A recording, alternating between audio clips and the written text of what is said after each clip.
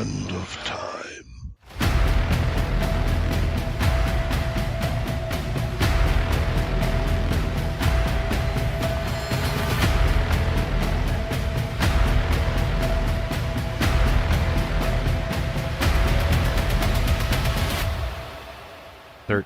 O'clock.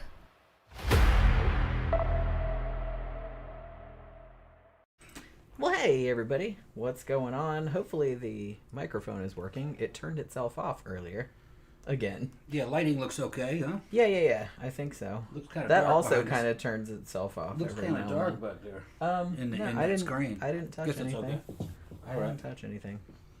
So Weird. I love how the first few minutes are always just kind of like talking about the lights. Is the microphone working and the lights? I didn't touch the lights. I swear to God. Yeah, I didn't touch anything. I think they're a little dimmer than they should be. I don't know. I didn't touch anything. Like I said. I forgot which control it was. I don't know either. All right, I'll just leave. Wait, here they are. I mean, it's not really. I think this is it. Yeah, not really all that. There they are. important. See, they went down. Oh well, I didn't do. They that, went down one. I don't know why. Ghosts. I don't know what the fuck is going on, man. It looks good like now. I said, I don't know why the microphone turned itself off either, but it did. It's a good thing I noticed. Some, electromagnetic poltergeist activity. I guess there was, yeah. Like some very, very minor poltergeist activity going on. Tonight's going to be a fun show. I'm very excited about this one. We're going to talk about a brief history of punk rock, where it came from, what it was, and everything that it influenced. And this bitch is going to be all over the place. Yeah, that's okay. I'm sure a lot of people a lot of our regulars in the comment section probably know a lot about this too, so they can chime in. We got people from fucking Scotland and other places in the UK that regularly listen. They're probably ready to chime in if they were old enough to have lived through this period. Of course, this is all gone. This is all ancient history now. We're mostly talking about the mid-late 70s when this started to appear. Yeah, well, that when it started to appear and when it kind of burned out too. Yeah. But because really punk rock as a genre, at least the original punk rock genre, was very, very short. I think people forget that it was really only around from 1975-ish to like 1978, 1979, and then it started splintering off into post-punk. And obviously, later on there were resurgences like in the 90s and stuff like that, which I want to talk about too, even though that's not really my favorite genre. I don't really like a lot of the bands that came out later, but I do like some of them. We'll get into that too. But I kind of wanted to talk more about kind of the stuff that was like leading up to it, like proto-punk and the 70s punk and stuff like that, because that's the shit I fuck with. Like I really, really like all of that. And honestly, I don't want to get too much into post-punk. We can talk about it a little bit, but I kind of feel like post-punk needs its own show. Yeah. You know what I'm saying? Yeah. Because doing the punk show, like doing all the research and writing all the notes for this, like took forever. And like I said, there's just like notes all over the place. Yeah. And then I was thinking, we could talk about post-punk too. And I was just like, there's no fucking way. This show would be like fucking 10 hours long. Yeah. You know what I mean? Even though post-punk is my favorite genre, even though it's not technically a genre because all the bands are different. It's just kind of like an umbrella term. But that's kind of like my favorite era. Overall, but I really, really love like a lot of old school punk and a lot of the proto-punk as well. So I'm really excited to talk about it. Now, if you're black, you're probably like, "What the fuck is a punk?" Well, you know what a punk is. A punk is a prison homosexual. But no, if you have any black friends and you're in the South, you talk about punk rock music. Like, why is it called punk? They get very confused. There's black punks. Yeah, there are. But Deaf, what I'm bad saying, brains. In basic ebonics, a punk is a prison homosexual, all right? And it's probably coming from some at least Elizabethan terms. Back in Shakespeare's day, it basically meant a hooker, a prostitute. A whore, yeah. Yeah. But in the UK and in most of Anglo-America, a punk really is kind of like an upstart young kid who thinks he's more than what he really is. Or just some kind of an unruly kind of like calling somebody a brat, but worse than that, almost verging on thug. You could say it. You young punks. Yeah, right. It doesn't, but where the word come from is probably whore. That was the original meaning. Like I said, Shakespeare used it in a couple of his plays. I think Right. Measure for Measure and Merry Wives of Windsor, I think he actually used it in that context. It meant whore. But over the centuries, it kind of morphed into, like someone who was like unruly or a male hustler. Like it later became like got that meaning as well. Yeah. But interestingly, no one's entirely clear. Like, people know why, like, when the term punk started being referred to, like, you know, for the music. But no one's entirely sure why that word specifically. I guess just because... They were just a bunch of punks.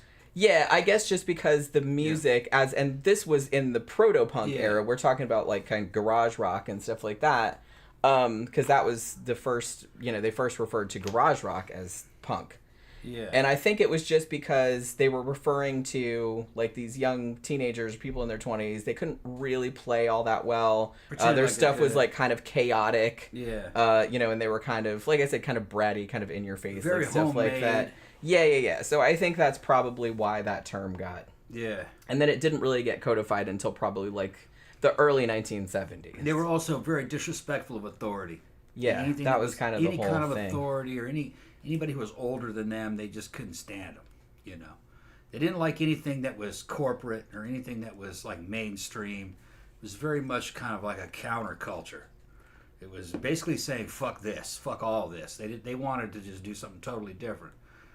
And really, I think the English were the ones that really cornered the market on it with the Sex Pistols, just because England at the time, man, was having power outages, garbage strikes.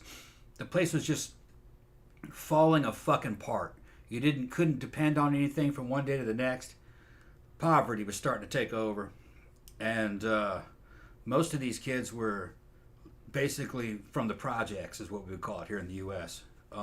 And they were living in almost like a post-apocalyptic situation. And punk rock, its fashion kind of was post-apocalyptic in the way that it looked. And that actually influenced shit like Mad Max and other post-apocalypse movies. Yeah, there was a punk whole flavor to it, actually, that everything was falling apart, you know. And,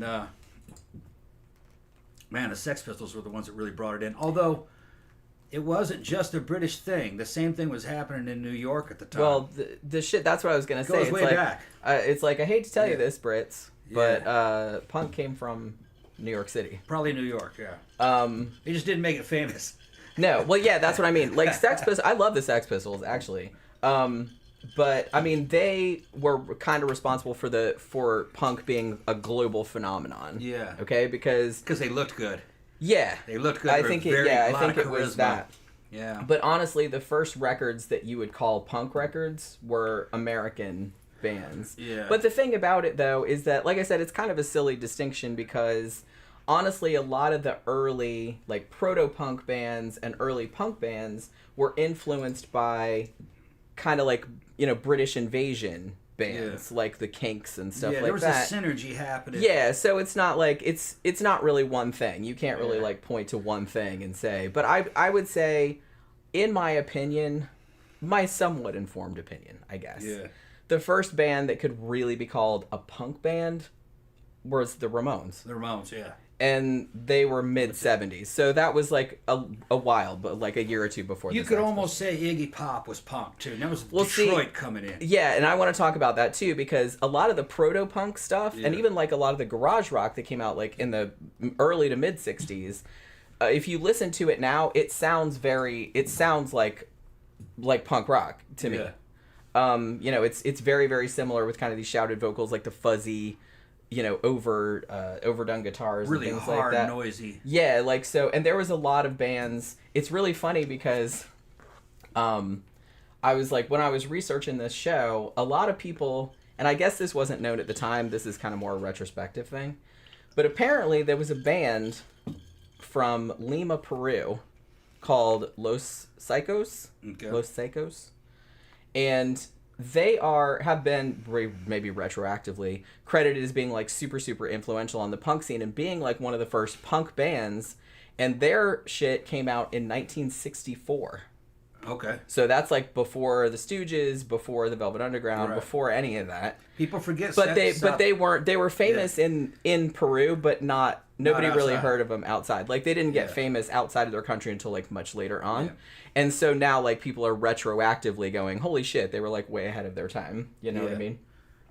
And I think there was a lot of bands like that because you have to think too that, you know, a lot of the proto-punk bands that, you know, everybody is really into nowadays, like I said, that I really like Stooges and Velvet Underground and the MC5 and stuff like that, they weren't super popular in the day they were out. They didn't really sell that many records or anything like that. They were just kind of like, you know, had kind of cool hip people like were into them and stuff. I was watching an interview earlier with Jello Biafra from the Dead Kennedys, if you don't know.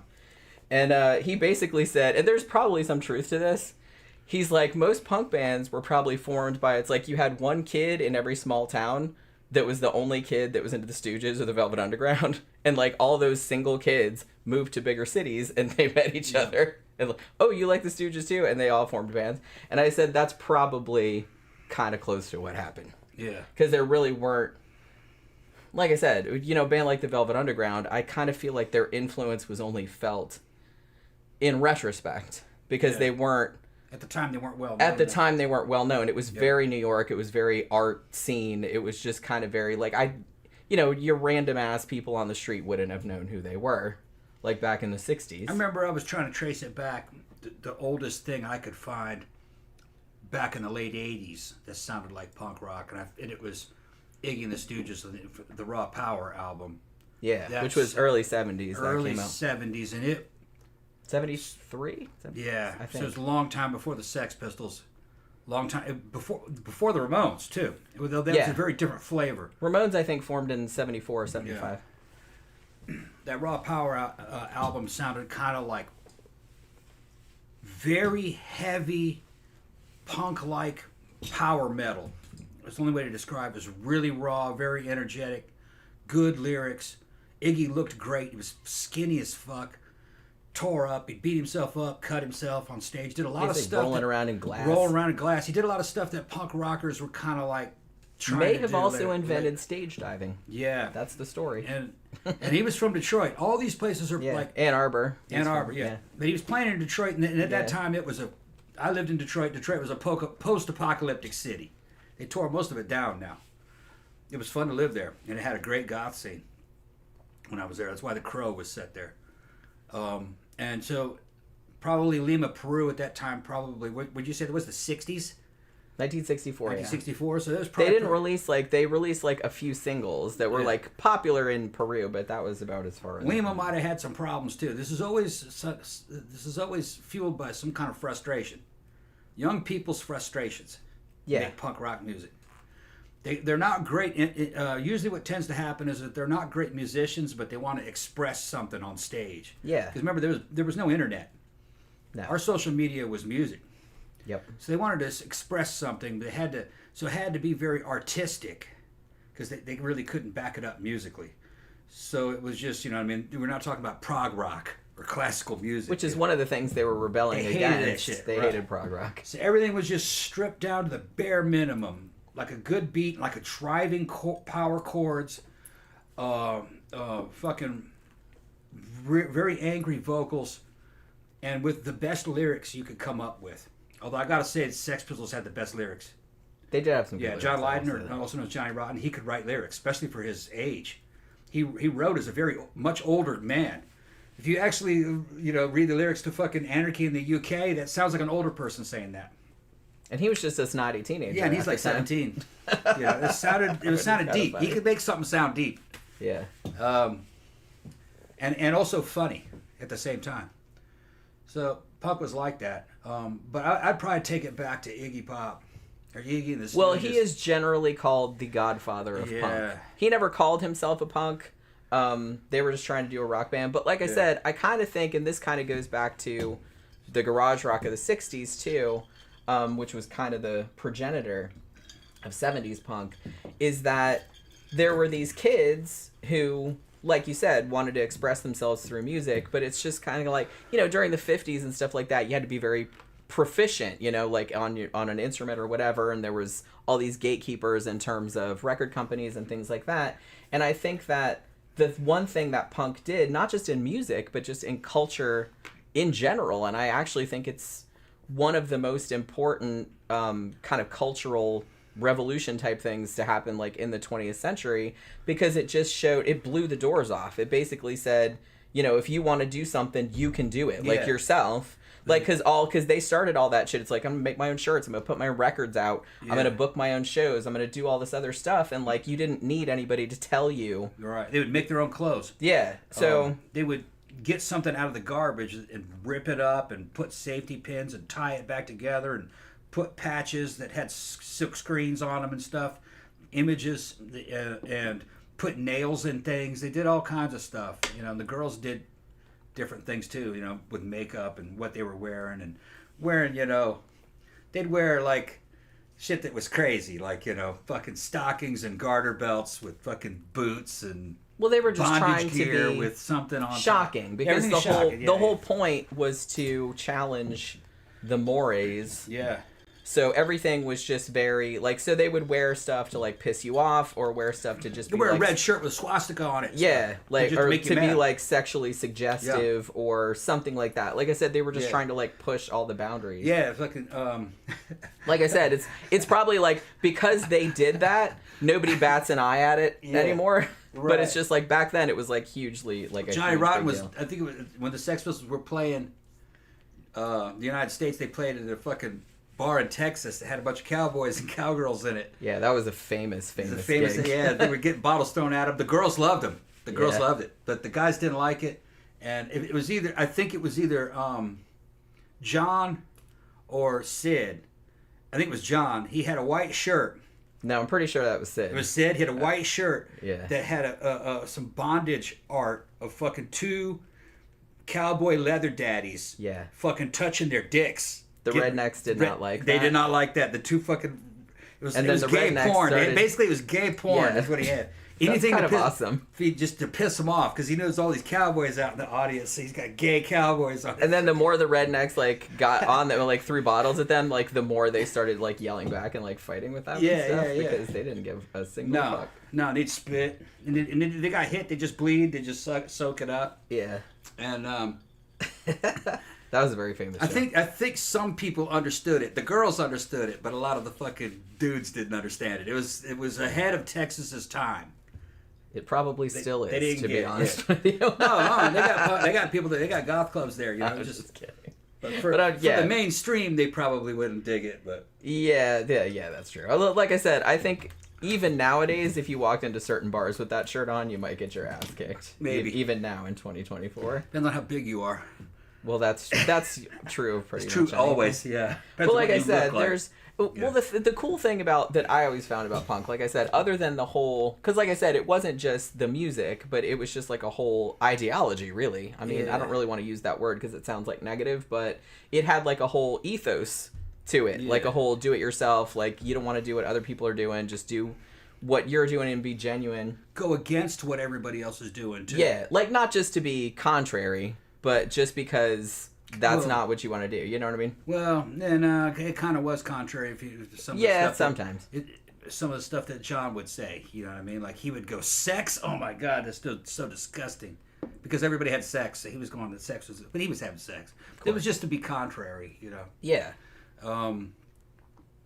It's just fucking funny, you know? Yeah, they were just trying to, like, piss people off. If you were too clean, if you took showers too often, they didn't like that, you know what I mean? But the one thing that kind of bummed me out, and I think this is one of the things that kind of caused the implosion of punk toward the end of the 70s, like what kind of made it fall apart and go off into different things, was that, and I think this kind of happens in any genre, especially one as, you know, culturally impactful as this was that there came a time, well, particularly after the Sex Pistols got super famous, because like I said, I don't think people realize, but they were only together like 2 years. They only put out really like one album, like, and kind of one bullshit one that was like cobbled together. But yeah, so because they were so like all these other bands started coming out, and then they all started sounding kind of like the same, and then there were all of these kind of gatekeeping kind of people, like, in the scene being like, oh, well, you can't be a punk band because of X, Y, and Z. Like, you don't have the right clothes, or you don't sound like a punk band, or something like that. So it started getting really limited, which is one of the reasons that post-punk happened, because even a lot of the bands that had come up in the punk scene, like Susie and the Banshees and The Damned, and bands like that, were like, it's just, punk was too limiting, like, musically. They're like, we want to do other shit. We want to, like, add reggae. We want to add, like, glam. We want to do this, that, and the other. And, like, all of these punks are saying, it's like, well, that's not punk rock anymore. Like, so they started doing their own Which it was thing. I mean... No, it's not, but... Billy Idol, he had his own... Every label wanted their own little punk rock band. And when Sex Pistols hit... another label picked up Billy Idol with Gen X. Generation X was the name of the band, it was kind of a crappy band. It only had a couple good and even songs. at the time, people called Gen X posers. Yeah, it did have kind of even back then. But it didn't last long. No. But then later on, really the only thing good about Gen X was Billy Idol. He went to the United States, and a Chrysalis hooked him up with an excellent guitarist named Steve Stevens. And in New York, they came up with, I think it was in New York is where they met. They came up with that first album that had White Wedding on it. And that was a rock new wave album that had a lot of punk look to it, look and feel. The attitude of it was the punk. kind of sensibility. But it was a lot slicker. But it was still from the underground. He had street cred. Billy Idol had street cred. He was from the scene. His band that he came from was kind of bullshit. I mean, they're all right. Yeah. I never really loved Generation X, but they had a couple good songs. They had a couple good songs. Some of that shit was just shit he made up. You can tell in 10 minutes. Like Valley of the Dolls. I mean, sometimes that can work, but it wasn't really. It didn't have really good quality. It didn't have enough engineering, enough musical know-how behind it. But when he hooked up with Steve Stevens, it was fucking great. And Billy Idol became a legend in the United States. He was fucking great. He got hugely famous. Yeah, huge. And was it punk rock? No. It was really slick new wave. Yeah, rock new wave. Yeah. Well, the thing about new wave, the whole new wave thing, which got huge in the U.S. in the early 80s, but particularly because of MTV, that was kind of a calculated move because all of these punk bands were really popular, but record companies didn't think they could sell it because it was too controversial or whatever. So they kind of took that kind of look and the little bit of that sound, but then kind of made it more melodic and a little bit more poppy and catchy, and and made it new wave, so it was kind of more radio friendly. And I'm not shitting on new wave because I love new wave. Yeah, and new wave is a lot of different things. It is, yeah. Again, it's just like post-punk. It's just new wave is also kind of all over the place. Xanadu says he doesn't know anything about punk rock, but he's willing to learn. If what you'd want to do is you want to listen to Sex Pistols album, never mind the Bollocks. The Bollocks, yeah. She can pronounce it better than I can. I call it a bullock. I don't give a shit. No, there's an O. It's not a U. So anyway, listen to that album. That's probably the quintessential punk rock album. I don't know. I think the first Ramones one is. Like, you kind of need to listen to both of those. Yeah. You kind of need to listen to both of those. Yeah, the thing about the Ramones and the Sex Pistols... when they talk about punk rock, though, you're talking about the version that the Sex Pistols made famous. I guess the other shit is a little more advanced. You know what I mean? The Ramones didn't quite have that same gestalt to them. You can tell it's American.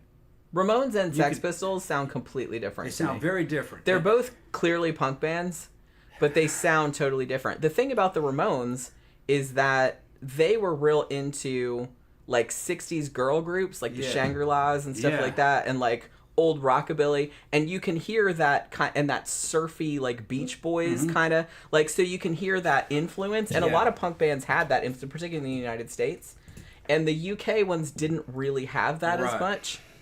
They had pop punk over there, like the Buzzcocks and stuff back in the 70s. There was no surf culture in England. Yeah, yeah. But there was, you can really tell them apart. Now, the one that's kind of blurs the line, I would say, would be the Dead Kennedys. That could have been an English band in sound. Some of those albums maybe could have been. God, I love the Dead Kennedys. Yeah, the Dead Kennedys are good too. I really like one of their least favorite albums. One of the ones that people don't like. I like Plastic Surgery Disasters. I like that album. Yeah, I like that with as well. Riot. Yeah. And fucking I Am the Owl and all that. Yeah, really good shit. Yeah, I mean, Dead Kennedys are more associated with early California punk, like more like toward hardcore. Super political. Yeah. Always about politics. Which is interesting because a lot of the early American punk bands, not really that political. Like, look at somebody like the Ramones, who was just singing about being bored teenagers and sniffing glue and girls and stuff like that, like regular teenage shit. But then, like, when punk took off in the UK, it was like almost all political, like because of all the shit that was going on there, like at that time period. So it's just, it kind of transmogrified, like, you know, depending on like whatever context it kind of grew in. And there was the Clash. The Clash was like kind of like the Sex Pistols, but a lot more sophisticated. Those guys, they could actually play. The Clash is a great fucking band. I mean, I don't know if it's punk though. They started out as a punk band for sure. And I would say that London Calling, which came out in very late 1979, is a quintessential punk record. But, and I kind of feel like this happened with a lot of punk bands too. And like I said, punk is, there's a particular sound, you know it when you hear it. But the bands were like a lot more diverse than people give them credit for, especially like the good ones are the ones that are still remembered nowadays. I mean, the Clash was putting like reggae in there, and there's like a whole punk reggae thing, which we probably brought it up before, but we'll probably talk about that a little bit later. To the Americans, when punk rock was a thing, there was mostly no punk rock bands. If there were punk rock bands, they didn't have records. Yeah. So when you went to your favorite hangout with all the other punk rockers, there was a jukebox there, but none of your music was in it. Or you had Don Letts, that guy that would play all the reggae records. Right. Now, there's sure as hell, you're not gonna fucking play Emerson, Lake and Palmer, or Pink Floyd, or fucking bullshit. Like, what are you talking about? Although I like none of that prog rock stuff. They won't play that. That was mainstream music, and they wouldn't fucking touch that. Yeah, that's like what your dad. The only thing that was in there they would listen to, fucking hippies, is shit from Jamaica, because Jamaica was part of the British Empire, and that was reggae. Yeah. So the punk rockers got a taste for reggae. They love fucking reggae. And then the dudes that liked reggae, black dudes that liked reggae, would hang out in those same clubs with them, and they would eventually make bands together. Okay? Where it's white guys and black guys had merged kind of the punk rock and reggae together. It was called ska. Yep.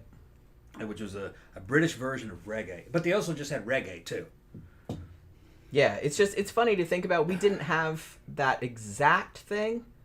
But, and I think too that like American punk rock and rap, those black guys that were hanging out back then, a lot of black guys don't know that today. But Public Enemy would have been considered an early industrial band. It's mentioned, when Yo Bum Rush the Show came out, I bought it. Because it sounded like Skinny Puppy a little bit. But you could tell it was black dudes. I was like, man, it's just really good. We liked it. And the thing about it is, like, even though punk as a genre is fairly white, there were actually some early examples of black punk bands. Like I said, you had one called Death that, like, in the early to mid 70s. Was it Bad Brains? Bad Brains from DC. They were more hardcore. They were a hardcore band. There was a huge DC scene, which we'll talk about like later on, because that was like a little bit later. That was more like late 70s, early 80s, more than like mid 70s. But it's I don't know. Like, I find music history like fascinating, and especially all of this era, because like I said, punk, proto-punk, post-punk, that's like my favorite shit. Like, I like pretty much all of that music from that era. Thank you very much for your super chats. Yeah, we got carried away. Thank you very much for super chat, Jeffy Art. Punk's wearing Tom of Finland art. Is that what that guy's name was? Yeah, I don't know. Tom of Finland? And Zach gave us a super chat. Also, I think punk rock got poisoned for me because I lived through 2007 and the emo movement. My condolences. But they were very different. With all the associated cringe. Always been more into psychedelic and Baroque rock anyway. Yeah, the sad thing about it, and like I said, this is going to be all over the place. I am going to try to keep to kind of the timeline. Emo was not punk rock. Not really. It's influenced by punk for sure. I'm going to say, I don't know if this is accurate, but I always, just from being there around the time period, I thought the first emo band was Fugazi, which was Ian MacKaye, or Mackay, as Henry Rollins pronounces it. who was in Minor Threat, who I love Minor Threat. They were like another DC hardcore band. Now, because he kind of like went out of hardcore and started doing more melodic, more experimental kind of stuff. And I think a lot of bands like from the next generation kind of took that mantle and ran with it. And then it got into this pop, punky, whiny. I don't know. I didn't love it. Like First I time said, I noticed punk and pop coming together in recent times was in the 90s. Remember when Green Day came out? yeah. That was kind of like a really cleaned up Sex Pistols. Yeah. Kind of what it sounded like. Honestly, Green Day got real big when Dookie came out, which was 1994. Yeah. I had their album before that, which was called Kerplunk, which I actually kind of liked. It's a little poppy for me. Yeah. But I was like, yeah, this is pretty good. Like, somebody gave it to me. And when they weren't really that well known. But in general, I didn't love like a lot of the 90s and 2000s. Yeah. Strangely, I saw John Lydon, who's also known as Johnny Rotten. He was the singer for the Sex Pistols. Him comment on Green Day. He said that they sounded great. He liked them. Yeah, they have some good songs for sure. Yeah. I'm not shitting on Green Day. I'm just saying that I was surprised that he liked them, though. He was like, "Oh no, they sound great." Yeah, that seems. See, it sounds weird, yeah, but he liked them. I do like some bands that got big in the 90s. Yeah. One of my favorite bands of all time is Bad Religion. Yeah. I'm going to say though, Bad Religion probably got super famous like in the 90s, but they've been around since 1980. Yeah. You know what I mean? So they have like street cred. You know what I mean? Another super chat came. Thank you very much, Zach. Gave us another super chat. Also perfect, we're doing a music show today because I guess for the first time as of yesterday, an AI-generated song has become a top 40 hit in Germany. Really? Now I want to kind of go listen to it. Do you want to down that? I'll make you another drink. Yeah, hold on. Let me chug it. That's good enough. Yep. I can't chug it. Yeah. Hello, Case and Lee. Hi, did you guys watch a documentary called Decline of Western Civilization, which is about punk rock? Yeah, I've seen that a couple of times. I didn't watch it again for this show, but I've seen it a couple of times, like years ago. Phantom says, I only like a couple of Green Day songs, but not really. Yeah, it's just kind of like... I kind of felt like there was this whole malaise. I was watching a video earlier that somebody made about the TikTokification of goth and punk nowadays. Because I kind of feel like as much as, at least in our local scene, we know a lot of younger people coming up in the goth scene that like seem to know like a lot of the older music and like some of the newer kind of still like gothy like post-punk sound and stuff. Apparently there's a big problem on TikTok with people just dressing like punks or dressing like goths but not knowing shit about like the music or the history or anything like that, which is kind of a bummer. Like I said, I'm not gonna like I said, I don't want to be a gatekeeper and I don't want to tell people what to do or anything like that, but it does seem like the core of punk and goth more specifically is it's a music-based subculture. I mean, yeah, there's an aesthetic that goes along with it, but there's also kind of like an ethos behind it. There's thought put behind it, like why they look that way, why they say the things they say, things like that. And I kind of feel like if you just have a sort of superficial understanding of it, like I said, I'm not saying you can't do that. It just kind of like bums me out a little bit. Because even when I was younger, and I didn't have the internet when I was growing up, obviously, so it was a lot harder to find shit out. But when I discovered a band that I really liked, I would go back and like research, where did they come from? Like, what are their influences? And then I'd go back and like buy records by bands that influenced them because I just thought it was interesting. You know what I mean? I don't really like to go around talking about bands that I don't know that much about. You know what I mean? So, I don't know. And I know not everyone's like that, but I don't know. It's just, like I said, music history is very interesting to me.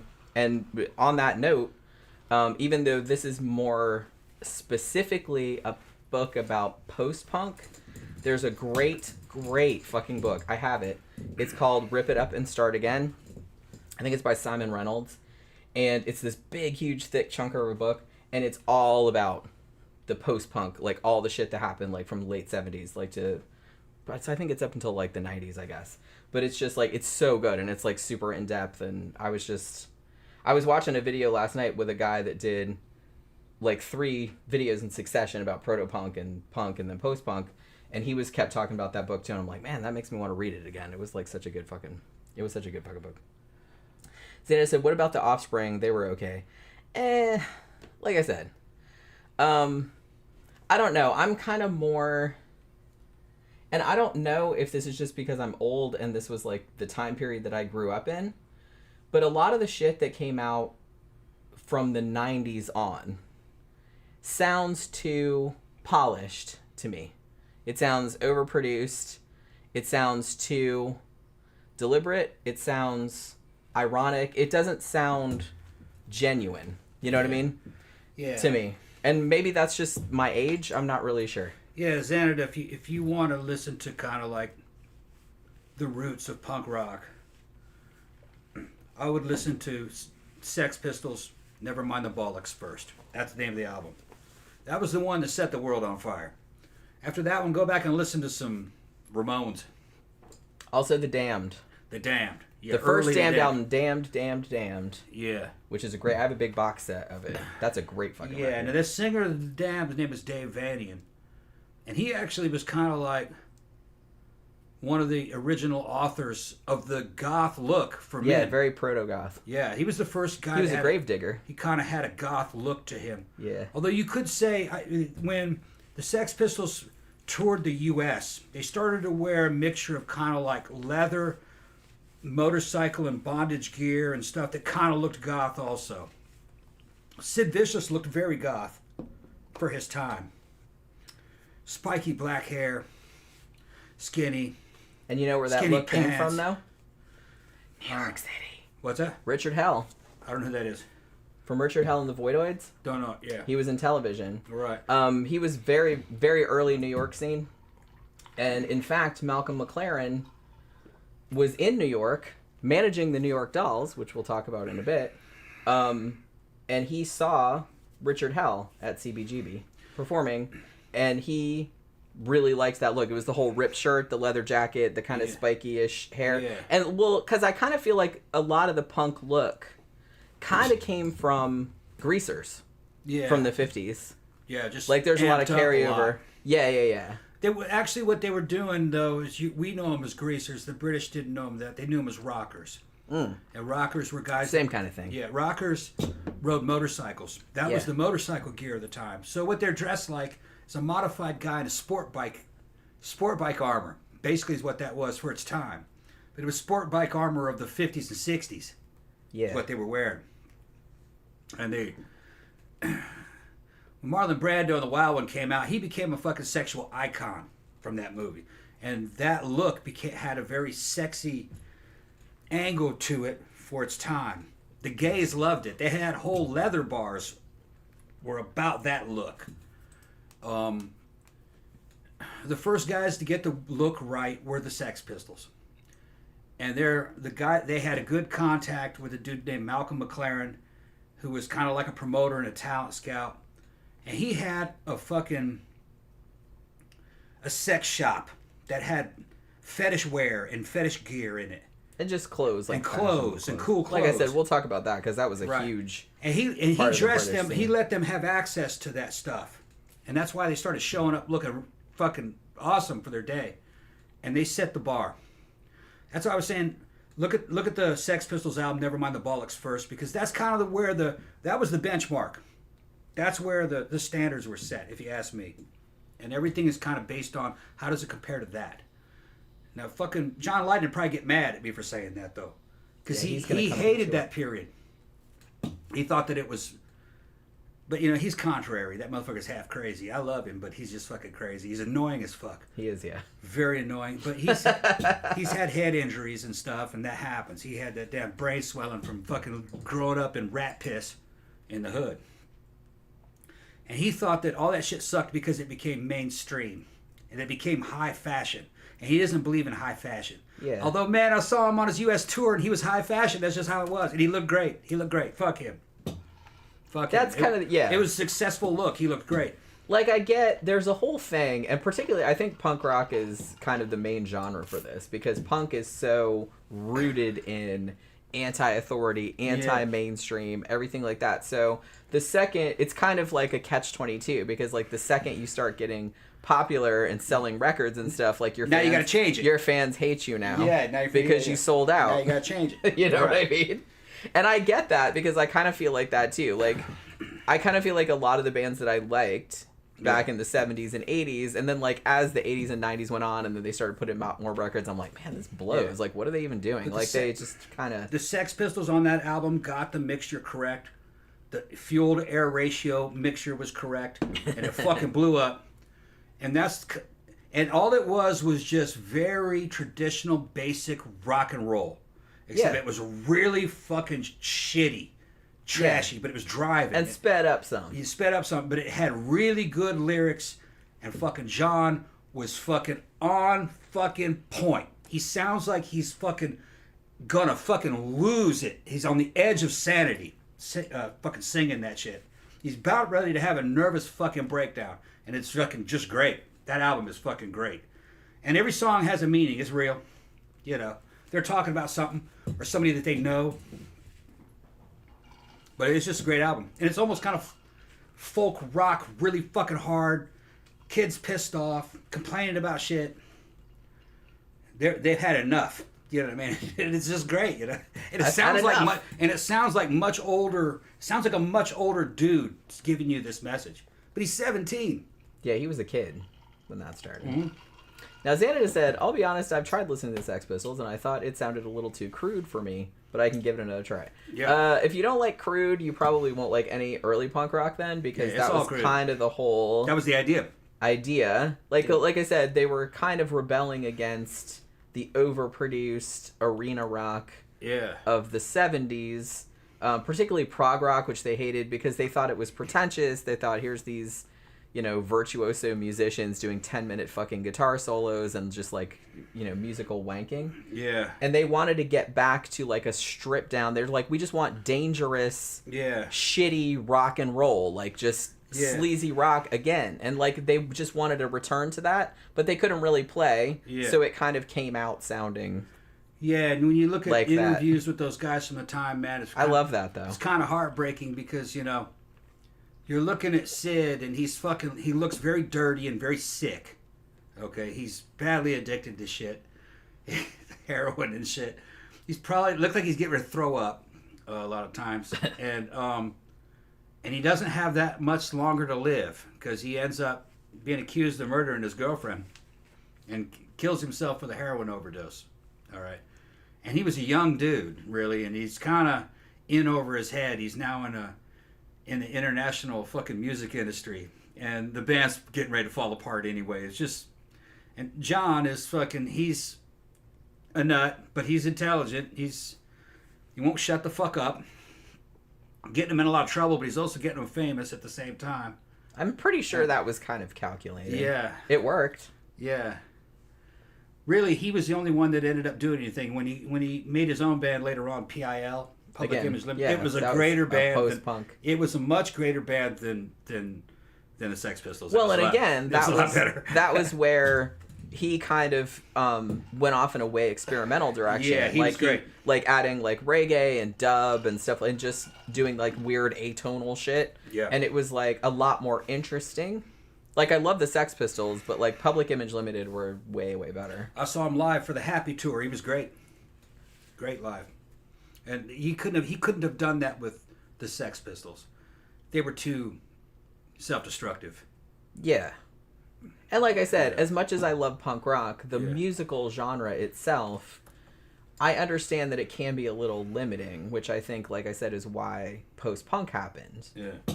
And the reason I love post-punk so much is because punk kind of, like I said, blew the doors off and said, these are all the possibilities now. You can just do whatever you want.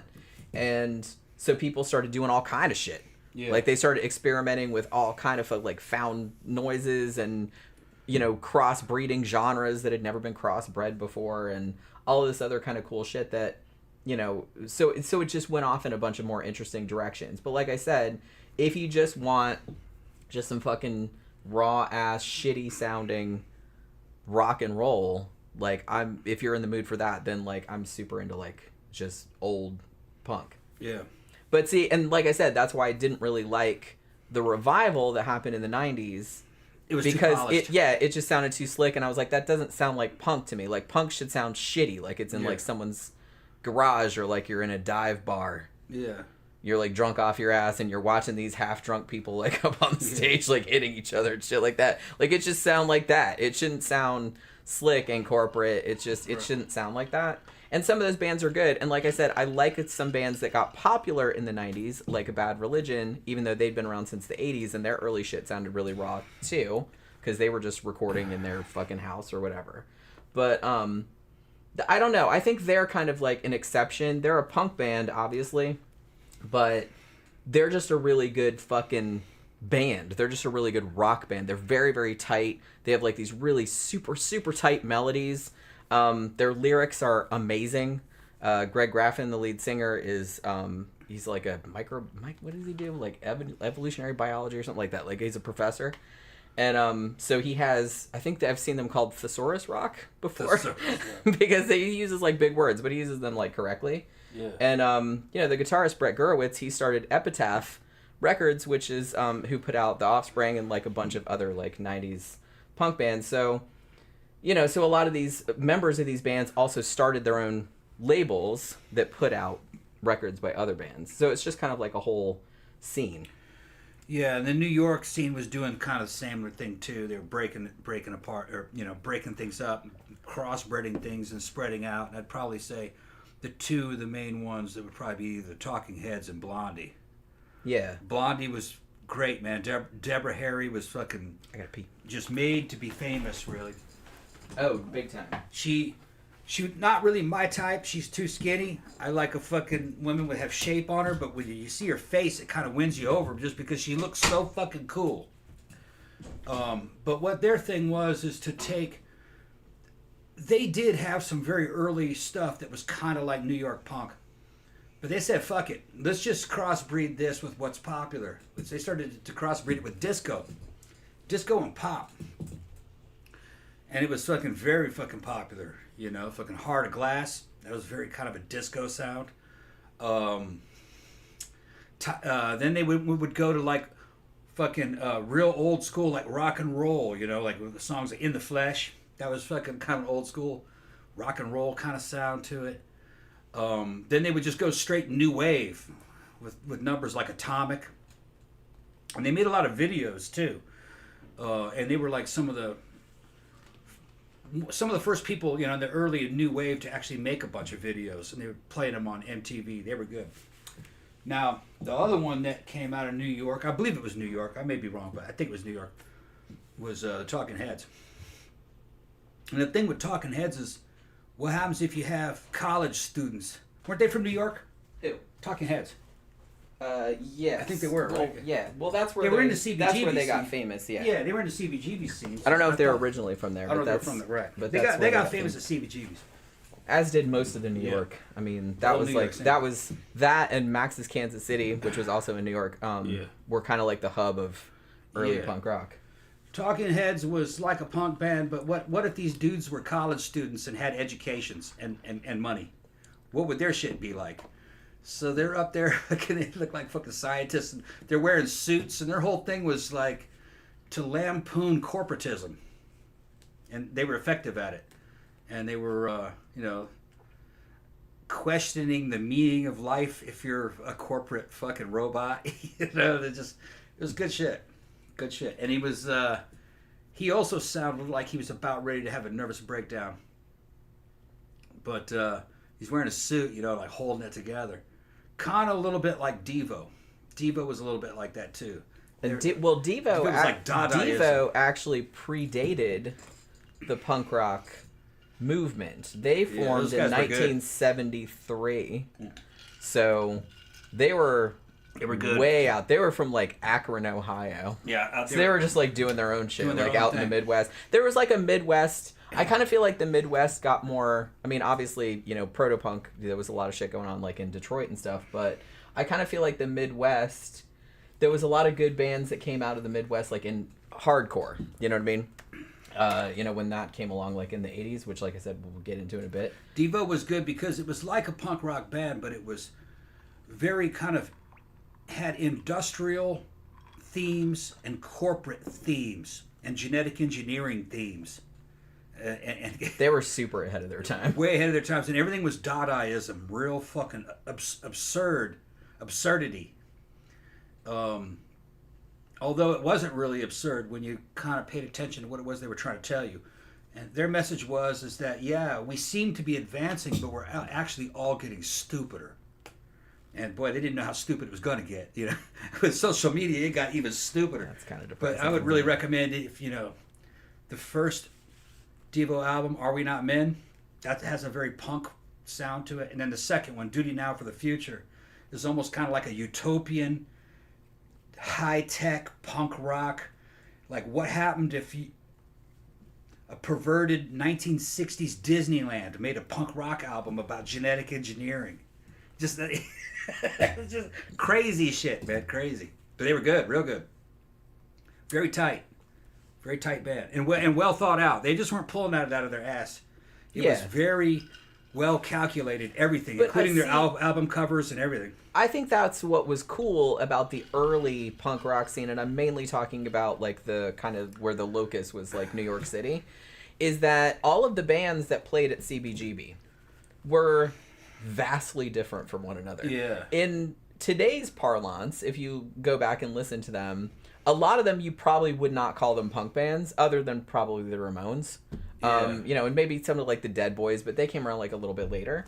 So it's just kind of like, but a lot of people that played there, but that was like earlier. That was earlier than that, yeah. So like a lot of the bands that played there, even shit like Television, that doesn't sound exactly like a punk band, even though they were hugely influential. That's kind of more of a post-punk, like our pre-post-punk kind of thing, if that makes any sense. Because they were kind of doing like an art rock type of shit. But the cool thing was that if you had original music, you could play there. Right. That was the only stipulation to play at that venue, was we don't want any fucking cover bands in here. You have to have your own shit. And it's just like they didn't really care what you sounded like, because a lot of those bands, even though they're now all lumped in with the early punk scene, they didn't really sound anything like one another. Yeah. As time went on, particularly after the Ramones played in the UK and inspired a lot of bands over there, the sound started to like codify, you know what I mean, in a little bit of a way. So the band started to sound like a little bit more similar. But I think like the early shit, like in the mid 70s from New York, like all of those bands sound completely different. All this stuff ended up being a part of the British New Wave, and there were American bands in the New Wave too. But they were so diverse you couldn't predict what you were going to hear. You'd have Peter Tosh in there, and that was fucking reggae. And then they'd play something like fucking Adamant, which that was just, I don't know what that was. Rock, kind of punk inspired rock. And then you'd have bands like ABC. How the hell do you define that? That shit was smooth and that's slick. That's kind of like white boy funk. White boy funk and with real some smooth and slick. And the dudes are wearing like sequin suits and they're all in the fucking... Yeah, it's like white R&B. Yes. What the hell was that? But they were good. ABC was very good. Yeah, like I said, I dance kind of... That's why I like that era so much. It's just because people were just doing whatever. Yeah. They were just combining all kind of shit. And it was just kind of like, everybody was doing something interesting. Fine Young Cannibals. Yeah. Everybody was doing something interesting. They were... And everybody... Like I said, everybody's inspired by somebody else, obviously. But... I don't know. I just kind of like... It was just an explosion that came out of that scene. Yeah. Duran was one of them, which I loved Duran. They were really good. They came out of like the new romantic scene, like in Birmingham. Yeah. Like them, and I think Spandau Ballet are from there too. But yeah, it's a similar kind of thing. Because they just started out in the clubs. I think that club they used to play at was called the Rum Runner. Yeah, and they were going all in different directions. Some of them more poppy, some of them more underground. Some of them kind of doing their own thing in the middle. It was real slick, kind of like a new wave thing. Thomas Dolby, which I don't know what that was. Kind of like a pop industrial. I don't know what yeah, a lot of the shit is like really not... Had hard to define that. Well, that's why this was kind of like... I've really been wanting to do the show, but I was just kind of like, man, this is going to be really hard to do because... you know, we have genres for things, but it's just like there's so much crossover and so much overlap that it's like really hard to kind of classify shit. And honestly, if you like shit, it's like it shouldn't really matter. Especially when California started busting into it. I mean, you know, they came out with Dead Kennedys. That was obviously punk. But what was Oingo Boingo and Danny Elfman? What was that? Yeah. There was no... It was ska and new wave and anything that it had to be at any particular moment. It was just everything. Danny Elfman was a genius, though. He did a lot of great soundtracks and stuff. They were a good band. But I don't know what you would call that. I'm not really sure either. They usually get lumped under post-punk or new wave. Yeah. But like I said, the thing about post-punk and new wave... It doesn't describe the sound. when you say a band is that doesn't really mean anything because... You couldn't predict what that's going to sound like. Like I said, that's just an umbrella term. They're just like, we don't know. We don't know what to call it. It's just, we're throwing it in there because it came out in that era. And it had this set of influences, but they sound like completely different from other shit that came out at the same time. Elsie says pub rock is often overlooked in UK pre-punk history, especially the DIY small gig aspect. Yeah, I wanted to talk about that a little bit because I did have that in my notes.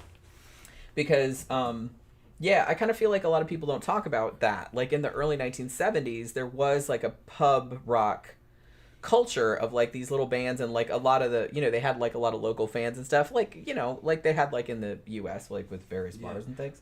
And then it's interesting because you had bands that started out as pub rock bands, like the Stranglers, for instance, and or maybe even Cocksparrer, who started out I think as a pub band and then later went on to be in like an Oi band, which is kind of like the British equivalent of hardcore, like street punk. I love Cocksparrer, by the way. Yeah. And so it's kind of interesting how that kind of transformed. But they did their own shit too. They had their own like DIY kind of thing where they were like doing their own flyers and all that kind of stuff. So that definitely does bear mentioning, and I feel like a lot of people don't bring that up. CB asked me if I thought that Sid Vicious killed his girlfriend. Okay, we did a whole show on that. We actually have an entire episode about that particular incident. Do you remember what the name of that was? It was probably just called Sid and Nancy. It's probably Sid and Nancy. It might have been a Valentine's Day show. Probably no, was. No, because I think for the Valentine's show, I think we did Kurt and Courtney, but I think we did a Sid and Nancy one a long time ago. I think what happened was they were both high. They were fighting. She either stabbed herself over the fight or he stabbed her. And then they were like, oh shit, you stabbed yourself. It's okay, get in bed. And then they got in bed. She was in there for several hours, and then she ended up dying. So was that a murder? Under American law, no, that wouldn't be a murder. I don't think he meant to do it. No. I don't even think that was a manslaughter. I think it was, the only thing they would have been able to prove is maybe something like negligent homicide. In other words, he didn't get her help. Yeah. Because she was bleeding. So therefore it was on her. Right. Or on him. And in the U.S., for a first offender, he had probably done about 6 months. And then a bunch of probation. Probably what would have happened. But it wasn't murder. It was an accident of some sort. Because, you see, if he had stabbed her in a fight, she'd have run off.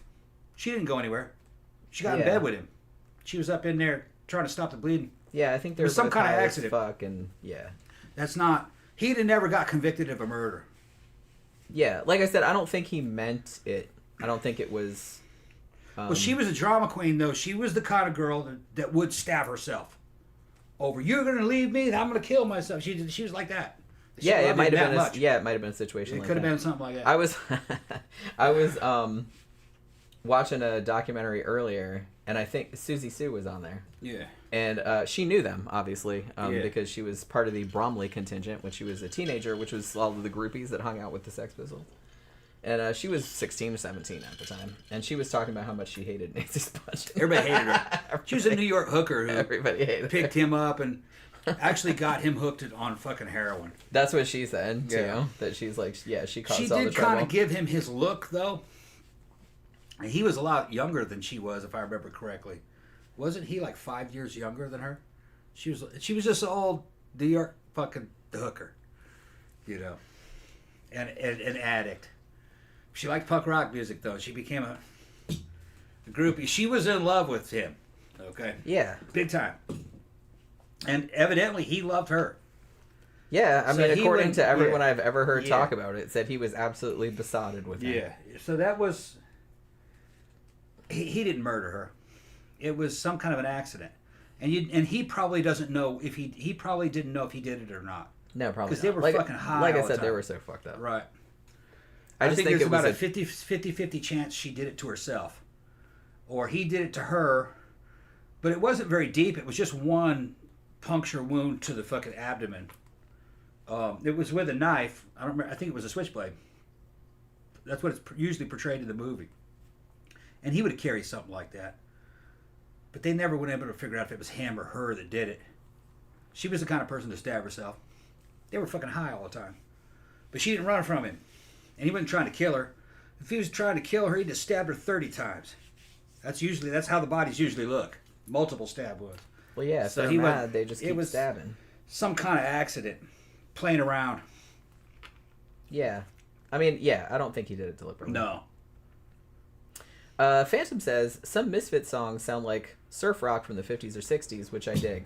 And and the Misfits have actually been around for a very long time. They're originally from New Jersey, which you probably knew. They actually played at CBGB, I think the first time in 1977.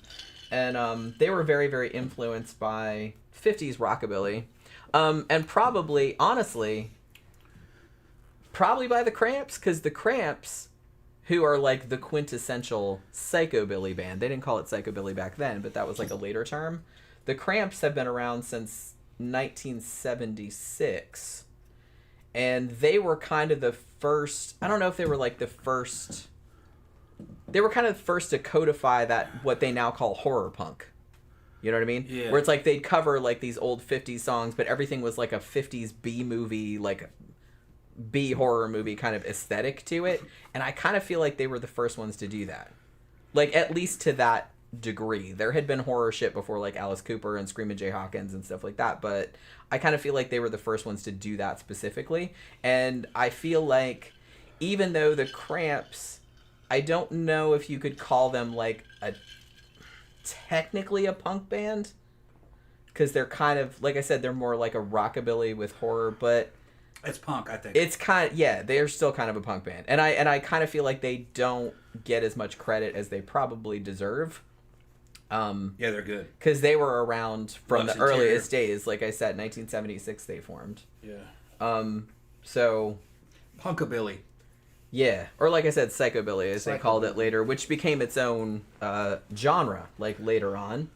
But they were kind of the first ones to do that. And it kind of came out sort of fully formed. I saw them live, gosh, only a few years before Lux Interior died. And I saw him live. It was good in Boston. holy shit, they were so They're good. good, yeah. And he was old then. Yeah, like I saw him when he was in his probably 50s or 60s. Yeah, he was in his And he 50s was still climbing. He was still skinny as shit. Yeah. And he was like climbing all He looked over great. stuff. He had like a red Yeah. cat suit kind of thing, like a leather cat suit on. His wife looked great too. She was up there fucking playing Yeah. bass. Is it bass or guitar? I think it's bass she played, wasn't it? Didn't Poison Ivy play bass? Or was I it thought she was a guitar. Maybe a guitar, yeah. I think she Sometimes, had a lot to do with the isn't this sound, weird, but too. like sometimes I think about Poison Ivy Rorschach and I think, man, I wonder if she still misses him. Because, man, Yeah, they were together a long time. Yeah. Holy shit. I remember seeing like an interview with them like a long time ago in this weird trailer that they lived in that was all like decked out with horror shit. And I'm like, man, that is so awesome. Like they lived in the desert somewhere. That was like a long time ago. But it's just like, it kind of bums me out like thinking about it because he died so much. Because she's still alive. But he died years and years ago. Which, I don't even remember what he died of. What did he die of? Lux Interior. With some kind of complications. He or wasn't something or other. that old. Yeah, it was the complications of something or other. You know, they're never going to tell you probably what it really was. But, man, Might have had I something fucking with love drugs. the Cramps. They're like one of my favorite bands ever. I mean, he didn't live that long. Yeah. 60s maybe, 60-something? I think he was in his 60s. Yeah. Maybe. Yeah, and he still looked the same. Yeah, he didn't really like. When I saw him live, like I said, it was probably only 2 or 3 years before he died. He looked exactly the same. If you stay lean, you look a lot younger. Yeah, it helps to not It get helps. fat. It just helps not to get fat. I know it's easy to say. Yeah. But Well, I'm sure he was having assistants. You know what I mean? They all take yeah, drugs. well, yeah. Like I said, it's might like Iggy Pop is still skinny, Nick Yeah. Cave is still skinny. It's Yeah. just kind of like, I kind of feel like, what They drugs are don't- you on? Because I want some. They don't eat much. I guess not. Sleep a lot, probably fucking knocked out with fucking heroin, that particular generation. And who knows, I mean, some of them might be cognizant enough, because they have professionals that are helping them get their shows done. They might be doing things like taking clenbuterol. Billy Idol was definitely taking testosterone. When I saw him on do the live show with what's her name, Miley Cyrus, he's definitely jacked. He's cranked. He looks great. He was 50-something maybe, late 50s. You can't have a six-pack in your late 50s normally. You need assistance for that. You need hormonal assistance. Yeah. Mr. Nephilim says, yes, the Exploited and Dead Kennedys. In my high school days, I graduated in 1990. Yeah. I also graduated in 1990. I like the Exploited. And I saw the Exploited in 1990. I mean, it was past their heyday, obviously. But 1991? Yeah. 1992? In this tiny, tiny little bar in Daytona Beach, of all places. The fucking Exploited played there. Yeah. I had a couple of Exploited albums. I used to listen to it. Little action, I had them on tape. Also, there was also a band I liked called the Toy Dolls, which I don't know whatever happened to them.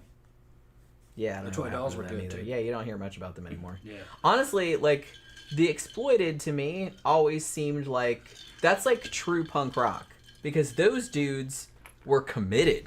Yeah. They had a whole thing. They had a whole ethos. You know what I mean? Didn't they live on a fucking commune or some shit like that? And like they lived their fucking. They lived the whole punk rock lifestyle. You know what I mean? Yeah. They're classified more. They're kind of more classified as quote unquote like street punk. Yeah. I guess street punk, gutter punk. Not oi, but that's kind of like slightly What's different. Power saying about black metal? Hold on. There are a lot of parallels between punk rock and early black metal, especially the Norwegian black metal bands like Dark Funeral, Emperor, and Mayhem. Mayhem had a weird history of suicide and murder. First black metal band I ever heard was Venom. And Venom had kind of a punk rock sound to it in a way. It was metal with a slight punk edge, with a satanic lair. It's a show that went along with it. It was really good. And that was the first time I heard the term black metal. Venom had an album called Black Metal, and I think that actually kind of set the standard. I think they called the whole genre black metal because of that. And that was the lead singer's name was Conrad. His stage name, I think, was Kronos, I think. But his name was Conrad something or other. He was a British guy. Funny guy, you know what I mean? Fucking, I saw interviews with him later on. But you couldn't see these interviews until YouTube appeared. You just had to guess what these guys were like. But Conrad was fucking hilarious. Didn't believe in Satanism. It was just a fucking a show. And, well, I kind of feel like that's true of a lot of black metal bands. And there's a couple that are true believers. But he had a way with women, man. The female... He had the female interviewer. She was a European chick. This is back in the day. Just eating out of his hand. He's sitting next to her and hugging on her and everything. It's just funny to see this guy that when I was a kid listened to him, he sounded super sinister on these albums. You know what I mean? But he's actually like kind of like a ladies' man.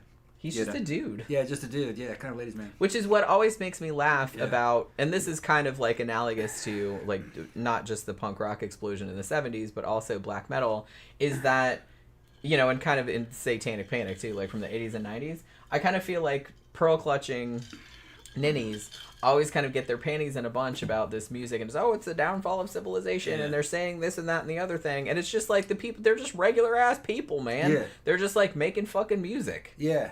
Chill out. He would say, they're coming at me like I want to kill the virgins and do all this shit and stuff and burn down churches. I'm just talking about stuff. He goes, this is a horror movie. My album is a horror movie. Well, they think horror movies also means you're going to be a right. Goes, we're just, they seem to have no concept of like imagination. And LARPing, Because I used to get, even when I was in junior high and high school, I had a couple teachers, most of my teachers were pretty cool, but I had a couple of teachers that thought that I was going to kill somebody because I was real into horror. I was into horror movies and horror novels, and they would see me like reading like Clive Barker or something like that, and like they'd report my stupid ass to like the fucking guidance counselor and shit like that. I'm like, bro, I'm like the chillest person you ever want to meet. I just like this shit. It's I think that dude's name was Conrad Lent. I think is what his name. I think it was Conrad Lent. That doesn't mean you want to do that stuff. You know what I mean? I just like dark shit. I don't want to do this shit in real life. That's ridiculous. Conrad started getting sauced later on. He was fucking jacked. Yeah. He looked good. Well, he didn't wear nothing but damn G-string and straps and fucking boots and shit. Yeah, he better look good. Like, if you're gonna be that naked. If you're gonna fucking be naked on stage, you better be looking fucking good. You better, yeah. Phantom says Rancid and Pennywise were superb '90s punk bands. I was never into Pennywise, but I will give you Rancid. I did like Rancid.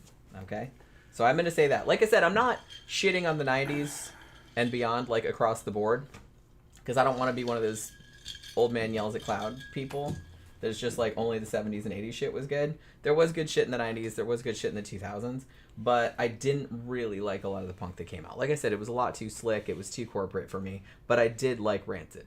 So they had a lot of reggae influence as well. So that was kind of like a throwback. And I got the impression, at least from what I saw of Rancid at the time, that they were super into it. Which, like I said, that will go a long way toward endearing you to me, if that's what you're really into. I don't really like this whole thing because there was the whole pop punk phenomena, like the whole, especially like as the 2000s went on and like Hot Topic was trying to sell like Avril Lavigne as punk or something, and I was just like, okay, whatever. But even though it's just very clearly just regular ass pop music, oh, it's so rebellious. Okay, so the fact that they did that, it's just, that's just a pose, obviously. But the guys in Rancid really did seem... And they've been around for a while. They were around a lot longer than people might realize. Like I said, just like Bad Religion. I think Bad Religion didn't really get famous until maybe 1994. I kind of feel like when Stranger Than Fiction came out. At least in my memory. I could be wrong about that, because that was a long time ago. I kind of remember them getting really big about then. But me and my brother... Because my brother, who's 4 years younger than me, he was a huge Bad Religion fan. He actually, learned to play guitar from Bad Religion records. So we lived with my dad in the shitty-ass apartment, across from Daytona Beach. And I would hear through the wall, endless, Bad Religion. He would just keep playing it, keep playing it, keep playing it, until he got it right. And over the years, I was just kind of like, man, they're a good fucking band. I just so we just started kind of listening to them together. And we saw them live a bunch of times. Me and my brother did. But I still love them. My sister loves them too. She's seen them way more times than I have. But yeah, so I did like some stuff. But like I said, Bad Religion had been around since 1980. So it's not like they just came out of nowhere. And I think Rancid were around longer than, than when they got popular. I think they were around a lot longer prior to that. And because who was it that was in fucking, weren't some of them in Operation Ivy, or is that another band I'm thinking of?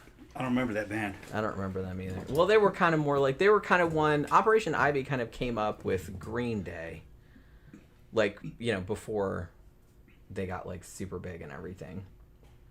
And I thought, was it members of Rancid? Now I can't even remember, but that's what happens when you get old. You forget stuff. But yeah, like I said, a lot of this stuff I lived through, so it wasn't that hard to research. But I did kind of have to remind myself of certain, what year certain things came out, because my memory is foggy. I can kind of remember sort of when stuff came out, but not super like that. But yeah, so Mr. Nephilim says my favorite genre is death metal. Immolation, Cannibal Corpse, Behemoth, Suffocation. Yeah, and honestly, you wouldn't think that... Well, I don't know if you wouldn't think this, but we know a lot of people in the goth scene, too, that listen to, a lot of goth rock and shit like that, but they also, are into death metal. There's, a little bit of a crossover there. Xana said, my sister loved Avril Lavigne. I liked her, too, though. That was so shitty. I liked her, too. Bad. There's something about the way she looked, and it was bad. super, super poppy. I still kind of... I appreciated what she was doing. She was trying to sell records. And right, but like I said, she wasn't into that. What I liked more was Flyleaf. What was her name? What was that chick's name? She's now in her 40s now. She's still fucking doing really good music. And they're a Southern band. And they kind of got pigeonholed for being a Christian band, I don't really hear that in it, but Evanescence kind of got pigeonholed for that too. Not as much though, because Evanescence got fucking They're huge. huge, yeah. But Flyleaf and that girl, what was her name?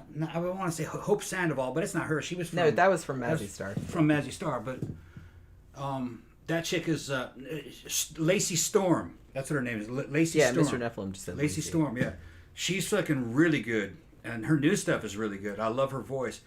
And it was, some people say, "Oh, that's kind of like that screamo music." I don't give a fuck. It was just a real hard... Tom likes some weird shit. Rock sound, and I liked the... it kind of had a grunge sound to it, too. It was... For something that would play it on a radio, or something you can watch a video, I thought it was very good. I like harder music when it comes to rock. Well, I can't say that, though. No. I like everything. Well, Tom, your I like taste, soft shit, too. I like Bananarama. Your taste is kind of all over the place. Yeah, and yeah. the thing about it is that as well as I know you, Yeah. I can never predict. Like, if I played you a band that I liked, Yeah. I can never predict if you're going to like it, and you'll be like, what is this shit? You know what I mean? Yeah. I can never predict. It's just kind of like movies. Because it's like I mean, I feel like I have... I don't want to say predictable tastes. Because I don't know. Because my tastes are kind of idiosyncratic as well. But I'm kind of like, look, if it came from the 70s or 80s, sounds like droney or atonal or like punk rock or sounds like Joy Division or sounds like something like that, I'm probably going to like it. Yeah. You know what I mean? Because I just like that sound. Or if it sounds like new wavy, as long as it's not too poppy. Yeah. Because I like shit that's a little bit weird and a little bit... I don't like shit that's too slick. Yeah. Usually. Like, there's some exceptions. Well, some of that stuff that is so poppy and so slick, I'm just going to say, I'm going to go with this. I like it. Yeah, because Tom likes a lot slicker shit than I like. Sometimes I'll go, it just depends on what it is. Like, I used to like some of the stuff that Moby would do. I liked the thing with Moby and Gwen Stefani that they did. I liked fucking, I liked Gwen Stefani, and No Doubt. I liked a couple No Doubt songs. Super poppy. But It I is thought, very poppy. I thought it was done right, you know. Pretty catchy, though. Yeah. I'm and not she shitting could on it. sing. She could Oh, sing. yeah, Gwen Stefani can And sing. they knew how For to sure. fucking sell records. And you know, there were a lot of bands from that era that were real poppy, but they were still kind of good, even though, you know, I still liked them. Yeah. I wouldn't go out and buy the album, but other people probably would. Well, yeah. Like, what was that one? I Want to Be Your Superman. That shit was so fucking poppy as fuck and real. Foo Fighters. I think it might have been Foo Fighters. What's that? I think it was Foo Fighters. I kind of lost track of shit. Like Yeah, I in the think it was 90s. Foo Fighters. That's what's his face that used to be in Nirvana. Yeah. Dave Grohl. Xana said I like the Cranberries a lot. I like the Cranberries too. Cranberries real good, I like yeah. the Cranberries too. Honestly, I liked a lot of that 90s. What do they even call that? That's not shoegaze. That's more like My No. Bloody Valentine. It and was shit almost like like shoegaze though. that. It was Cranberry- shoegaze adjacent. Yeah. But kind of like it was kind of like the same kind of thing where like Cranberries, maybe even Yeah. Mazzy Star. I love Mazzy Star. Yeah, she's great. Hope Sandoval. I fucking love Mazzy fucking Star. really good. And she was discovered in a fucking New York fucking... She did some shit with the dude from Jesus and Mary Chain. Yeah. Also, they formed a little band. Lit for Mazzy a Star while. was like a goth adjacent band. During that time, a lot of goth girls were listening to Mazzy Star while they were in their bedrooms fucking burning incense and shit. And I fucking didn't their have. boyfriends. What was the one album that got popular Yeah. that had "Fade Into You" on it? Yeah, great I song. didn't have that one. I had the one before that, Yeah. which was called "She Hangs Brightly," Yeah. and it had a song called "Hala" on it, which is Yeah. probably my favorite Mazzy Star song still. Yeah. And it had one also called "Ghost Highway," which is Yeah. fucking great. I love that song. But the Cranberries... It's very like southwestern, Yeah. but it's like it has this hollow, wintry kind of like driving through the desert at night kind of vibe to it, which I was really into. Cranberries was good. It had a good fucking Irish sound to it. They were good. She was good. Too bad she died. Yeah. Died in a bathtub.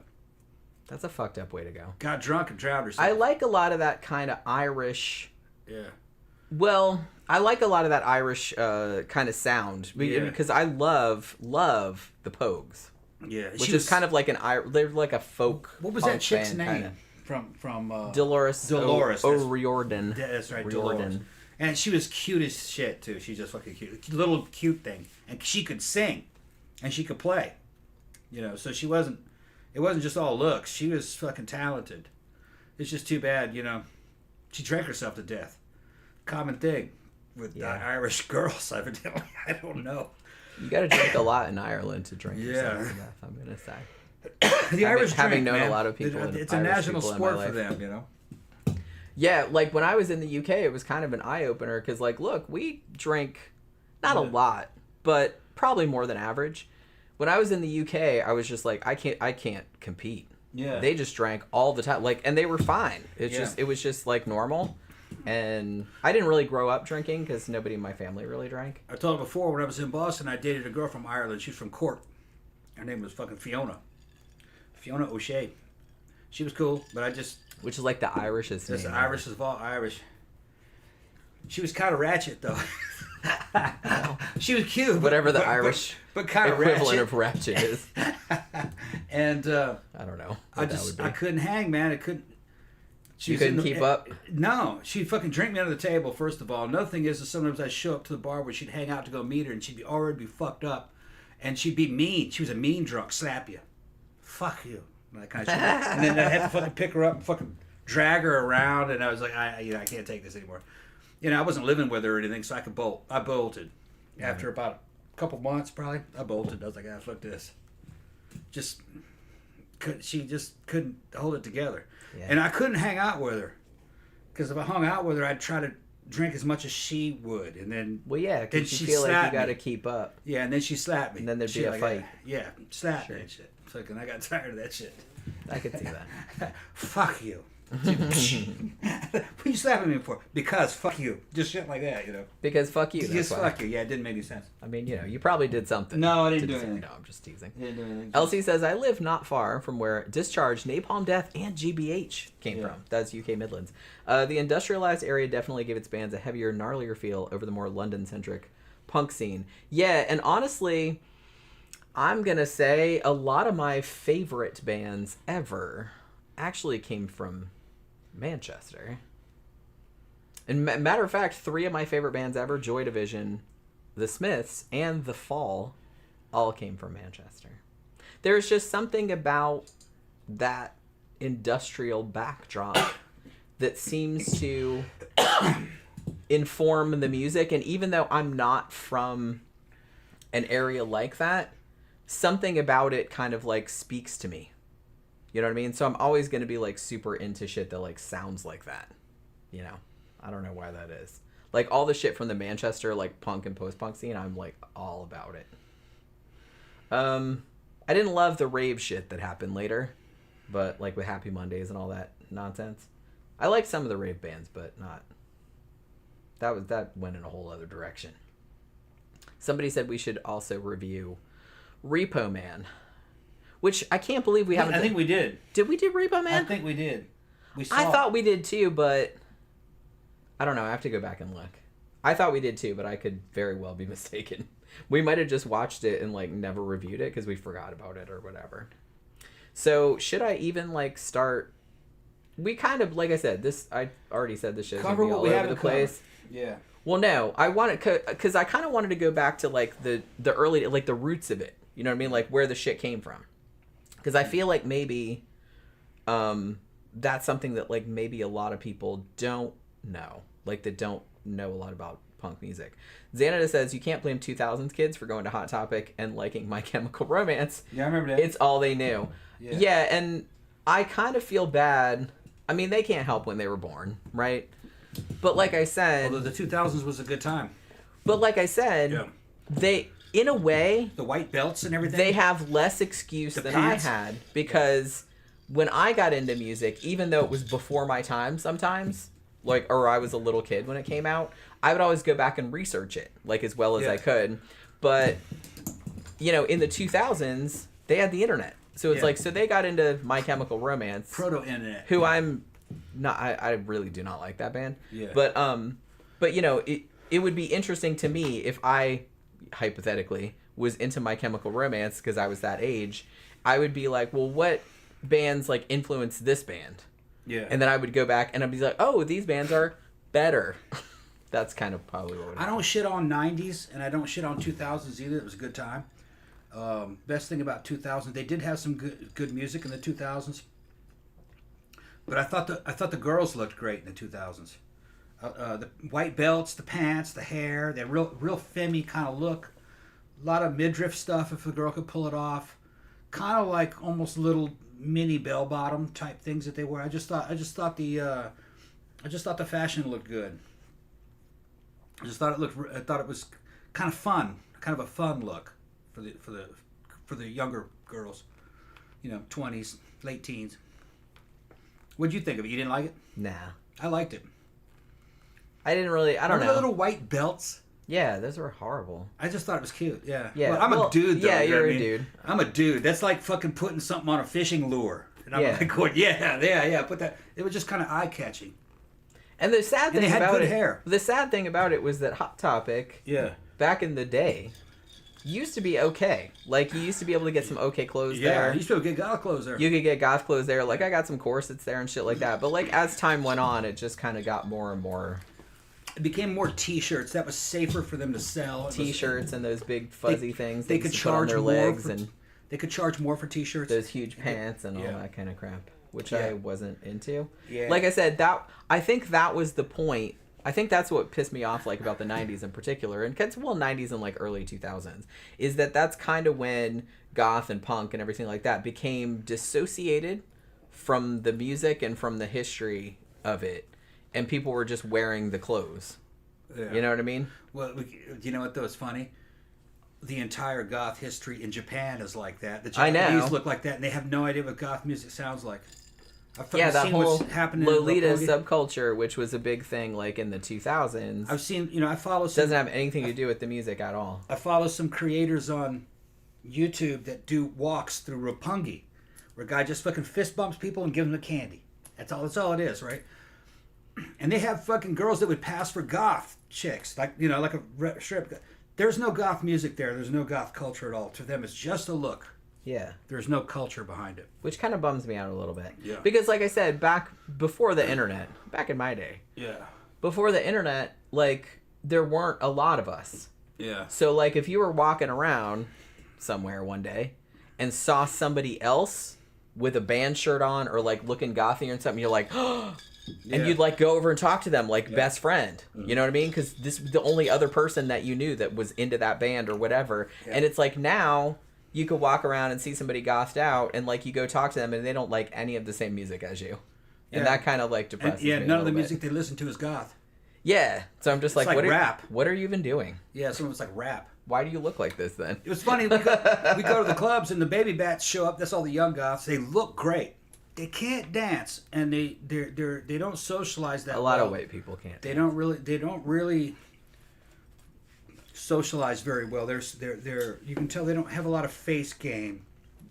Probably more phones, But at least they are going. But they are trying, and they look fantastic. They look great. They only respond to real old goth music. They know what that is. They love all the old shit, which is crazy. Yeah, but I don't know what they listen to on their off time when they're not there, and I don't think they're listening to that music. I think they're listening. Although I will say that at Memento, at least, when Dimitri plays newer, like, kind of post-punky sounding stuff, they'll dance to that, like Twin Tribes or something like that.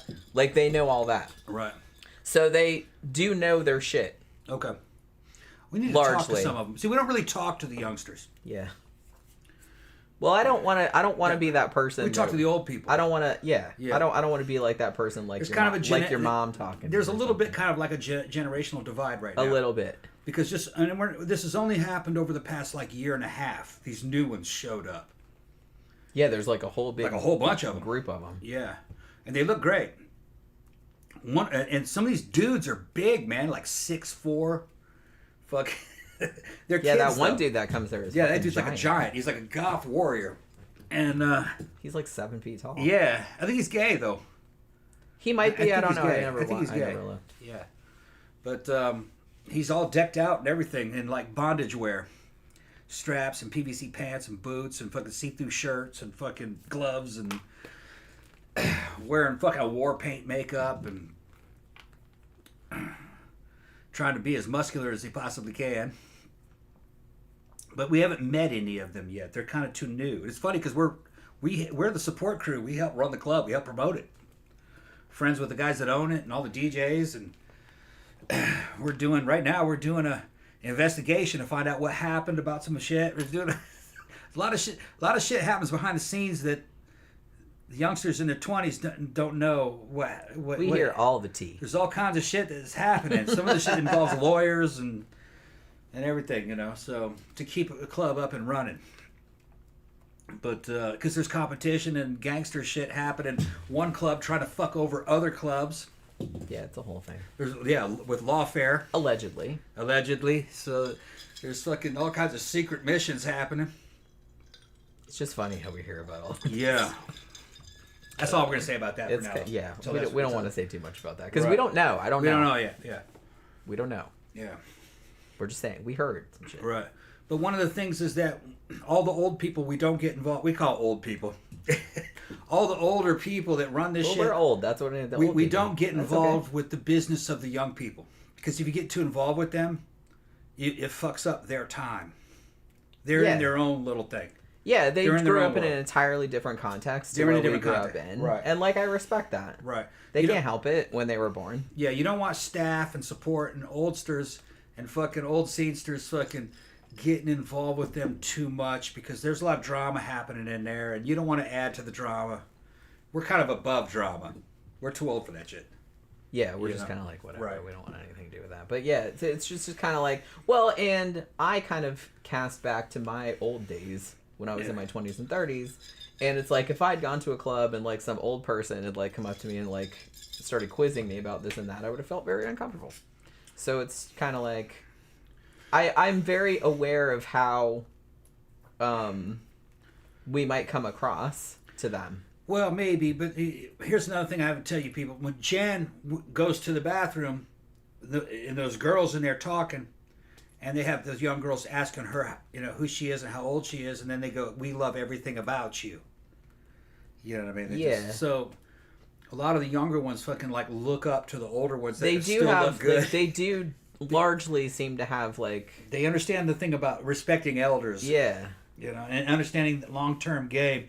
Because they're into old shit, so they think it's cool that you were alive when all that shit happened, because they weren't. Right. Yeah, when Jen says, "Well, I'm 51, I've been doing this for, 30 years?" She's just the early 80s. Wow, Yeah. I'm an aspirational figure. How long have you've been coming here for 30 years? Yeah. Well, I've been coming there for 30 years. But it's the same. But yeah. Yeah. But yeah. I've been doing this for 30 years. Yeah. Because a long time, well, maybe longer. It goes all the way back to the Visage time. Yeah, because I used to go to Visage back in the day. Yeah. But, I mean, I started getting into punk and goth and stuff like that before I was old enough to go to clubs for many years. You know what I mean? For 6-7 years before I was old enough to go to clubs. And a lot of people don't know that the Florida goth scene is probably the second biggest goth scene in the United States. One of the biggest in the world. We have a club called The Castle. It's huge. Saturday Night Live used to do skits about it. Yeah. Called Goth Talk. And it was the fight between Orlando and fucking Tampa. Which is, like I said, somebody that wrote that sketch. They were from here. We're from here. Yeah. Because we just laughed and laughed because we knew exactly what they were Tampa shitting on Orlando. And Orlando trying to defend itself from Tampa. Because I've lived in both places. I've lived in Orlando and I've lived in Tampa.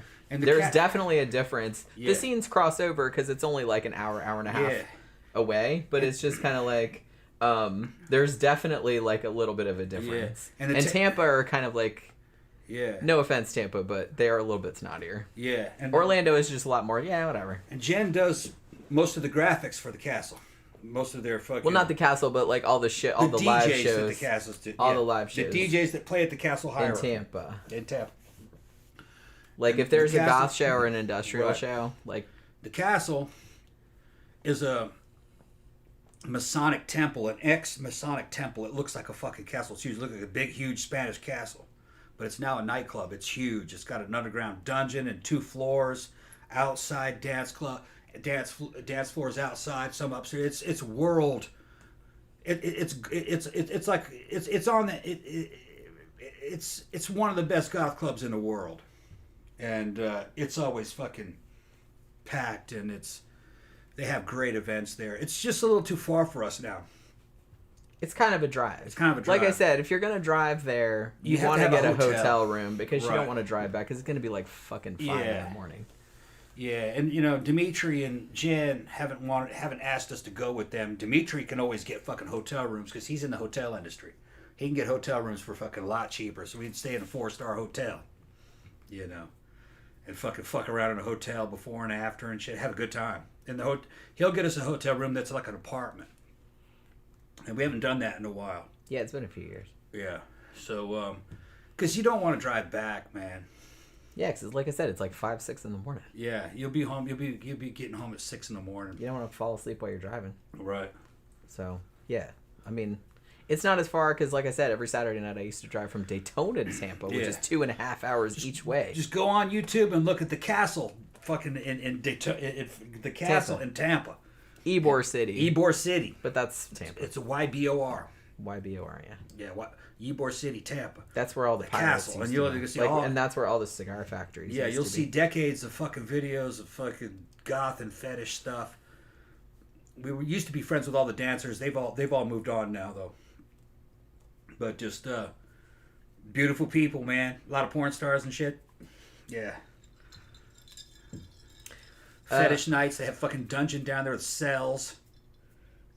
Phantom says that's great to hear that America is responsible for punk music instead of England. Just saying. Basically. I mean, I'm gonna say it's kind of two slightly different strains. They were playing off each other. But yeah, I'm gonna say like the first punk rock record. Now, some people would argue that the first punk rock record is actually Horses by Patti Smith, which came out before the Ramones record did, like in 1975-ish. But to me, that's a great record. I mean, it's one of the best albums ever, but I don't know if I'd call that necessarily punk in the way that people understand punk. I guess, I don't know, maybe it kind of is. But I kind of feel like Ramones are probably like the first punk record that everybody would recognize as a punk band. I'm going to say it was Iggy and the Stooges' Raw Power. That was the name of that album. But yeah, that was like about I said, 72 maybe. They generally are called proto-punk, though. Yeah. Although, I would argue that if you listen to a Stooges record, either Raw Power, they released like 3 albums. Their first one was 1969. And, I mean, they're all good. They're all worth listening to. And listening to that now, it really does kind of sound like punk to me. Even though they weren't aware of that term at the time, and it's just kind of like... It had all the elements, though. It did, yeah. Self-harm, an aggressive sound, really counterculture. There was nothing else like it. It was really dirty sounding and hard. Had real good lyrics. Iggy was the shit, man. He was really good. And that was Detroit. And that was happening in basically a post-apocalyptic rotting metropolis. Okay. And that's the kind of places where punk comes from. Places where they're falling apart. And I think that was, but the thing is, it didn't have that label of punk rock. There was no word for that. Like I said, it didn't really start to be called that until probably like the mid-70s. But Sex Pistols were definitely punk rock. It was called that. It was marketed as that. And it is homaging things like Iggy and the Stooges. Definitely. And maybe some of the Ramones. Yeah. Slasher Fred says, the band The Runaways, which was Joan Jett's first band, in case you didn't know, changed the whole stereotype of rock groups being male only because female singing groups only were just sweet singing groups like the Chordettes or the Supremes. Yeah, well, one thing I will say about punk, even though it is still largely a male-dominated genre, and actually became more so as time went on, in the early days, which was another thing that I always liked about it, it was very inclusive. I kind of feel like there were more... I'm going to say more important than the Runaways were probably the Slits. They were probably like the most influential all-female band of the punk era. Maybe other people could argue with me, but I'm not going to die on that hill. I'm just saying that's what that is.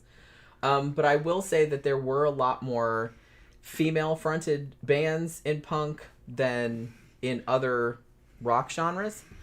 Also, punk... in the early days tended to be very open to gender fluidity. There was a large crossover with the trans community. There was a large crossover with, various LGBTQ communities and stuff like that, which doesn't really get talked about all that much. Anything that was unusual. Outside. And like Yeah. I said, I kind of feel like even when I grew up in the 70s and 80s, everybody that was just like a weirdo, like whether you were into punk rock or whether you were trans or whatever, like all those people just hung out with each other. Yeah. Like even though you like different shit, like everybody will just make it work because we're just the weirdos. Yeah. Jello Biafra, the lead singer of the Dead Kennedys, he's gay. But he's not really out in the albums that I remember hearing from the time. That's really not an issue. He's talking about politics.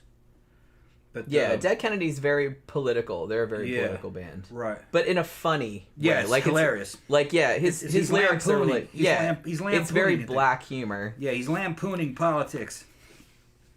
I mean, I really really like the Dead Kennedys. They're like one of my favorite bands ever. But the punk rock scene didn't care as long as you didn't fit in. They liked you. Yeah, and that's like I said, that was what was kind of cool about it. And I kind of feel like that was kind of another thing. Like as punk rock like kind of fell apart like in the late 70s, I kind of feel like it got more codified as a genre, it also became less eclectic. Yeah, because I kind of feel like as it moved into hardcore, and I'm not shitting on hardcore because I like a lot of the hardcore from the 80s and stuff, but it became like a lot more male dominated again, and that kind of happened until probably like the 90s, like when you got like the Riot Girl and queercore and stuff like that all happened like right around the 90s. But and it was like there was some stuff in the United States that was kind of like punk rock from this era. That was, you could say it was kind of trans. That was the Dolls, the New York Dolls. Yeah, because I definitely want to talk about them. I looked at those dudes. They were hugely influential. Yeah, I didn't think they were any good musically. I didn't like their sound. I like their sound, but they can't play. No. But there's something still kind of compelling. No, I listened to some of that shit and I was like, man, that kind of sucks. But they, what was interesting about them is how they looked. They looked like girls. Yeah. But they were tough, man. They'd be spitting and shit and talking. They act like dudes. It's fucking funny. But that was the thing. That was the trying, gimmick. like I said, they were trying to push boundaries. Yeah, that was the whole thing. They were all straight. I don't believe any of those dudes are gay. But they just I don't know if they were or not. Yeah, I think they were just straight dudes that were just trying to shock people. And that kind of carried on into shit like Motley Crue. Yeah. Motley Crue kind of had that look. Well, glam as a genre, like, if you're talking about the New York Dolls, you're talking about David Bowie, you're talking about T-Rex. Yeah. All that kind of stuff. Very, very androgynous. That was like a very big thing, like cross-dressing and all that kind of stuff. Well, because they knew that it was, they were just trying to challenge breaking mores. the kind of rule, Yeah. So it's just kind of like, they were just trying to highlight that it's like, it doesn't really matter. Like, you're trying to put everybody in these little boxes, and we don't want to be in little boxes. That's kind of what the whole ethos of the movement was, I guess, if you want to call it that. Well, just to say no to everything. Yeah.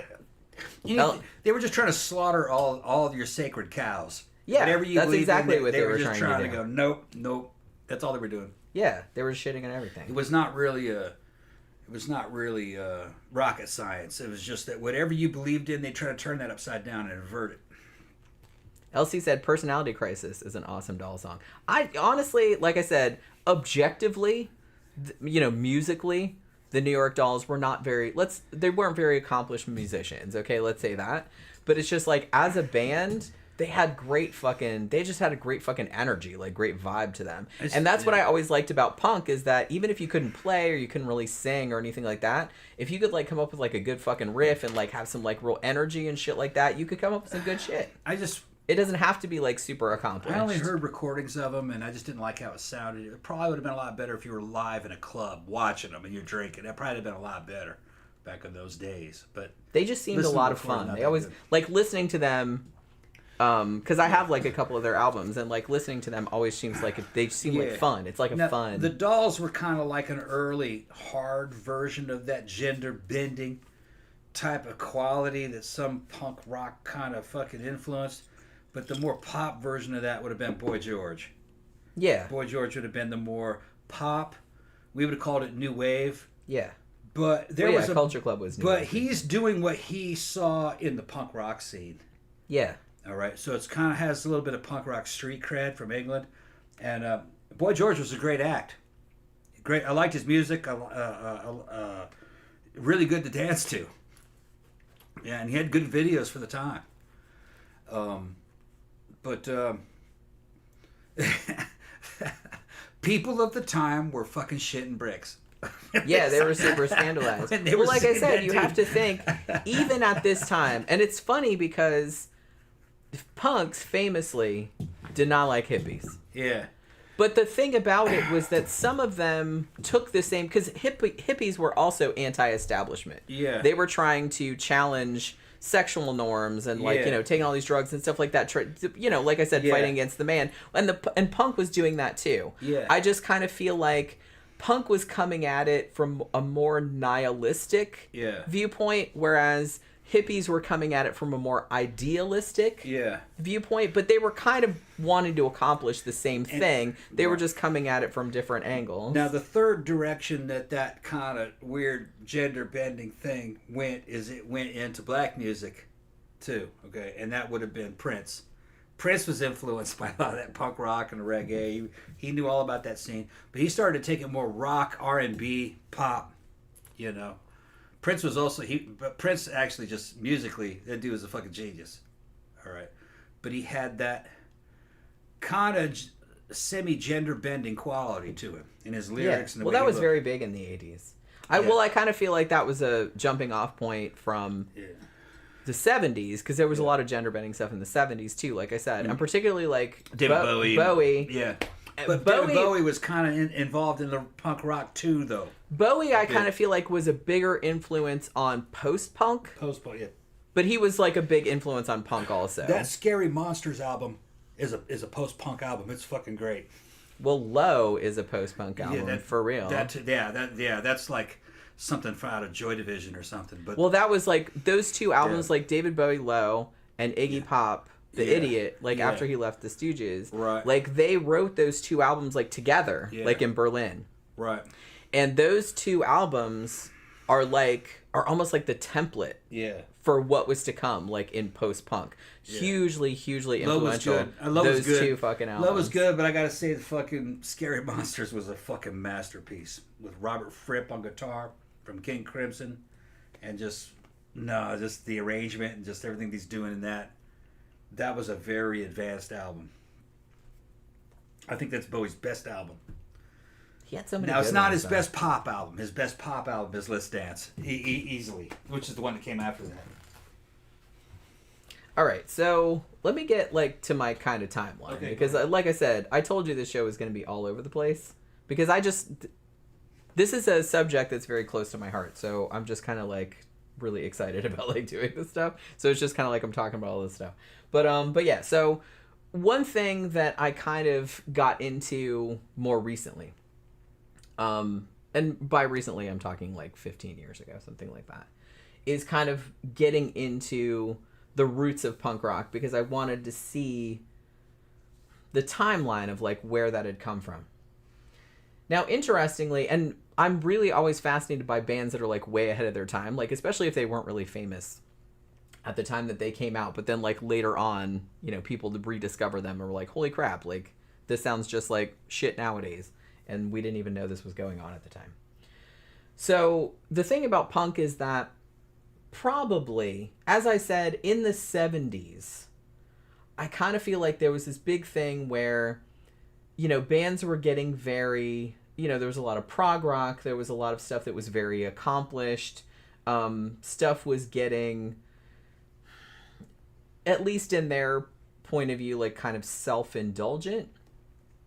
And so some people were kind of getting pissed off about that, and they wanted a throwback to old rock and roll, old sleazy, dirty, simple rock and roll, just 3 chords, just no bullshit, just everything stripped down, and people wanted to get back to that. So I kind of feel like in the 60s that was expressed as what they would later, I guess even at the time, they called it garage rock.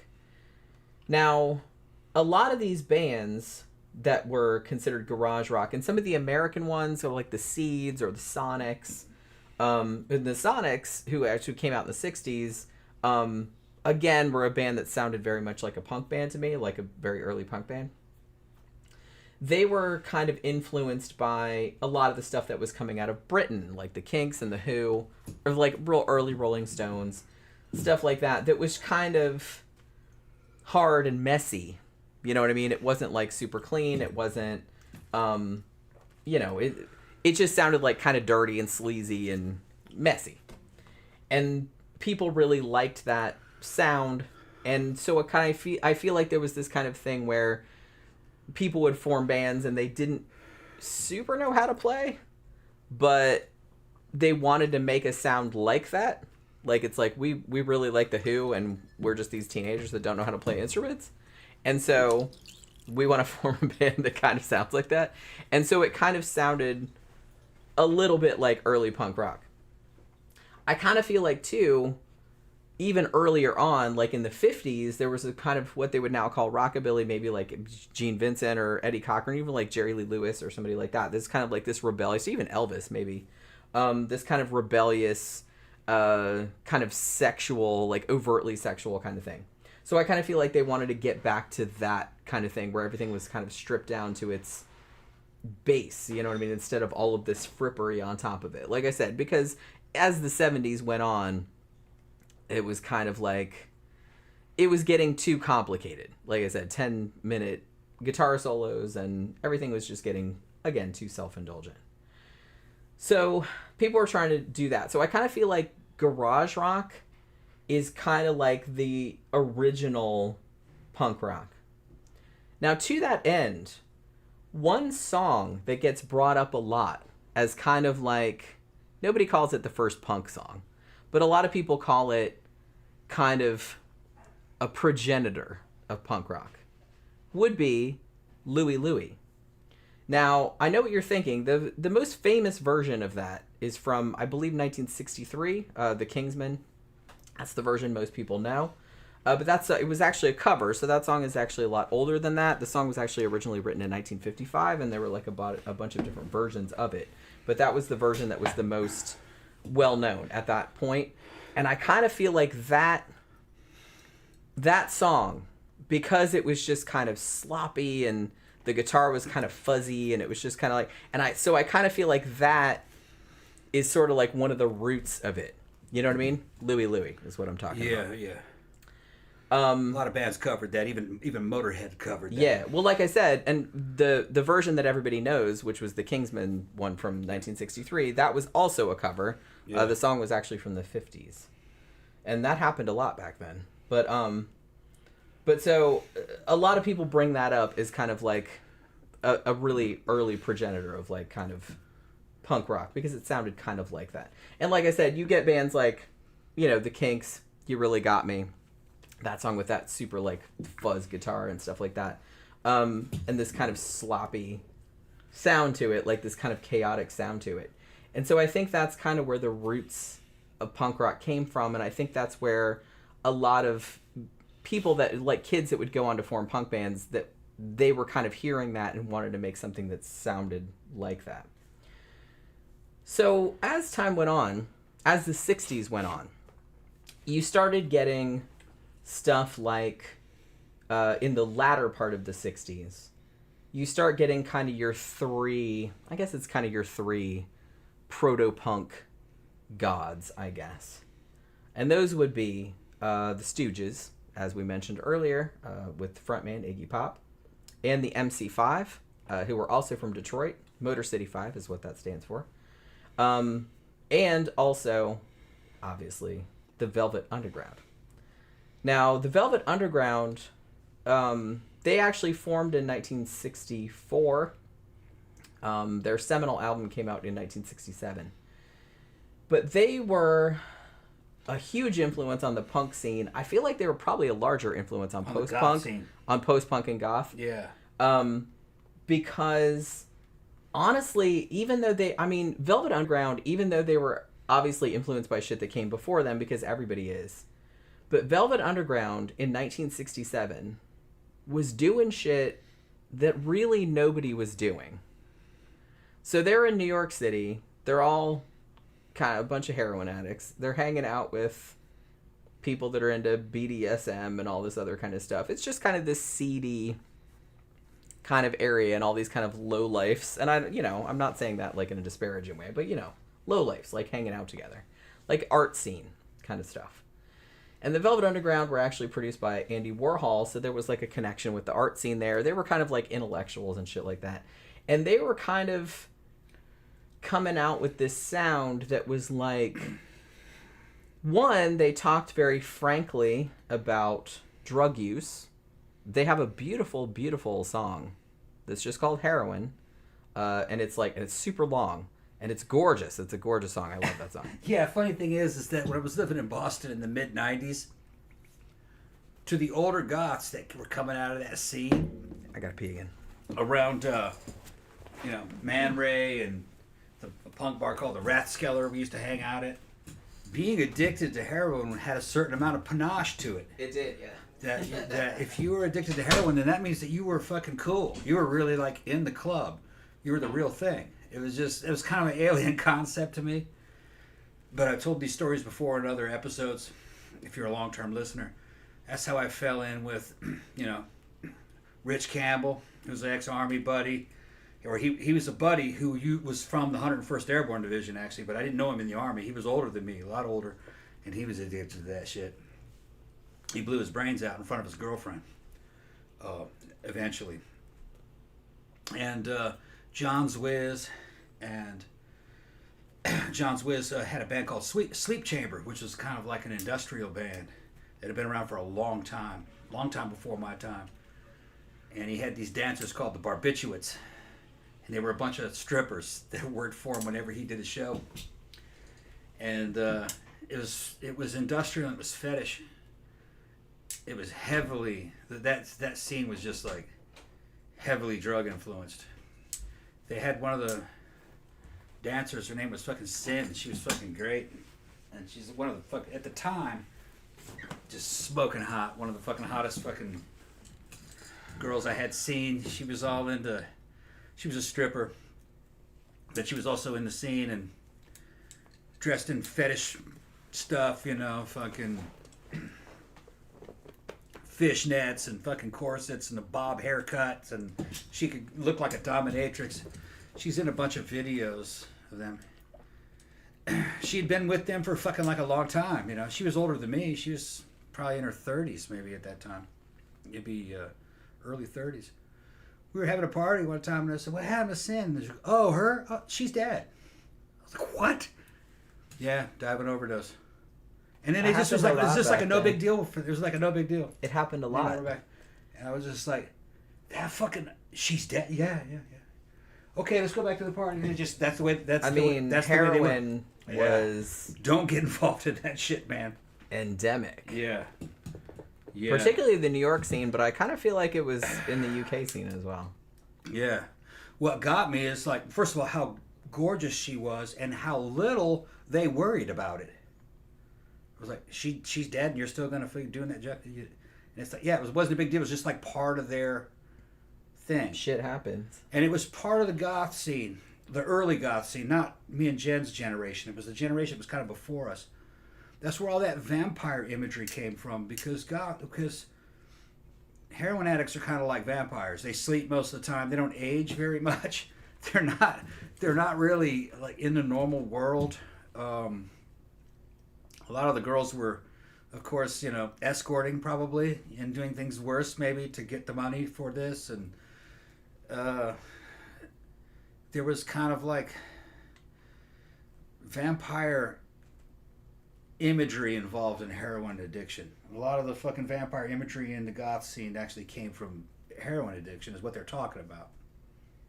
But okay, go ahead. You can go, Jim. No, I kind of lost my place. Lost your place? Yeah. Yeah. Okay. Okay, so what were we talking about? Okay, so yeah, like heroin was like super endemic to the thing. And a lot of people like did fucking die from it. So yeah. So as I said, I kind of feel like on the punk movement, I kind of feel like the Stooges were probably a bigger influence, because like I said, if you listen to their 3 albums nowadays, they sound very punk rock to me. Even though the first one came out in 1969. And I think that was just called the Stooges. And then they had 2 more. I think one came out in 71 and one came out in 73. 73 was Raw Power, I think. And that sounds very much like a punk rock record to me.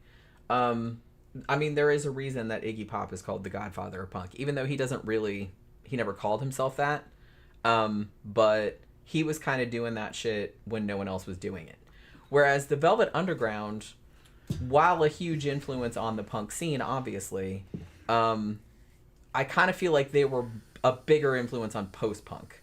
And goth. Because they were doing some experimental, like, literary shit. Yeah. You know what I mean? So I kind of feel... Oh, and also John Cale from Velvet Underground produced the Stooges albums, too. So there was, like, so much crossover in this era that, like, it was... It's funny to think about now that it was really just... It's kind of like a handful of people, honestly. And they kind of, like, just changed the whole fucking fabric of culture. They had this blonde chick named Nico who would do some of the songs in the Velvet Underground. Yeah, she was like a model. Yeah, and she looked great. And she had a real weird voice. Yeah, and she was German, wasn't she? Yeah, German or Swedish, something like that. And that, her singing kind of influenced a lot of the female goth vocals in other music later on. I wouldn't say so much like Susie, but I just remembered hearing that, and it sounded a lot like a lot of the stuff from like what was her name? Rose McDowell kind of sounded a little bit like that sometimes when she was working with gothic post-industrial folk bands, you know, like fucking Nature and Organization and Current 93 and Death in June. They kind of had a Velvet Underground kind of a vibe to them sometimes. But I think the kind of like spooky sounding vocals that she had kind of influenced goth sound. Well, even Nico had an album that came out in the early 70s. I want to say it was 72, but I could be wrong. It was called the Marble Index. Yeah. And that is very much a proto-goth album. Yeah. It's very gothy sounding to me. And that's like came out a long time ago. Like the year I was born or something.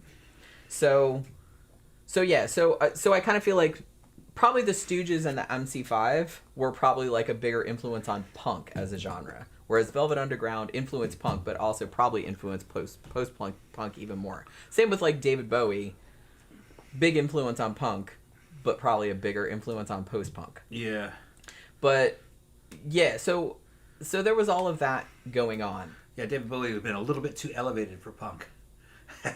Well, I mean, that's not to say, because like I said, particularly in the early American scene, in the mid-70s, you had shit like the Ramones, who were kind of like prided themselves on their juvenile... I mean, it was kind of juvenile. Yeah. Like, it was simplistic. They were very into, like, bubblegum pop. And, like I said, like, girl groups from the 60s. And so they kind of had that sensibility, but they just, like, played it super fast. Yeah. But all of their shit was, like, dumb. Yeah. It was either dumb or genius. It's hard to tell. Well, it's because funny. You remember it. We were watching a documentary last night where somebody said, like, the first time... And I've seen, like, other people say this, too. It's like they, you know, people that were there, like, back in the day. It's like we'd go to CBGB, and you'd see the Ramones, and they'd be playing, and you're like, what the fuck is this? Like, why are they allowed? Like, why are they allowed to, like, play this? Like, they would play, like, all their songs are, like, famously, like, super short. Yeah, like a minute It's like and a half. they'd get up there, and they'd be like, they'd play for 15 minutes, and then they'd fuck off, you know what I mean? Because all their songs were so short. Songs are real short, yeah. So, you know, because, like I said, these, you know, prog rock was these big, long, fucking indulgent... Yeah. opuses, and they were just kind of like, yeah, we don't want that. We just want like to get in and out in like a minute. And so it'd be like 15 minutes. But they're like, but then you just kept going back and watching them, and you're like, you know what? This is actually the best band in the fucking world. But it takes a little while, because when you first hear it, you're just kind of like, that is dumb as hell. Ramones are about being very elemental. Yeah, I think that's kind of very what, basic. Yeah, I think that's kind of I why... want to be sedated. The whole song is I want to be sedated, that's what it means. Yeah, there's no like higher meaning. Nope. There's no metaphor, there's no simile. They're just talking about doing dumb shit. Yeah. As most people do. Yeah. And it's just being really catchy. Sheena was a punk rocker. Or Sheena is a punk rocker. Sheena is a punk rocker now. That's it. The That's KKK took my baby away. Yeah. KKK took my baby away. That's another one. And that's what that song means, and that's what that song was about. That's probably my lobotomy. Lobotomy. Teenage lobotomy. I'm a teenage lobotomy. That's it. That's it. Yeah, there was no like grand. No. Well, it's funny because it's kind of like, because you kind of got like the early CBGB scene. Yeah. From like 1974, 1975. And you got the Ramones, and you also have Television, who were almost kind of like the flip side of that, because they were kind of like more art rock and like more intellectual. Yeah. And the fact that like people could like both of those things, that was what was cool about like the early punk rock scene. Because you like I said, the Ramones were just, they weren't hooligans or anything like that, but they were just thinking about dumb shit. Yeah. They're just thinking about dumb, simple shit. Everything was like super dumb, super simple. And I think that's...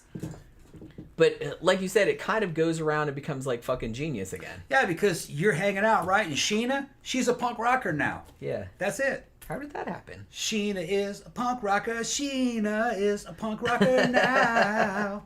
She's a punk rocker. She's a punk rocker. And then the Cramps also did a song called Sheena's in a Goth Gang. Yeah. So, it's the girl that you know from the club, she's a punk rocker now because you saw her. You saw her, she was dressed like one. So, hey, she's on the team. That's all it means. Yeah, like I said, there's no deeper meaning. Nope.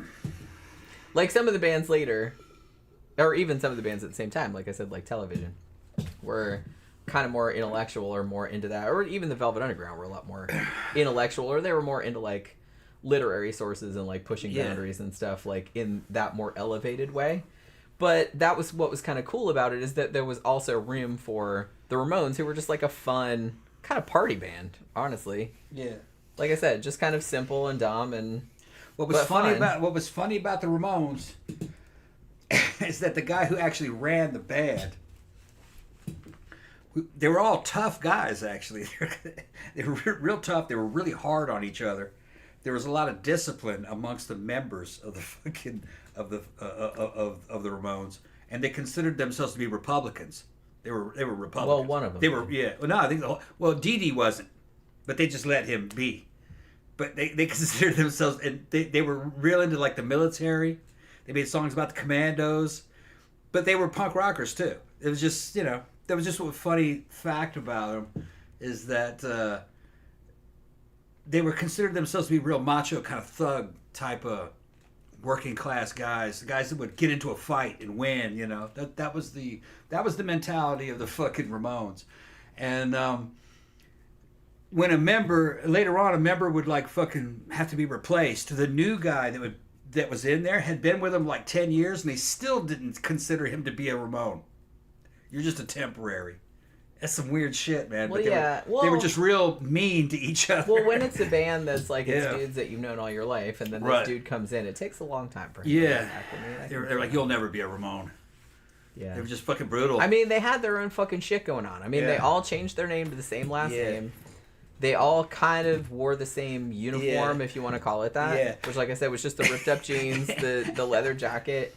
Yeah, and when one of them, when they were in the early part of their career, they were real broke, and one of the members was fucking standing on the street prostituting himself, fucking sucking dick for side money, and fucking all the other band members knew about it. Yeah, he was like hustling. Yeah, he was hustling. Hey, and they didn't really approve. Didn't really approve of it, so he would make up all these lies about how much money he stole from these clients. They even let him sing a song about it, but they all knew he was bullshit and he was sucking dick. I'm still gonna buy you dick on the street. I'm still gonna buy you that shirt that said "I'm straight, but $20 is $20." Yeah, it's $20 is $20. Would you wear it if I bought it? It'd be hilarious. I'd wear it to the club. Yeah, that would be very funny. I'd wear it to the club. Yeah. But yeah, so yeah. Now, interestingly, the first, at least widely known, uses of the words punk rock as referring to a music genre was actually not referring to what people today would consider punk rock, but was actually referring to garage rock. And as far as I know, the first, and I don't know if this is the case, but this is just kind of like the first one that's been found, I guess. The first case of like a band in a review being termed punk or punk rock was actually about the Guess Who, which never struck me as a particularly punky band, but okay. Another band that was called punk in this very early 70s, like 1970, 1971, was Question Mark and the Mysterians, who obviously did 96 Tears, which is another song that kind of comes up a lot as like kind of progenitors of like punk rock kind of thing. And that song's actually been referenced. It's been covered a lot of times. It's been referenced by the Cramps and stuff like that too. And I think the term kind of became maybe sort of codified in 1972. So there's a guy named Lenny Kaye who would let her play with Patti Smith's band at CBGB's. And he put together this anthology record, which was called Nuggets. And it came out, like I said, in 1972. And this was like a compilation. I think there was 27 songs on it. And it was like a compilation of like kind of lesser known psychedelic rock and lesser known garage rock. So it was all like different bands and stuff. And this was a hugely, even though it was an anthology or like a compilation album, it was hugely influential because when it came out, these were bands that a lot of people hadn't heard of, because sometimes they had just like released a couple of singles and then broke up or whatever, and they were just all compiled on this one record. And I think that record was kind of one of the catalysts for punk rock like becoming a thing, you know what I mean? And in the liner notes of that, the music on it, particularly the garage rock, not so much the psychedelic rock, but the garage rock, was called punk rock. And that was, I think, in 1971, 1972, somewhere like that. The term had been used before, like in reviews, but not to anything that would be considered like punk rock. Now, interestingly, even before the whole CBGB heyday, there were bands like The Dictators and Suicide who were kind of like, if you hear them now, particularly Suicide, they're way the fuck ahead of their time. And they came out in like the early 70s. If you listen to that shit now, that was like a fucking, you can tell that was like a huge influence on post-punk, industrial, like all this other kind of stuff. It's kind of mind-blowing, like how ahead of its time it was. So I think, if I remember correctly, that it was actually Suicide that was playing at CBGB when Patti Smith started going there, like, to see them. Now, Patti Smith she was a poet. See you around, Nephilim. Have a good night. Yeah, good night. And she started hanging out at CBGB. The funny thing about CBGB, which, it's gone now, obviously. I think it's like a retail store now, which is kind of sad. But back in the day, in the 70s, that was a real shitty part of New York City. It was the Bowery. Now, CBGB originally stood for, I don't know if you know this, but country, bluegrass, blues. Okay. That was what music it was supposed to be playing. But obviously, as posterity has shown, that is not what turned out. Like I said, the dude that owned it was kind of like, his only stipulation was just have original material. I don't care what it is. Just don't play covers. I went to it probably about 10 years ago. I've seen it. And it's nothing special. I mean, it's a dirty shithole. Yeah, it's nothing special. But like it wasn't dirty when I was there. No. It was more But it was a dirty shithole back then. It probably was. I mean, the Bowery back then was like a very, very dangerous What surprised me is that I expected it to be kind of like Warren's. You know what I mean? And real undergroundy. It's not. It's just an open rectangular fucking it's just right thing. there. That's it. I thought there would be like, you know what I mean? Like upstairs and downstairs and like a back part. It's just like a shitty... It's just it's a rectangle with a bar that goes around it. It's just like a shitty bar. And back in these days, the owners let the dogs run around. The dogs would be shitting all over the floor and shit. They said there was dog shit everywhere. And it smelled bad in there back in this time. Like we're talking about it's a dive. Yeah, when I went, New York was expensive. You know, this is the fucking 2010, 2011. New York was expensive then. We're talking about a time when New York was kind of like Detroit. It was just fucked up, you know. Well, especially this area, like the Lower East Side of New York there were like a lot of squatters and there was a lot of drug use. That's you didn't have to have money to live there. You got to have money now. That's kind of like where, everything's been like, gentrified nowadays. So, and a lot of people kind of missed that time where it was kind of scuzzy and dangerous and you might get shot. Like if you walked out your fucking door. Well, you can get shot there now too. Well, yeah, but it's just like it's not as likely as it was back then. Yeah. Because I mean, back then it was just a shithole. Like a lot of it was just a shithole, and where CBGB was definitely a shithole. Yeah. But the thing about it, even though it didn't look like much, it was just kind of like that. And there was another club too in New York called Max's Kansas City, which was also like a huge hub for a lot of the bands that would later become, kind of found the whole fucking genre, right? But CBGB is the one that's the most famous. Like I said, Patti Smith started hanging out there. I believe the gig she was going to see Suicide, who I believe formed in 1974, I think, like right around there. Very ahead of their time. They're a great band, Suicide, if you've never heard of them, Alan Vega. So look that up too if you're interested. And she kind of became, kind of the queen of CBGB. And she got her and Television separately. They had like a 2-month residency where they played there like pretty much every night. So they became like, the place became like this hub. Like everybody would go there. There'd be like lines around the block and shit like that. Like everybody was coming to see like them and like the newest band that was playing there. You know what I mean? So it was mostly her. Like I said, her album that came out in 1975, which was Horses, is kind of considered by some to be the first punk rock record, even though it's not.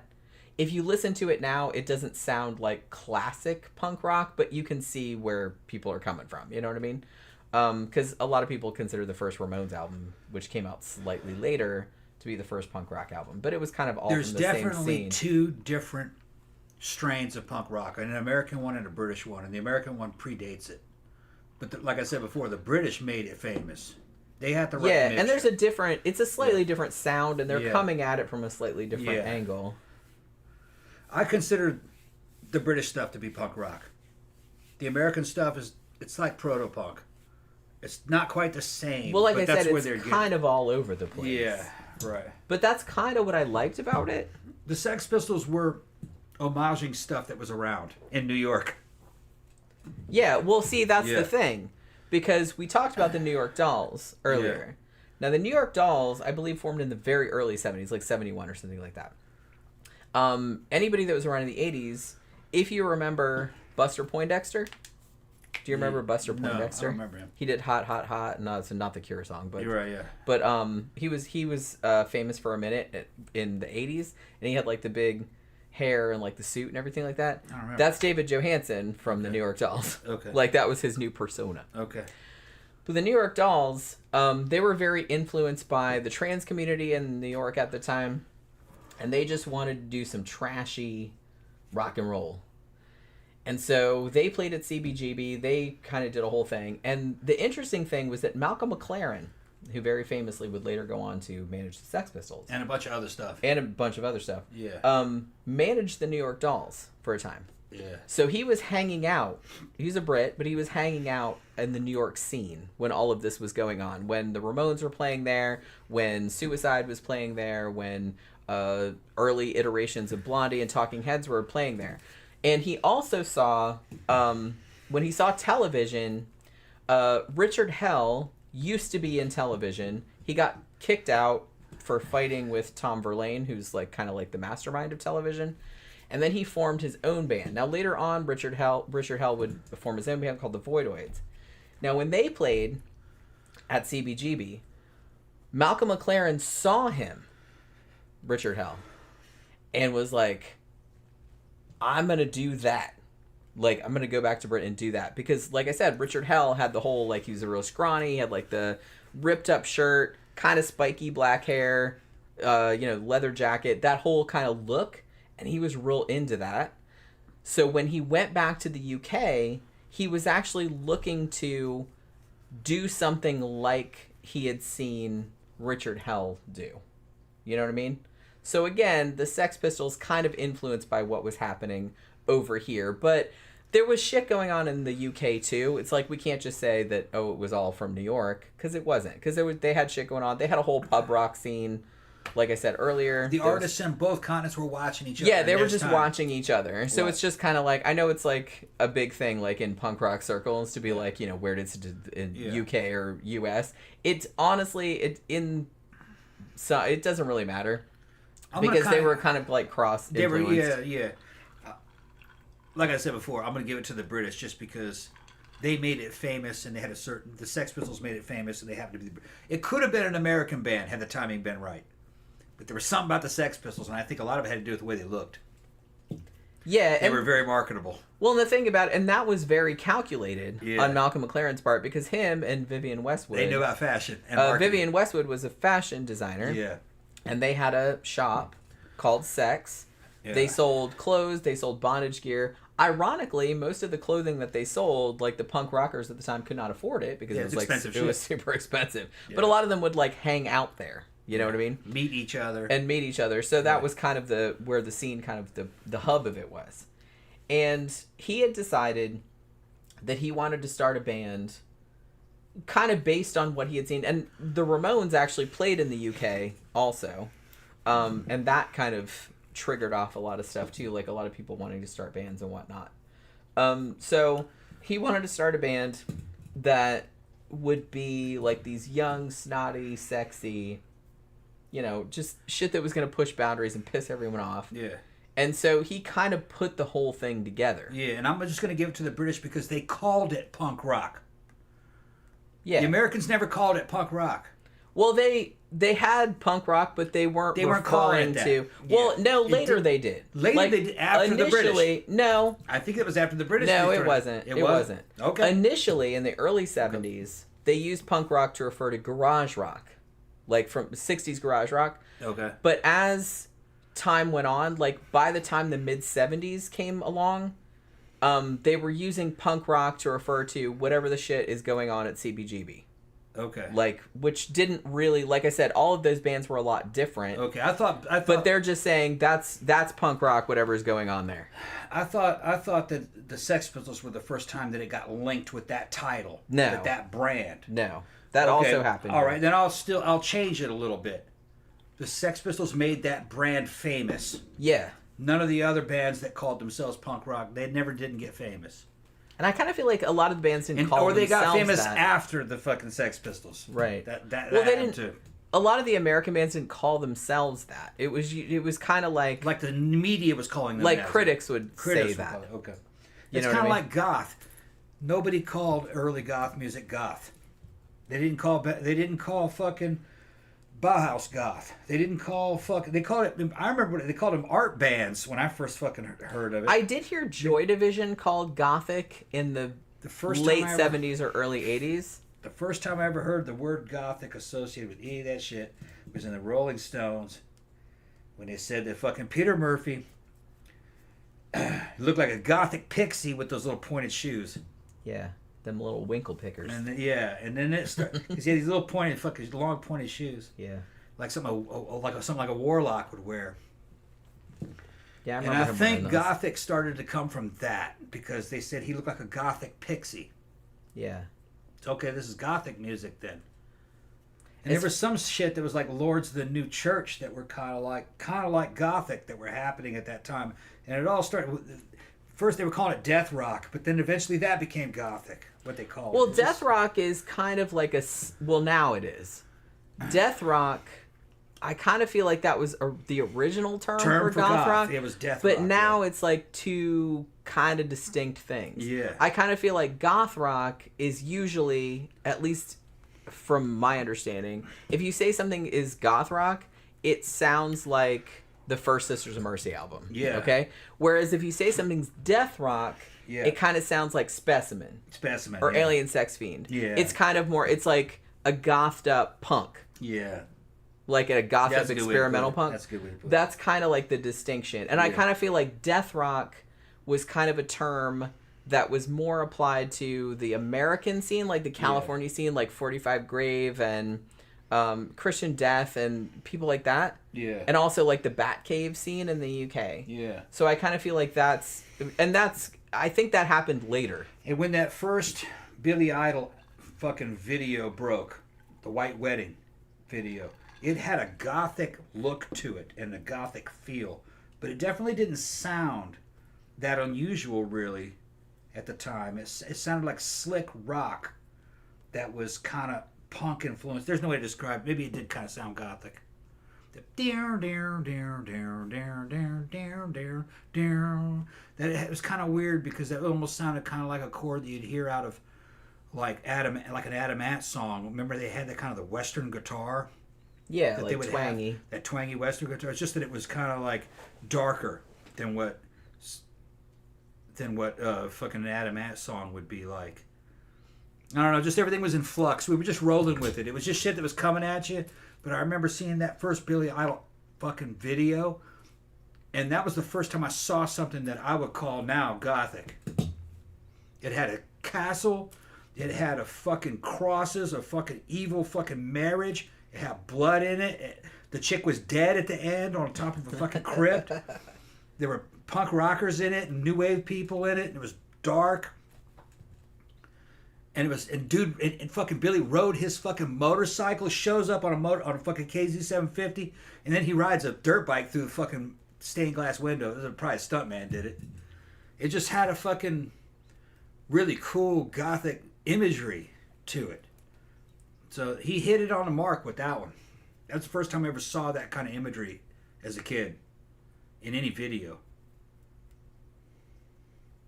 Yeah, I used to actually really like that video when I was younger. It used to kind of scare me a little bit. But it was like watching a horror movie a little bit. The scariest part for me was when he puts the ring on her and like it cuts her. Yeah, and I saw it so many times. You know, they play it like on night tracks or fucking whatever. You know, it would be in the South for the summer. And at the end, she's dead on top of that crypt, and he's dancing next to her. Yeah. Like, wow, the marriage killed her. It was and probably a modern person wouldn't pick up on it, on the imagery, because it would just go by them.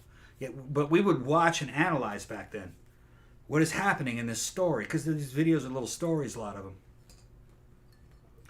And this girl got married to this dude, and fucking she was in the kitchen, and it fucked her up and it killed her in the end, and he was dancing. Marriage is no good. That was the message. But yeah.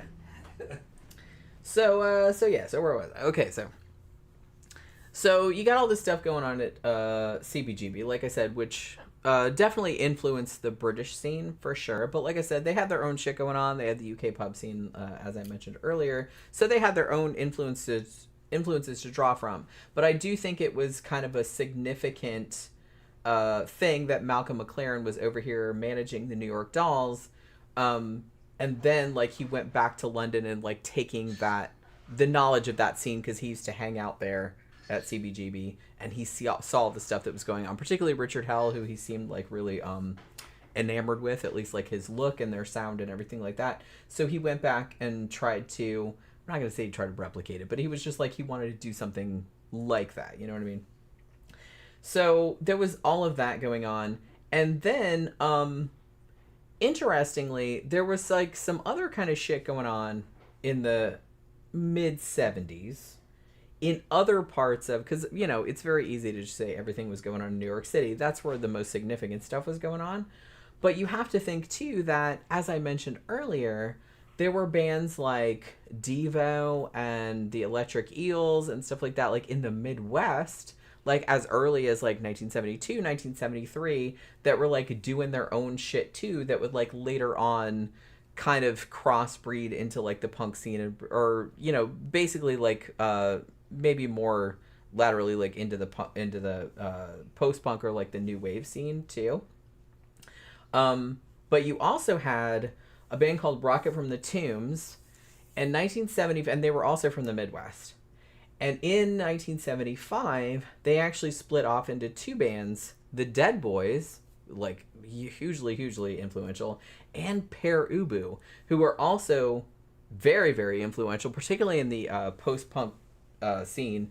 Per Ubu, like I said, maybe we'll do a whole post-punk, because that's my favorite genre, and I could talk about post-punk like all fucking night long, so like seriously. But yeah, they're hugely influential, like weird ass band, weird. Them and like bands like fucking Wire, who were British, and like Gang of Four and stuff like that. But like I love all that stuff. But Per Ubu, I kind of feel like a lot of people don't talk about them, but they were like way experimental, and they were like super influential. So that was going on in the Midwest too. So yeah, so after Malcolm McLaren goes back to the UK and says what he saw was going on in New York, and like I said, they had their own influences. I think it probably would have happened anyway in the UK just because of all the unrest and all the shit that was going on at that, but it might not have. It might have looked quite the same, or I mean, the thing about it is like the look of punk rock, that we associate with punk rock nowadays, like the spiky hair and like the torn clothes and everything like that.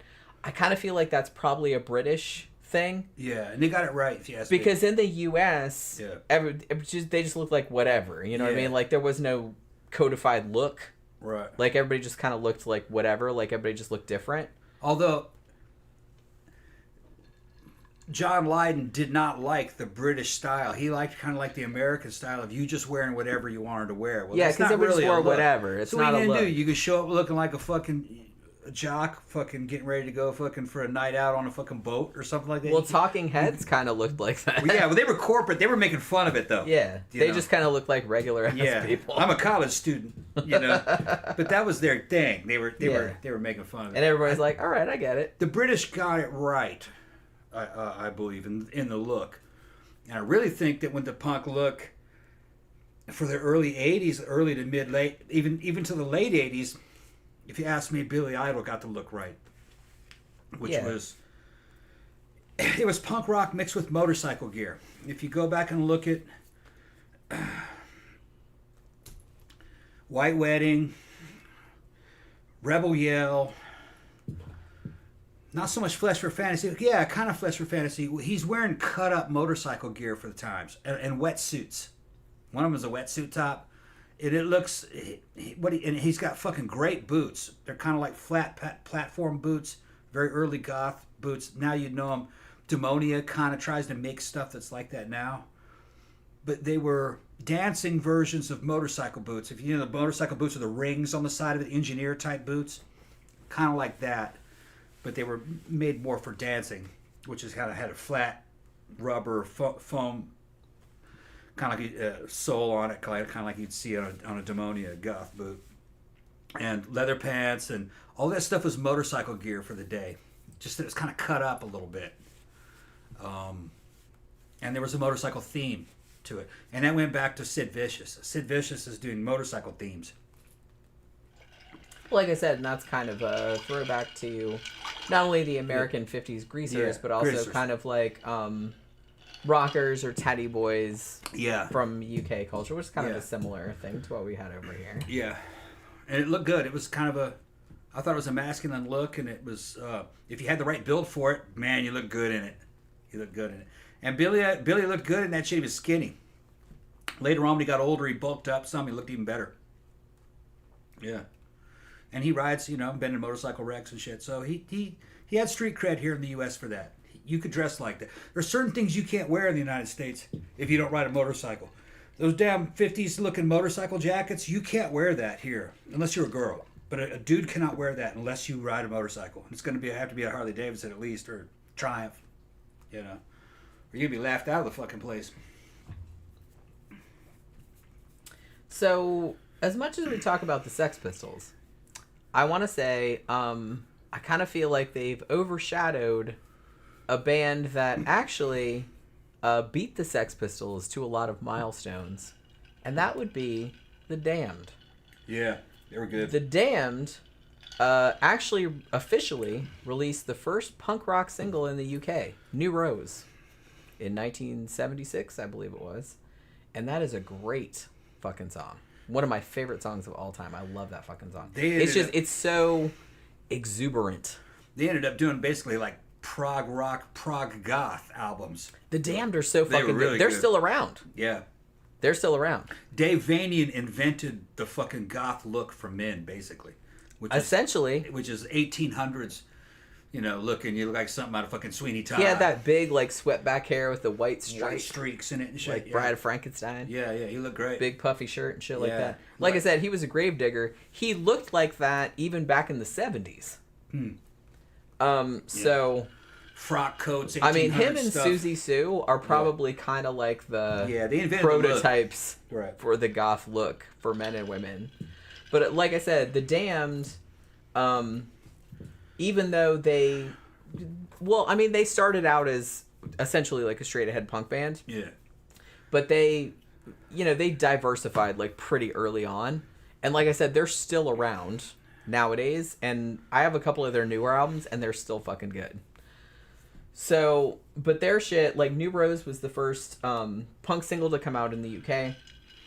And they were also the first UK punk band to tour the US, which probably, I think The Damned touring the US was a huge influence on the early California hardcore scene, I'm going to say.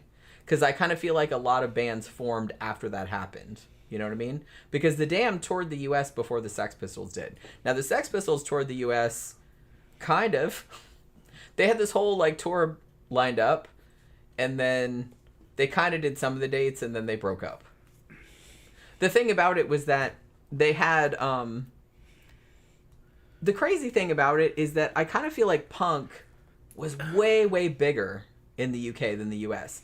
In the US, it really didn't go mainstream until the 90s. Yeah. Punk. It was very underground. In the 70s was soft rock. That was it was very underground in the 70s. And like I said, I grew up in the 70s and 80s, and I grew up in kind of a rednecky kind of place, but nobody knew that music. Right. Like nobody, like even when I was in school, like in the 80s and stuff, like nobody really knew The Cure. I didn't know about it until like 81 or 82. I knew about it. Which that had been pretty old by then. 77 is when punk started to come out. And I was really too young to buy the albums at that time. Yeah, and that's the thing. Yeah. It's just kind of like... But I feel like in the UK, it was massive. It was just like a whole... Like, it got in the charts. Well, like, Nevermind the Bollocks got to #1. But the hilarious thing is that when they'd put the charts up in the record store, and because bollocks was, I guess, kind of like a bad word because it's kind of slang for balls. So was sex, right? I think. So it's like this. So they would like black it. It was blacked out. Yeah, the #1 position was blacked out. Nobody knew what it was. Well, everybody knew it was the Sex Pistols, of course. But I think the word "sex" was censored it might have been in England at that time. But the thing about it, like I said, the thing about the Sex Pistols, as good a band as they are, a lot of their fame was deliberate. It was engineered. They wanted to cause as much controversy as possible. I mean, the whole thing... Well, there was that whole situation. Well, I think the thing where they were on that morning show. Yeah. And Susie Sioux was there, too. And I think she was only 19 at that time. Yeah, and she's cute as hell. You can see it on YouTube. And the old drunk host of the show was, like, hitting on her. Yeah. At which point, like, all the members of... You dirty fucker. Dirty fuck. And, like... This shit on the BBC. And this is, like, the 70s, and they're, like, they get very offended. Everyone got very offended that, like, this teenager was swearing on TV. Which didn't really happen. Yeah. And so it was in all the papers the next day. But like I said, it was very calculated. And there was another thing, too, where when the Queen was having her Silver Jubilee, it was like the 25th anniversary of her, like, taking the throne or whatever. And they had the whole flotilla, like, with the boat and all that other kind of crap. And so, like, Malcolm McLaren made it so, like... They rented a boat, and then they had the Sex Pistols on the boat, like, following the Queen's flotilla, playing God Save the Queen. Yeah. And then they all got arrested. Yeah. But, like, they did that on purpose. Like, Steve Jones was like, well, I didn't know we were going to get arrested. I'm like, really, though? I mean, yeah. But like I said, it was just kind of all, like, publicity stunts. But like I said, it worked. Because their whole thing was to stir up chaos and stir up controversy. Because they were trying to, like, fucking sell records, right? Fist Power 100 said he thinks Motorhead is the only band that actually, that punk rockers liked. Lemmy Kilmister and Motorhead was a fucking great band. And if this is true, I wasn't in England during all this, but I liked punk rock music, but I liked Motorhead too. I liked metal also. If that's true, it's because Motorhead isn't quite a metal band. It's a really, really hard rock band. And I had, on certain albums, it had kind of influences of psychedelic in it. Like on Another Perfect Day, there was almost psychedelic in there. So there was nothing fucking pretentious about Motorhead. It was a really hard rock group that you could listen to in a bar. It had motorcycle themes to it. It was like something bikers would listen to. Rock, So they'd probably like it for that. And it wasn't commercial. Lemmy wasn't very commercial. So I could probably see that. And it was noisy at times. Yeah. That band. And there was no pretension in it. It didn't try to be a sophisticated band with, you know, 2 guitarists and big fucking real fucking impressive guitar solos and shit like that. That was like something out of prog rock. Well, that was something that the punks were fighting against. They didn't like They wanted like simplicity. Right. They wanted to cut all the bullshit out. That was kind of like the whole point. Motorhead was elemental. Yeah. And weird thing about Motorhead though is that Motorhead was homaging the United States. There's a lot of the Old West and American biker culture being homaged in Motorhead.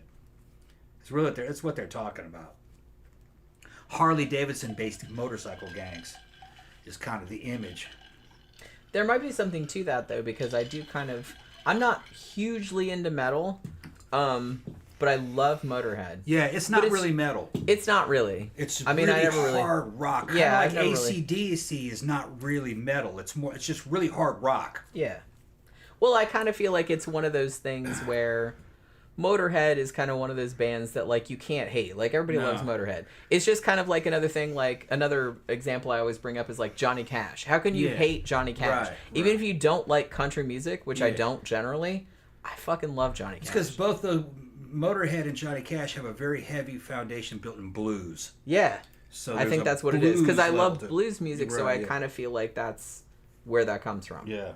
And I kind of feel like that's probably where the punks are coming from too, because as like puerile or as adolescent as some people might have perceived punk to be, there was actually like a lot of thought behind it. There was like a lot of literary references. There was a lot of like intellectual shit going on behind, but particularly in the US scene, but also in the UK scene too. Like they weren't dummies, you know what I mean? They weren't stupid, they weren't hooligans, they weren't anything like that.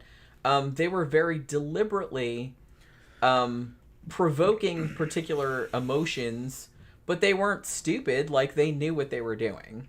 Yeah. They knew their music history. They knew a lot about, like, politics and literature and stuff like that. They weren't stupid at all. So knew about marketing, too. Yeah, well, and that, too. Yeah. I mean, fucking Billy Idol and Steve Stevens took the very foundations of the punk rock look and kind of feel, and they conquered the United States with that. But it wasn't really punk rock. It was just they were going to sell a punk rock like rock substance to America. They fucking did very, very well. It's like a cheese substance. Yeah, like a cheese-like substance. Like a rock substance. Well, and then he made it his own. He has, Billy has his own identity. A lot of it had to do with fucking Steve Stevens, though.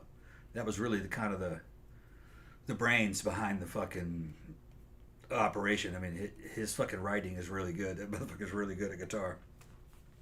But yeah, so I honestly, like I said, after the Sex Pistols kind of exploded onto the scene, really what a lot of people don't remember is like the punk scene didn't really last long after that. By the time they came out, like by the time they released Nevermind the Bollocks, which I think was 1976 or early 1977. Yeah, I thought it was 77. By that time, like there had already been like a second wave of bands that were, and famously, when the Sex Pistols played at the Lesser Free Trade Hall in Manchester, England, every single fucking person at that show, maybe 40 people, formed a band. At that show were members of Joy Division, The Smiths, and The Fall. So, and I think like the dude from, wasn't Howard Devoto from Magazine there too? Like there was, like everybody was at that fucking shit. Everybody that was at that show, formed a band later. Billy Idol would see their shows, and he also fucking ended up doing Gen X later, too. Yeah. I mean, it was one of those seminal things where everybody, like, where there was only like a handful of people there, but everybody there ended up being somebody. Would be like inspired by it. And Wasn't would, like, Susie there? I don't think she was at that show, but like I said, she used to follow them around everywhere. She was like one of their entourage. Because Billy was like one of the... She was just a teenager. Billy Idol was one of like the little kids that was a hanger-on. He was only like 14. He was underage. And he was going to all these shows and getting hand jobs by punk rock girls out in the back. He said they wouldn't blow you. They wouldn't fuck you, but they give you a hand job. Said they were great for that. Well, yeah, they don't want your dick in their mouth. And he was. We cute. don't know where you've been. Yeah, and he became. I mean, I know where you've been, hopefully, but like, he said you don't they know were cute. some random ass person. Yeah, fucking Billy was cute though. He could talk himself into a hand job. Sure. But he was seeing all, and it's funny because Susie and the older ones thought it was funny that Billy Idol actually became famous because he was like a little kid that was hanging out and kind of like, fucking. He was clingy. That's like your little brother. It's like your little brother, yeah. Like becoming like super famous. Yeah. Look at that motherfucker. Yeah. Making millions of dollars. Yeah. And that little slut boy was a couple years later was sitting up dancing on the fucking stage in a G-string on fucking Gen X and shit. That must have been like people don't realize fucking the shit he used to dress up in for Gen X. Well, half naked with a fucking boots and a fucking G-string and a long fucking white coat. He's dressed like that on fucking TV. On TV shows, he's fucking 100% queer bait when he started. I mean, sure. But like I said, that was kind of a thing, which was... Yeah. I always kind of like that about punk, though. It's like they absolutely did not give one single fuck. Yeah. Any way to get your attention, they would just get your attention. Like, and if they had to do it by being, like, super subversive or transgressive or doing something that was going to piss everyone off, then they would absolutely do that. Well, I think Susie ran around with a shirt that had the fucking breast cut out of it so her nipples would stick out, her tits would stick out of it. And I think she had tape over her nipples or something. Susie is fucking iconic, man. Yeah. She cannot... as far as I'm concerned... She is like untouchable. Mm-hmm. Susie is kind of like the fucking because she was not only there for the birth of punk, but she's like the fucking queen of post-punk for real, and she's like the template for all of the goth chicks up to today. Yeah. You see like bitches on TikTok looking like her, like from the late 70s, which is crazy. And she, like, I don't even know, like, obviously she cobbled that look together from somewhere, but it's like nobody really looked exactly like that at the time. She had her own thing going on. She'd walk around, like I said, fucking with a man's dress shirt on, and it was just fucking long enough to cover her cooch and her booty, and she'd fucking have garters on and fucking fishnets and fucking heels, and she'd walk around like that. Yeah. Downtown, just walk around down the street. Yeah, probably nothing underneath it, probably. No, probably not. Yeah.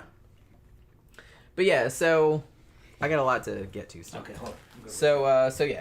So like I said, by the time the Sex Pistols had kind of done their thing, it was already kind of getting to a point where there were new bands coming out, but it was also kind of starting to fall apart. Like I said, it didn't really fall apart, I feel like, until like 78 or 79. But punk as a genre was very short-lived. It splintered into other things like pretty quickly, like after 2 or 3 years. But by the time 1977 rolled around, you had like a second wave of bands that was influenced by the earlier ones, like the American ones and the British ones. Like I said, you had the Misfits, who had been around, since, well, they kind of formed in 77. They were from New Jersey. They started playing at CBGB. That was like the birth of horror punk, I guess. Although I would call the Cramps probably the birth of horror punk. They've been around since 76. Then you had kind of the Exploited, which is more kind of your street punk, gutter punk kind of stuff. You had GBH. And then you had Black Flag in the U.S., in California, although Henry Rollins didn't join until a bit later because he was from the D.C. scene. That was the whole Southern California thing, which I'll talk about in a bit. Then you had bands like Stiff Little Fingers from Northern Ireland, and then also you had Crass they were from Essex, and they were also kind of that was kind of more like a narco punk kind of thing, where, like I said, they lived the whole lifestyle. So those bands in particular would kind of go on to influence hardcore. Now, we haven't really talked about the Clash all that much, but I kind of feel like next to the Ramones and the Sex Pistols, the Clash are probably like one of the top 3 tier of like punk bands for their sophistication that you have to talk about. The Clash, how long they were around, they were around for a long time, and I kind of feel like the thing about the Clash was that they understood maybe more than any other band did the platform that they had. Yeah. They took the music very seriously. They took their message very seriously. Not in a Bono kind of way. Yeah. But, you know what I'm saying. But not in a way that it was, like, fucking annoying. But they understood the power of music to talk to people about issues that mattered to them. And I think they took that very seriously. Yeah. And they were also really interested in experimenting with different musical styles. I mean, there's shit that came out like London Calling and all that kind of stuff. Like that, the influences were like all over the place, and it like absolutely worked. The Sex Pistols was more like, man, this place is fucked up. This is fucked up and that's fucked up. That's what the Sex Pistols were about. The Clash is more about, this place is fucked up, and what are you going to do about it? We're gonna, yeah, what are you exactly. Gonna do about this shit? They took like we're gonna like help Yeah. us fix it, Right? Yeah. Like we, yeah. What are you going to do to fix it? I mean, just like the Sex Pistols were famously, and a lot of early punk bands, I feel like, in the Sex Pistols vein, were very nihilistic in the sense that, well, everything's fucked up. What are you gonna do? You know what I mean? Let's just get high or whatever and like not worry about it. Whereas the Clash were kind of like, yeah, everything's fucked up, but like, what can we do about it? Like, what can we do to fix it? They were pointing fingers. Yeah. And so they were a lot more like proactive. Yeah. Which they were deeper in a way. They were deeper. Fucking And London I think that's Calling, why they had a lot more longevity. And then they went to fucking international politics with like Rock the Casbah, and they were doing this shit on video, and just the imagery.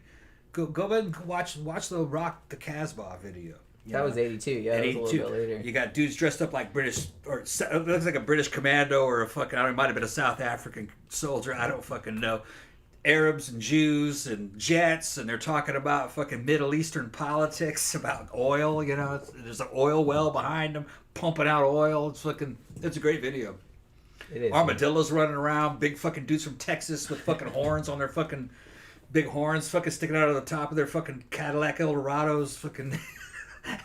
And the Texas guy and the Jew and the fucking Arab are all riding in the same Cadillac Eldorado in the desert. So, you know, the political imagery was quite cool. The Sex Pistols weren't able to come up with that. They didn't have the budget. I mean, the Sex Pistols were political in the sense that they were commenting on stuff that was going on at that time, like a lot of punk did. It is generally a very political genre. And another thing was that the Sex Pistols were not danceable. Not really. I could dance to that. Yeah. The Clash was far more danceable. Far more. Every time I hear fucking Train in Vain, which is quite often because they play it at Barbarella a lot. Yeah. I can't believe that song is from like fucking 1980. Yeah. And they were really It doesn't sound that old. And really good vocals. What's that guy's name? Joe Strummer. Okay, yeah, real good vocals. That's not his real name. Good lyrics. Is he still alive? No, I think he's passed away, actually. Good. Didn't Joe Strummer die? I'm pretty sure he died a long time ago. He had a real raspy voice. Yeah. Kind of, it was good. But yeah, so I don't want to like undersell like the Clash because they were, and the thing about the Clash was that I kind of feel like because they understood the ethos behind punk and they took it seriously and they also wanted to crossbreed it with other genres, particularly reggae, but other things too. Yeah. I think that's what gave them the longevity. Like I said, I love the Sex Pistols, but they were kind of... They only had 1.5 albums. It was like a one-trick pony. Yeah. They're great, but honestly, if you're going to talk about Sex Pistols, like John Lydon's later band, Public Image Limited, was a lot more interesting. Yeah, a lot better. Because he picked up influence from a lot of like reggae and dub and stuff like that, and he was doing like all kind of weird like atonal shit, like no wave kind of shit. And he had access to a lot of high quality, large caliber musicians like fucking, what was his name, Billy Sheehan, guitar. A lot of American dudes wanted to work with him. And fucking PIL albums were great. Really great. And they were contemporary. Whatever was happening that year, that shit was fucking sounding great, you know? The one that just called album, the generic one, album or tape or whatever, that was fucking great. Yeah, album, tape. Yeah. And I think when CD came out, it was just called CD. Yeah, fucking Happy was good. I liked Happy. I liked that as well. It had Seattle in it. Remember that one? Yeah. And fucking, what was the other one? The one was after Happy. Fucking the one that had. Oh, I can see the cover, but I can't. Yeah, it had like a digital front on it. Yeah. Shit.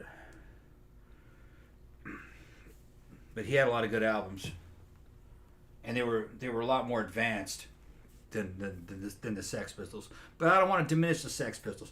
They had a single album and called Nevermind the Bollocks, and then they had one that was a double album called The Great Rock and Roll Swindle. I had them both. Yeah. Which wasn't a proper album. It was just kind of like it was something they cobbled together out of old tapes and some yeah. live performances, and then they had some shit that was kind of made up after the band had broken up. Because they were together like 2 years. Yeah. But it had a good songs on it, like Belson Was a Gas. They're talking about the concentration camps. Who Killed Bambi was on it. I remember I Did It My Way, which was a fucking Sid Vicious singing. Doing the Frank Sinatra, which is horrible, but it's great in a certain way. And then I kind of love it. It's terrible, but in an awesome way. Yeah, they're both worth listening to. It's just you have to know that The Great Rock and Roll Swindle is a swindle. The band has already broken up at the time that they made. That's why they called it that. They were being ironic. Yeah, they know you want more. They know you want more Sex Pistols, and they're material. kind of making fun of you. So there you go. But like, then you they're want also more? Okay, kind here of it like is. giving you more of it at the same. But time. there is some good songs on it. A lot of them are live. Yeah. And they've just kind of re-engineered them to sound something like out of the studio, but yeah, they're still good though. So I kind of feel like after punk sort of collapsed a little bit in 79-ish, 1980, then you kind of got this splintering where I kind of feel like a lot of the real interesting shit went into like post-punk, which like I said needs its own show. We should probably do a whole post-punk show because that would be awesome. But you got bands like fucking Joy Division, obviously, who formed, I believe they formed in 1978, and they kind of went off on they kind of started as a punk band, but kind of went off on their own direction too. Susie and the Banshees, who also kind of started off as a punk band. Epic. Went in they're epic. Fucking great. Yeah. And also the spin-off band, The Creatures, they're also really good. Yeah, we're also really good. But yeah, so they went off in more post-punk direction. You have bands like, The Cure, who kind of started out as like a punk-ish sort of band, but then went off in post-punk. That Pornography album they did is a fucking epic. That's like a classic goth rock album, I would say. That was from 82. A lot of Cure, especially the early shit, is just fucking awesome. They were good all the way into the 2000s. I liked Violent Mood Swings, and that was like the last album I bought from them. But I liked Wish, Kiss Me, Kiss Me, Kiss Me, Head on the Door. I didn't like Wish, but I did Disintegration, Faith. Man, they don't really have a bad album. They really don't. No. Honestly. Every time something comes out when it's new, you're like, this album isn't very good. 5 years later, you're like, man, this album's fucking awesome. Who would have thought that the fucking Cure ages real well. Who started out in 1977 with what was their first single? Was it Killing an Arab? I think it was Killing an Arab, yeah. Who would have thought that little band of spotty-faced teenagers, I think there was only 3 of them at the time. One of the best albums they have is a bunch of collection of singles called The Singles. Isn't that what it's called? Japanese Whispers. Called Japanese Whispers. Yeah. Well, Japanese Whispers, I think, had 8 songs on it. Yeah, 8 songs. But there was also just one called The Singles, which was a whole different thing. The one I'm thinking about is just called Japanese Whispers, I think is what it's called. Japanese Whispers I had on vinyl. And it's a bunch of little singles. It's 8 songs. But The Singles was the one that had all the singles and then all the B-sides. Mm-hmm. It's like super long. Yeah. So I like both of those. Yeah. But yeah, who would have known that, like I said, they started in like 77 and 78, but who would have known that they'd still be fucking around nowadays? That's crazy. I can introduce albums like Pornography or Japanese Whispers to younger guys, like Lil Swell. I showed him that shit. He had never heard, and fucking he loves he got that shit on fucking constant rotation now, because that particular band, it is a punk-inspired band. There's just something so authentic about the way that band sounds. It's addictive, and young people pick that up real quickly, because it's about real experiences. There's something authentic about the lyrics in it. The Upstairs Room, that song, you can relate to everything that's being said. Even if you haven't experienced it yourself, what he's talking about, you can imagine yourself in the situation. And it's just a bunch of imagery You know, it's not. It's what's a good way to put it? It's kind of abstract. The lyrics and the songs, but you get it. There's no way to describe it. It's just something you have to hear for yourself. But so after this whole thing, like I said, you get the spin-off into post-punk, which, like I said, needs its whole own show because that's a whole other kettle of fish. Everybody's saying this is an awesome show. We've heard that 5, 6, 7 times. Thank you very much. Like I said, this is a topic that I'm very passionate about because this is like my favorite kind of shit. So it's just kind of like if you get me a show talking about horror movies. It's like if you get me talking about horror movies or fucking post or punk or post-punk music, I'll talk all fucking night long. So the thing about it, so you get all that, and then, like I said, some of your bands, you either got new post-punk bands that were inspired by punk, like a lot of the kind of later bands that came out in the 80s, like the Smiths, for example, which, you know, kind of like a post-punk band, but still like kind of like jangle pop. They were kind of they were hearkening back to like 60s kind of music too, which a lot of people in the 80s were not doing because there was a big new wave thing. But there was all kind of cool shit like going on in the early 80s, and that was because of punk had opened the doors and like opened up the possibilities. So everyone was just kind of like, man, we can do this and that and the other thing. So everybody just like crawled out of the woodwork, you know what I mean? However, there were some people keeping the punk rock torch alive in the 1980s, and those people were mostly in the United States, where you got a very, very vibrant hardcore scene, which as it came to be called later on. Now the thing about hardcore is that, and like I said, I kind of feel like maybe the ground zero for this was the Damned and possibly the Sex Pistols playing in the US in the 70s, and I kind of feel like a lot of the kids that saw that later went on to form bands. But the thing about hardcore, particularly American and Canadian hardcore, was that they wanted to take that punk rock sound and like amp it up.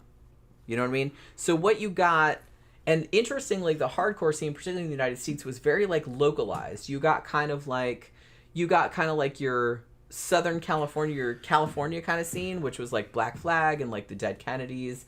And then you got like your East Coast scene, like Washington, D.C., which was like Minor Threat and like Bad Brains. And then you got like the Midwest kind of scene, which was generally focused around Minneapolis, which was like Husker Du and forgot about them. Early, I love Husker Du, like seriously, who actually started out as a hardcore band, but then like later kind of morphed into what they would call college rock, like later on. Same thing with the Replacements, who came up alongside Husker Du, kind of their proteges, I guess, if you want to call them that.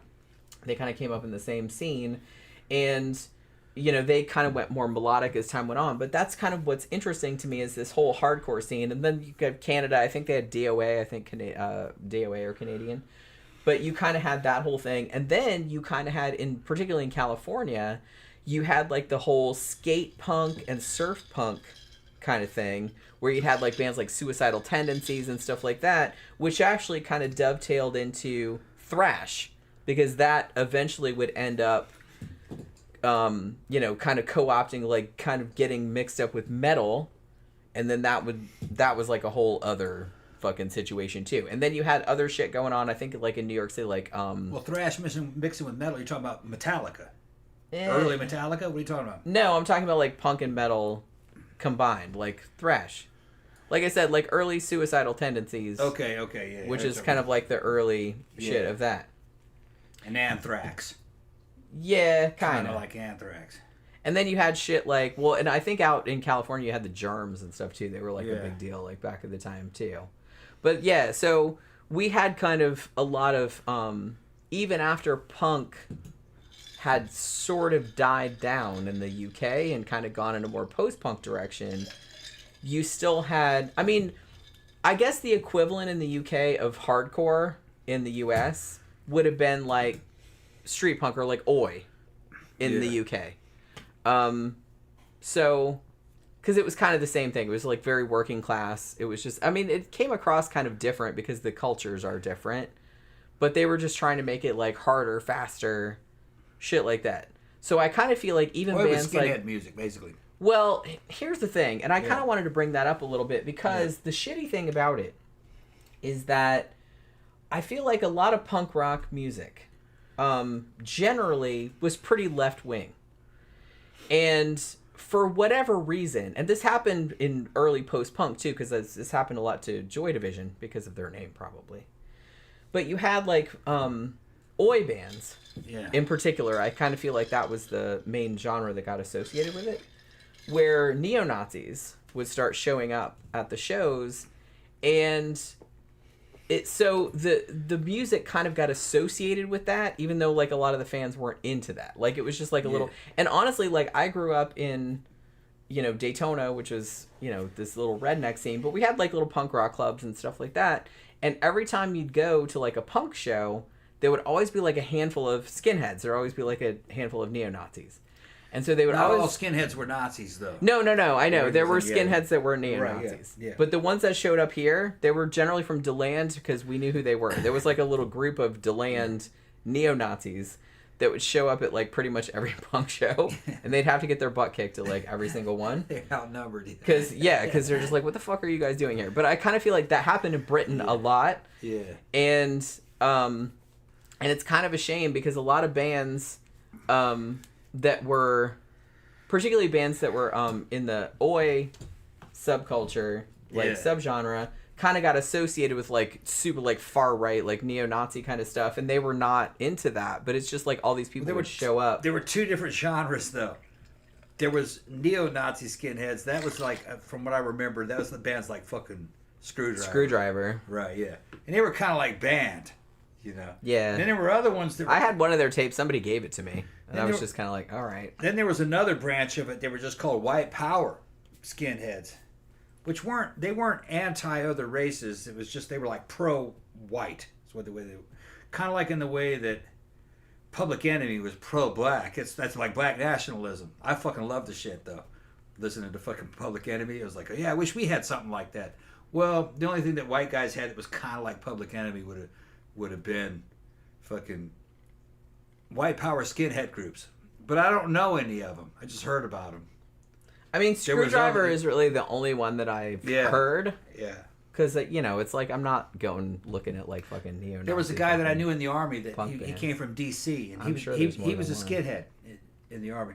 But he wasn't a Nazi skinhead. He liked everybody, but he liked white power skinhead groups. But he told me what they were, but I don't remember what they were. And then he liked a lot of other stuff too. But I don't, it was a long time ago. That's the early 90s. And they were all on little independent labels once you started to go. Oi music was fucking tiny. It didn't have that was a sub-genre. Tiny. Yeah. And I kind of feel like that was mostly started by like, what were they called? Like the Cockney Rejects. Mm-hmm. But like there were other bands in that, but that was kind of like I feel like oi and street punk are kind of like overlapping. It's just kind of like a very working class, genuine punk rock. Like we're really poor. We're singing about like what's, you know what I mean? Like they saw it as like more authentic punk because you were singing about like what was really going on. But I do kind of feel like I did want to kind of bring that up because there were, and I remember this happening personally. There were like skinheads, and I'm talking about like neo-Nazi skinheads, not because I knew some skinheads that were cool skinheads, and there was like kind of a thing. Black skinheads. Well, yeah, because there was kind of a thing where like some people were skinheads, but I'm like, I'm not that kind of skinhead. Right. And I remember, I don't know if you remember this, but for a time there was a thing where the color of the laces that you wore in your docks, if they were white or red, that shit all meant different things. So like if you had a certain color of laces in your docks, that meant, that's a neo-Nazi. If they were red, I think they were neo-Nazi. If they were white, it was white power. Yeah, so it's like you knew to avoid those people. Yeah. You know what I mean? If they were just regular boots and they had skinhead, then that, because I knew a lot of people with shaved heads. They weren't out after anybody else. They had friends with everybody. It was the red ones. If I remember correctly. They may have it wrong. It's been a long time. Yeah, it has been a long time since I've thought about that. These are mostly kids. None of that shit was actually fucking serious, really. Of course not. They But outgrew it by the time they were 30. I would hope. Yeah. But I'm just saying it wasn't like the main part of the scene, but I do kind of feel like that was like a little. Yeah, and another thing is that the I remember because the guy that I'm talking about, his name was Pittman. I was in the army with him, and he was into all that. It's hard to call that right wing though, because actually he was a socialist. He was into all kinds of labor union movements, and he was into all that shit. He believed that the government should be giving jobs to people. So what they're talking about is very much kind of like something out of Europe, Germany and England, where it was like national socialism, but not necessarily racial based. That was what a lot of what they were talking about. It was just politics that are not possible in the United States because the political class sells you out no matter what, because they're just there to make money. They're not there to protect your job. But those Oi guys were big into that. Well, some of them were. Like labor I said, unions and shit like that. You know what I mean? The working man. They deified the working man and being in labor unions. Yeah. That was kind of a big part of that. Yeah. Like I said, the street punker. Right. That was mostly a UK thing. You didn't see that as much over here. But I kind of feel like that was... It's not exactly equivalent to hardcore over here because the thing about hardcore, particularly in California... I kind of feel like even though like the early punk, at least in the US, started in like New York City, so it started in like kind of grungy big cities. You want more? Yeah. All right. Or like in the Midwest, but in California, I kind of feel like not so much, Black Flag or anything like that, but I kind of feel like a lot of the California hardcore started in the suburbs, which is kind of like. It kind of was playing on the malaise of, like, the suburbs.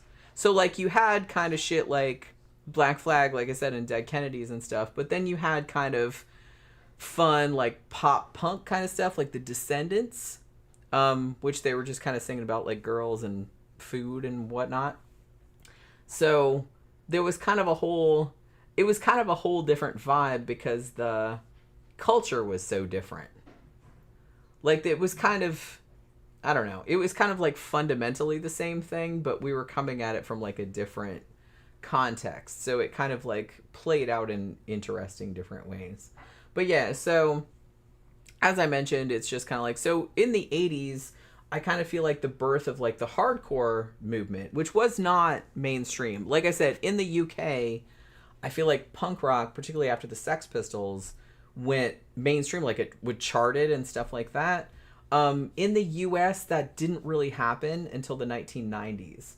We had a lot of hardcore bands. We have a lot that kind of morphed into what they would call college rock, or nowadays they would call alternative rock. But shit didn't really chart. Like, they kind of had their own charts, like college charts and stuff. It didn't really like make top 40 or anything like that until much later on. I kind of feel like it didn't really happen until Nirvana's Nevermind came out in 1991, and that was like a huge, and they didn't really expect that to be as big as it was, but when that made it really big, then suddenly every record company and their mom was trying to find like the next big alternative, because Nirvana were essentially kind of a punk band. I mean, they had started in 89. They released their first album, Bleach, for like $600 or something like that. And it's just kind of like, so they were doing their DIY thing, like up in Seattle. There was a whole scene with a whole bunch of other bands. And the fact that they became super famous, like so quickly, which we talked about, we did a show about, Kurt Cobain and Courtney Love, like last Valentine's Day. But the fact that they got so famous so quickly, and then they kind of pulled all the other Seattle grunge bands, as they came to call them later, with them, and that kind of brought this whole alternative rock thing. And interestingly, before the 1990s, alternative rock didn't mean a specific thing. It didn't really mean a specific sound. No. In the 80s, alternative just meant anything that wasn't normally on the radio. Yeah. And it could have sounded like anything. Like anything that was just like weird. I remember that shit. Yeah, so knew it was alternative. like after the early 1990s, alternative came to mean stuff that sounded like Nirvana or Pearl Jam or Alice in Chains or whatever. Like that came to be like a codified sound. But in the 80s, when you said alternative or college rock, that could mean Husker Du. That could mean They Might Be Giants. That could mean Bauhaus. That could mean Bauhaus. That could mean Poi Dog Pondering. That could mean Mazzy Star. Those bands all sound completely different from each other. Different genres, totally. Yeah, so it's just kind of like, it was just an umbrella term, like post-punk is, like new wave is. So the fact that it became a phrase that meant something specifically was like very weird to me, because I kind of saw that happen in real time. And you did too, probably. What are you doing? Pookie's tearing, She's leave the books alone. She's going through the bookcase. Yeah, Phantom says... She's mad. She's mad. What you mad about? Come here. You know why she's mad. She wants, because you're not getting attention. Come here. Come here, baby. Come here. You want to be on the show? Where are you going? Come here and guest on the She's show. like, no. Little kitty brick. She's a kitty brick. Look, it's Pookie. She's like a fucking cinder Put me block down. of kitty. You're fat and you're heavy like a cinder block. She's not fat, don't tell. Yeah, she's pretty fat. She's So like, she goes right over there to go do it again. I'm gonna go tear the books up. Yeah, Stop Phantom tearing up says. the books. Phantom says Blink-182 definitely pop punk. I mean, no offense, not into Blink-182.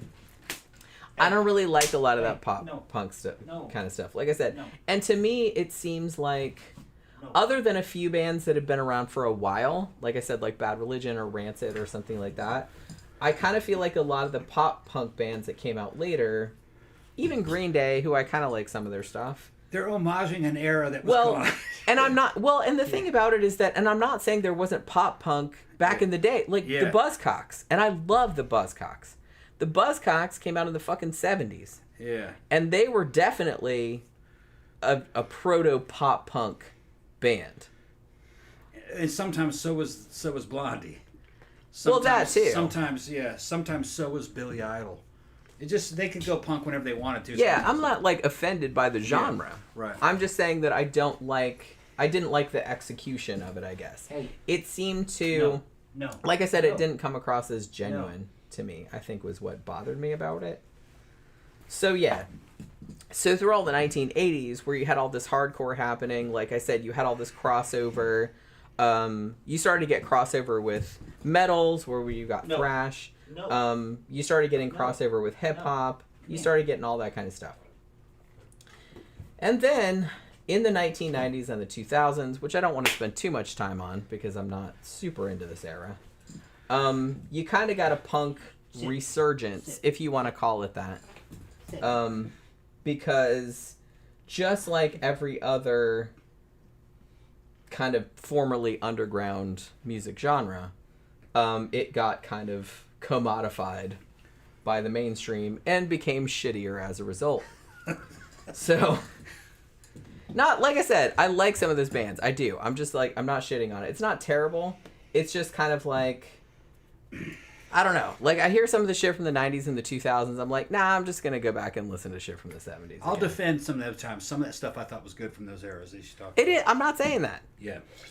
Like I said, I will, even like, like I like Rancid shit from the 90s. I like Bad Religion shit from the 90s. Like I said, I was listening to Bad Religion back in the 80s. But like their shit from the 90s and the 2000s was really good, I thought.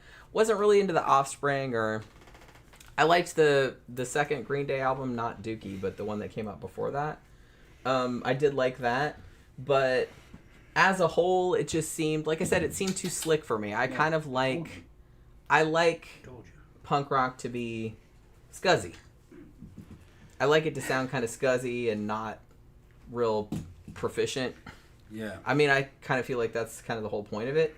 I just like that kind of dirty sound. So I think that's kind of why I kind of gravitate towards shit from like proto-punk shit like the Stooges and shit from the 70s and like the early 80s because it sounds kind of shitty and I'm kind of into that.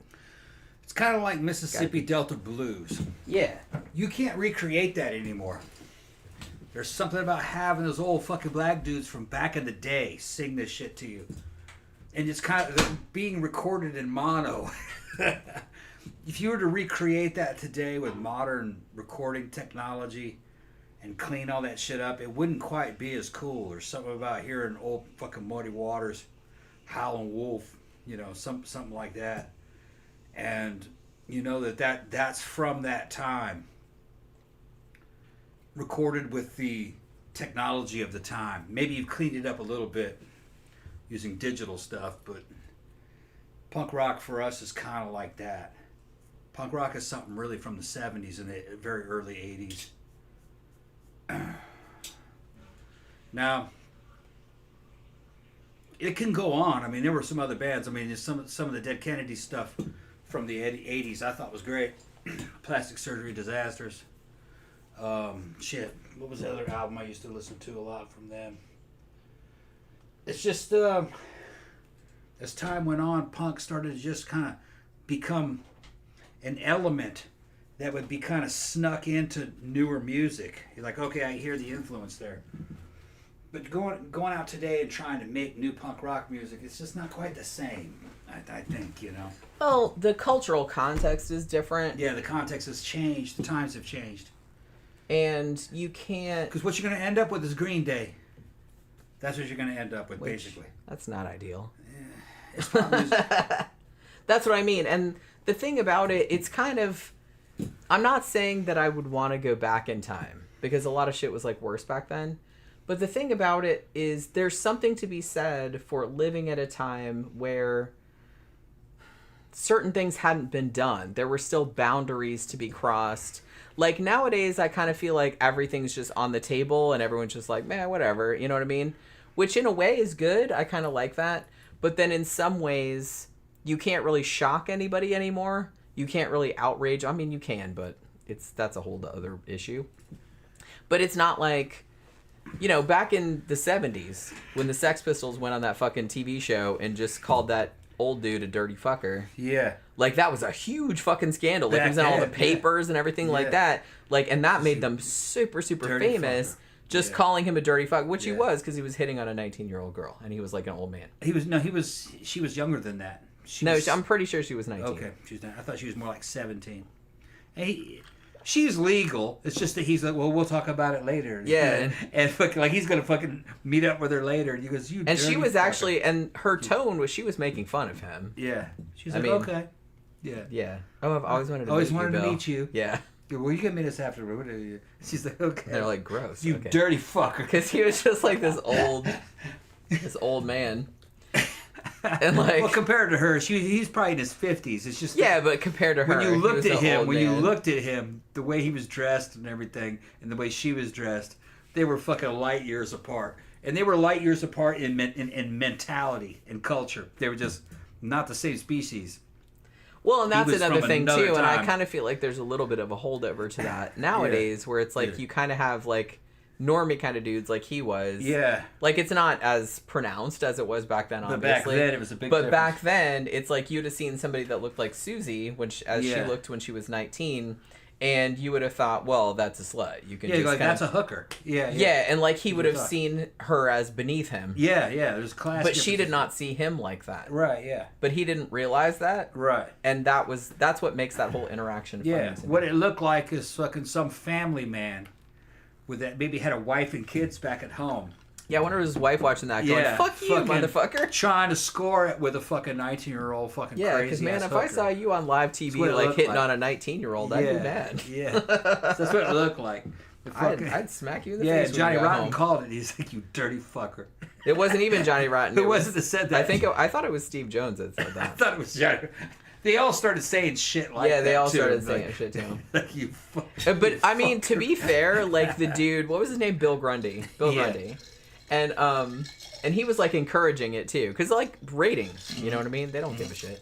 And he's just like, yeah, we have like 5 more minutes. Like, do you have anything else you want to say? And like he just started like swearing and stuff like that. And like I said, that was a big deal back then. Like nowadays, if you did that, like no one would care.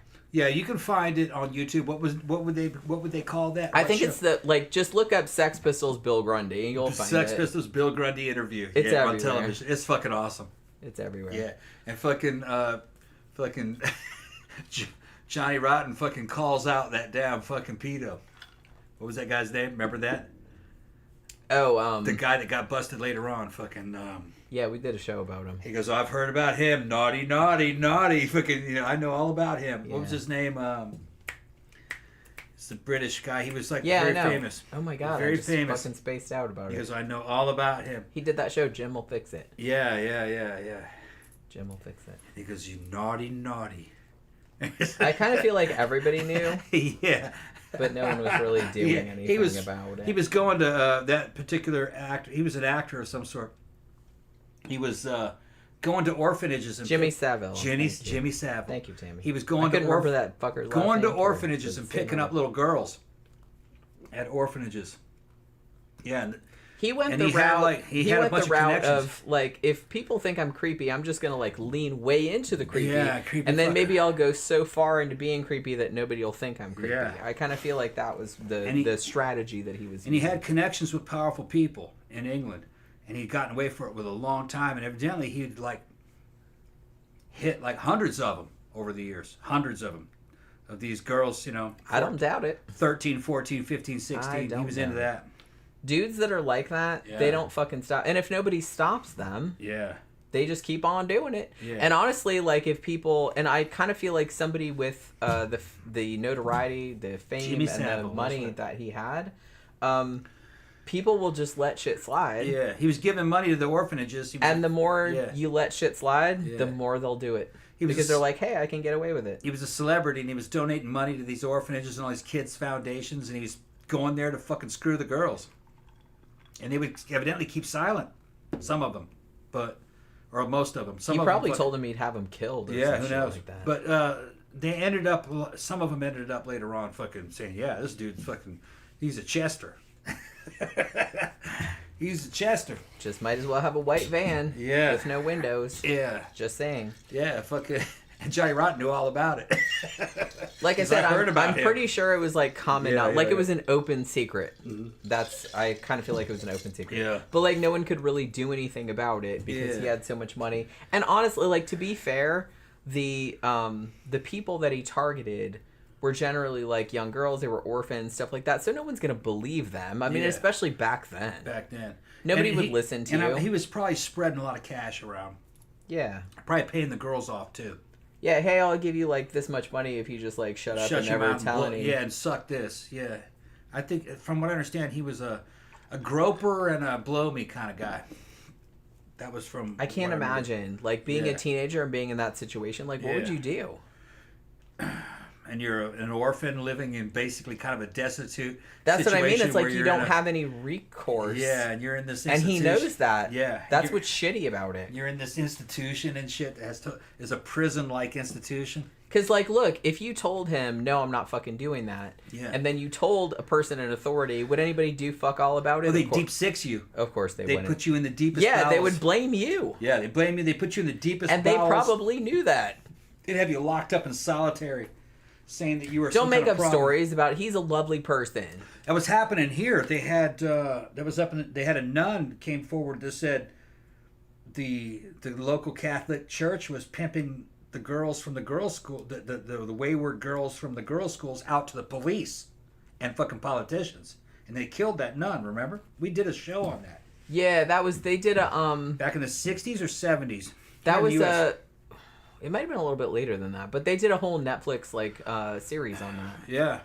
Cops And would come we and did a pick, show about it. these Kathy Sesnick, that was her name. yeah, cops would pick up these little Catholic girls out of these. There was a couple other murders Yeah. too that are like associated with that. Cops would pick up these Catholic girls from these little Catholic orphanage type places and fucking take them out into the woods and meet them up with fucking local politicians, and the politicians would run through them. Then they'd Dudes send are them. the worst, man. Yeah, and then they'd send them back to the fucking school, and the school knew that this shit was going on, and fucking would tell them to shut the fuck up. And Here's the thing. yeah, Like, all these high-powered politicians and all that stuff. Look, dude, I'm talking to you right now. Get a fleshlight. he's not watching. Get a fleshlight. They're not watching. Fucking seriously. Why? Like, why do you want to ruin someone's whole life? Just to They get don't your, care. Just to get your dick wet. They don't That care. is like, that is fucked up. They You're a do- sociopath, They do not fucking. and you care. should probably kill yourself. Yeah.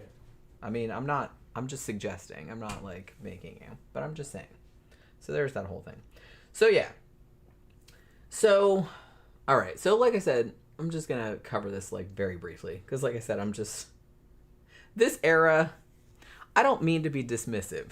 It's still punk rock. I like some of it, but I wasn't as into it. I guess just because it was. By the time that it happened, that it resurged, like in the 90s and 2000s, I was like, okay, well, we've already done this, so this is just kind of like another iteration of it. And as I said, it was just kind of like slicker. It wasn't as interesting because it wasn't as experimental. It wasn't as new. It wasn't, the cultural context was different. And it just seemed like punk had lost a lot of the, not just the musical kind of innovation, but it also kind of lost the whole thing surrounding it. I mean, the whole thing about the punk movement, if you want to call it that, was that these were just like weirdos. They were just kind of on the fringes of society. They didn't fit in with anybody, and they were just like doing their own thing, and they found a community within that context. And I kind of feel like by the time the 90s and the 2000s came along, that situation didn't exist anymore, so it wasn't really they weren't coming at it from the same place. And so it didn't strike the same chord with me, I guess. Because I kind of feel like a lot of the punk in the 90s and 2000s went more toward... Stop it. Went more toward... No.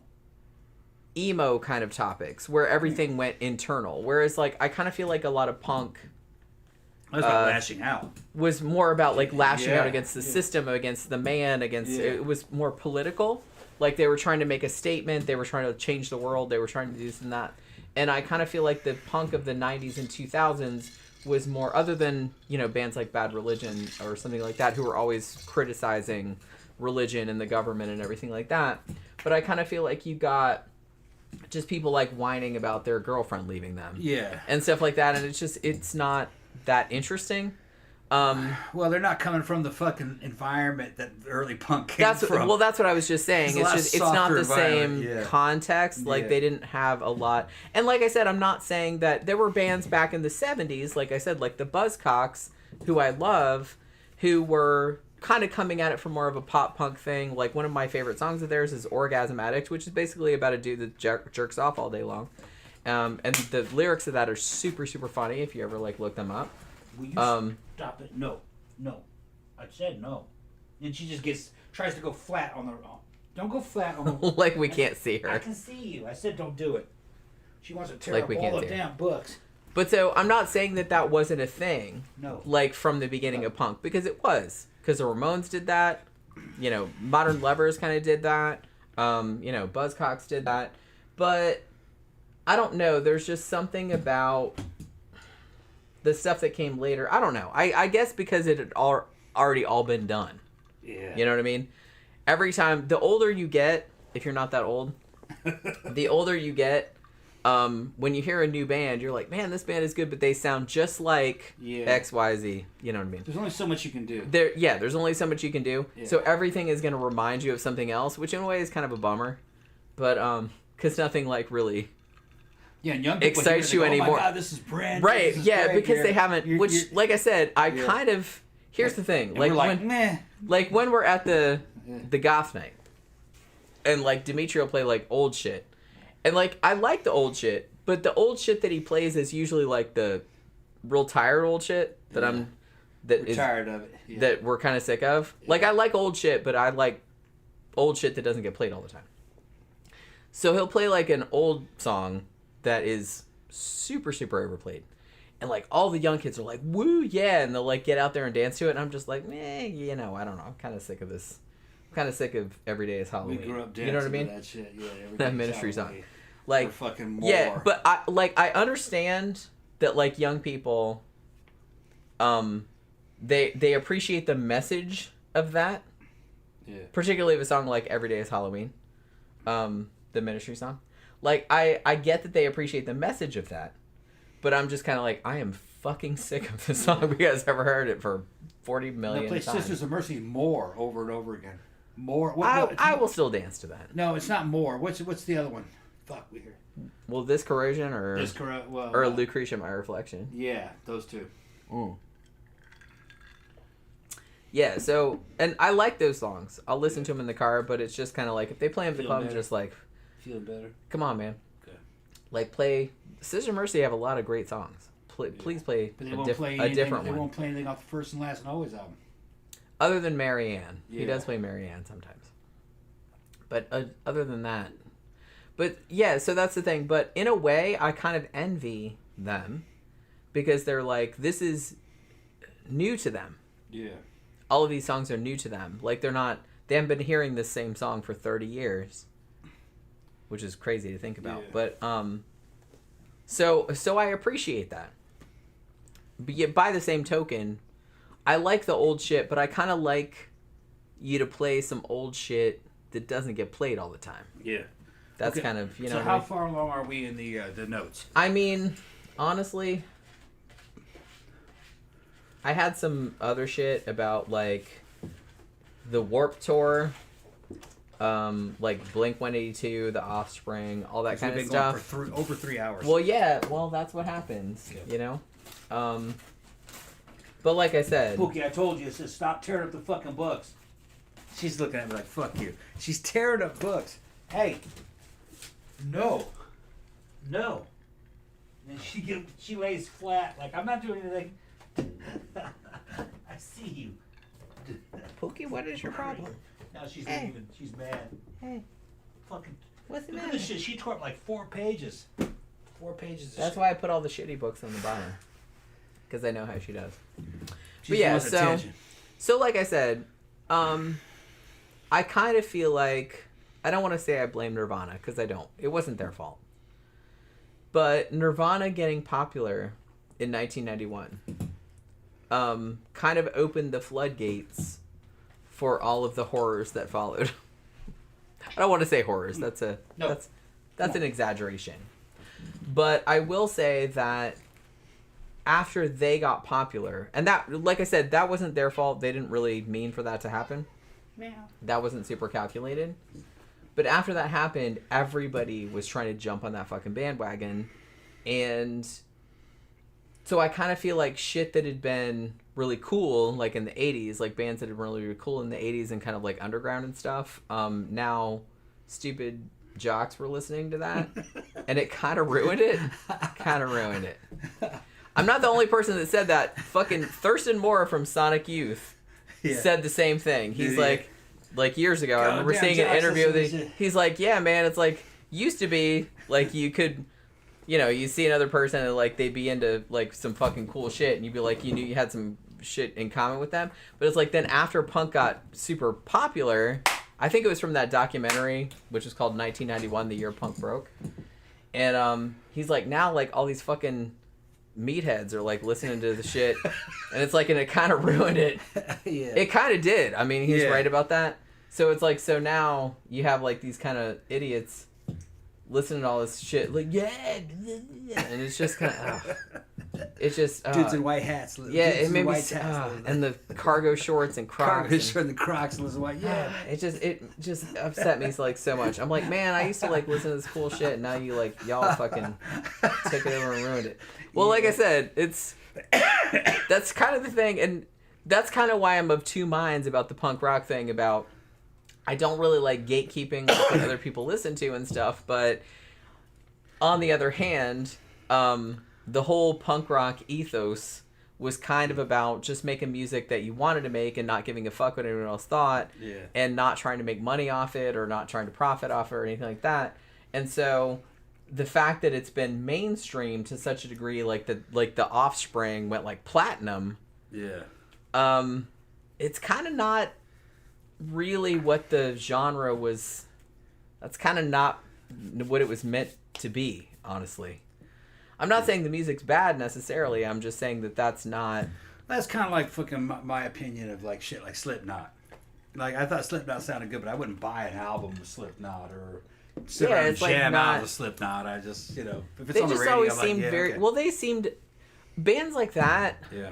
They just seem very generic. They all just sound kind of very corporate. They always sound kind of the same. Yeah. And it's just like it's interesting because I kind of feel like maybe people that are into Slipknot think that they're real, I don't know, avant-garde or something. or like subversive or something, and they're No, really shit not. like that's It's like, been around it's for a long very, time. very corporate. Yeah.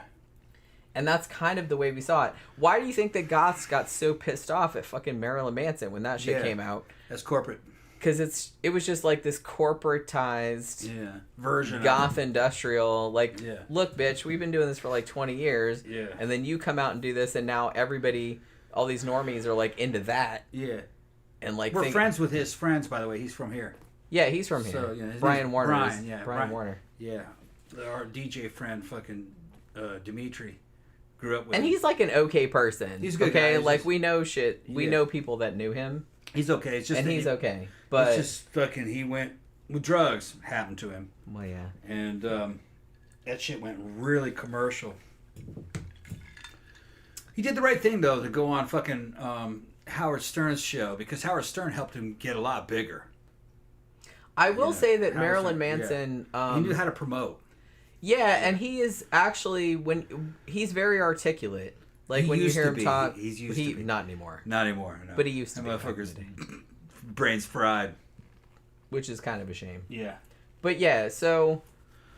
I don't know. I just kind of like... I know it's kind of snotty, but I don't really like...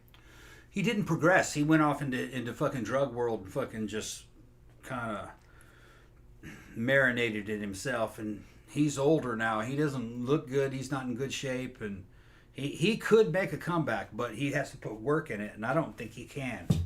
He's not that old. Did I tell you that one time, and this was probably back in the late 90s or early 2000s, I was in line to go into the castle. Yeah. I think it was 1999 or something like that. And I was probably 5 or 6 people back. And, you know, they're famously late opening. They're supposed to open at 10, but they never fucking do. And so we're all, like, there waiting. And these kind of, like, normie-ish people come in there, but you could tell they were kind of, like, dress up for the castle. But you could tell they were... Yeah. They were in a castle up. costume. They're in a castle costume. Right. Yeah. Like, it wasn't real. Yeah. I'm going to put my one black dress I own on. Yeah. We can tell by your shoes. Yeah. We can tell by your shoes. Goths will know if you're a poser by your shoes. By your shoes, yeah. We're not going to tell you. Yeah, because they'll go out and buy clothes first. Yeah. Shoes. Shoes are important. Shoes or boots. Your boots decide your and status. That is still it's funny because that has been true forever. For as long as I can remember. Like in the goth scene, like you could always tell if somebody was a poser by their fucking shoes. Yeah, and the shoes are going to run you $120 to $350 depending on what new rocks are going to cost you a lot. I mean, more. I will accept boots from the military supply store because that's where I used to get boots from. Like, but you're entry level at that time. But the thing about it, if you have a whole death rock thing going on, it's got to fit, and you have to and you have those. Yeah, I will accept that. Things have to be period correct, and there's a certain fucking you got to have an aesthetic going on. There's a fucking code we're looking for, and y'all don't know what it is. Yeah, because we look for specific things. Yeah, but so they came up and they were like behind us. There was a bunch of them. There was like 5 of them. It was men and women, and they come up behind us in line. And apropos of nothing, no one was talking to them or looking at them or anything. They came up and stood behind us in line, and they were like, "Marilyn Manson, woo!" Yeah. Oh, that you. And everybody looked at them like, "What the fuck? Fuck that dude." Because as far as they know, man, everything was created by Marilyn Manson. Because that's all they know. We're like, no. Oh my god. Like kind of like so fuck funny. That dude. Yeah. You have the internet. Please look stuff up. It's just kind of like, don't go shooting your mouth off like a stupid motherfucker like that if you don't know shit about shit. Because you're just making yourself look like an idiot. Yeah. We all roll our eyes at that kind of shit. We all just... nobody responded to them. Everybody just looked at them and was like... What the fuck? Yeah. Okay. Because, I mean, like, we've had that happen before. Yeah. So it's just kind of like, oh, here we go again. Yeah. Oh, my God. All right, so... Phantom says, what if someone wears a pair of red Kodiak steel toe work boots? Is that goth? If the whole outfit works, then that would probably work. I've never seen it. I've never seen the boots he's talking about. Like I said, it's not just the shoes. The shoes are a big component. But it has to be it has to be thought out. is what we're And saying. you don't have to be goth to go to the goth club. If you showed up in a good No. ska, if you showed up in a good ska outfit, that would work too. That's also fine. Right, Like yeah. I said, it's if you have an aesthetic, if you have a look and it's thought out and it's put together and you look like you put some planning into it, then people will be like, all right, you got that going on. Then there's goth throughout certain ages.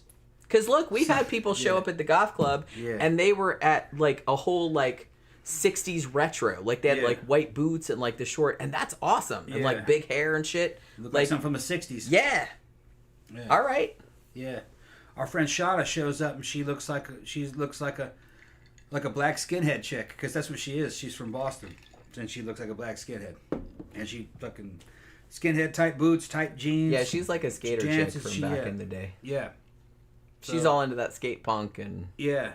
well, she has like wide variety. She used to DJ at Stigma, that other place like across from iBar, and I like her because she has like a very, very broad appreciation. The whole thing is of authenticity. Genres.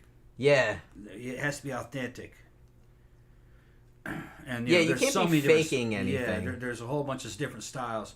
And if you want to go to the goth club and you don't have a history in that, just do some research and try to figure out what would work for you. But you're gonna have to spend money, and it starts with footwear, whether you're a guy or a girl.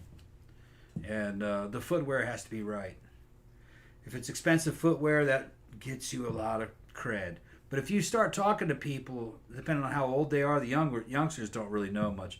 But if they're older people, they'll know how long you've been around or not, because there's a lot of shit you won't know. Because we've been around a long time. Yeah, they're going to play certain songs, you won't dance to it. You're like, what song is that? I don't know what song that is. Because you don't know what that song. You don't know that that's Mary Ann. You don't know that that's fucking Bela Lugosi's Dead. That's the Gothic national anthem. What are you like, even if you don't like that song. Yeah, you know what it is. You should know what it is. Right. Because like I said, if I go to the goth club, I go to the 80s club, like I hear a lot of songs that I don't like them, but I know what that song is. Yeah, and you're like, what is that? Well, that's Fascination Street. That's either the first or the last song you're going to hear in a goth club. A lot of times. A traditional one. That's one of my least favorite Cure songs. Yeah, they'll play Fascination Street. A lot of clubs would shut Other than Friday I'm in Love. A lot of clubs would shut it down back in the day with Fascination Street. Yeah. If you heard that song, that was the last song of the night. It's an okay song. Yeah. I think I just got sick of it because it was overplayed. But I don't hate it as much as Friday I'm in Love. And I love The Cure. I do. But I'm not real... I don't love their shit after Disintegration. Yeah. Like, some of it's okay. But... I'm kind of more into their early, like, post-punk shit. Like, pre-1987. Yeah. So. But yeah, that's a whole thing. Tammy says, Manson actually had a song go #1 on the Hard Rock Digital song sales this past week. Did he really? What was it, a cover? Because his covers are great. I do like his covers. His covers are great, yeah. Can I say, though, one of my favorite things is that... David J., who, if you don't know, was the bassist for Bauhaus and Love and Rockets, did a cover of Marilyn Manson's The Dope Show. And I kind of love it. It's kind of awesome. I haven't heard it. I have it somewhere in here. Right.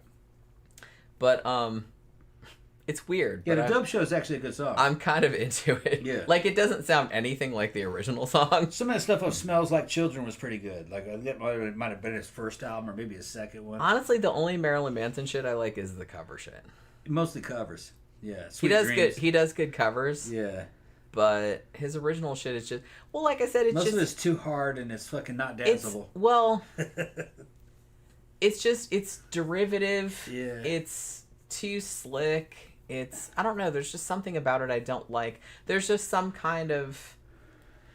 Like I said, there's something that strikes me as, like, not genuine. It's just something that is... And I kind of feel like this is why I don't like a lot of horror movies, too, from the 90s.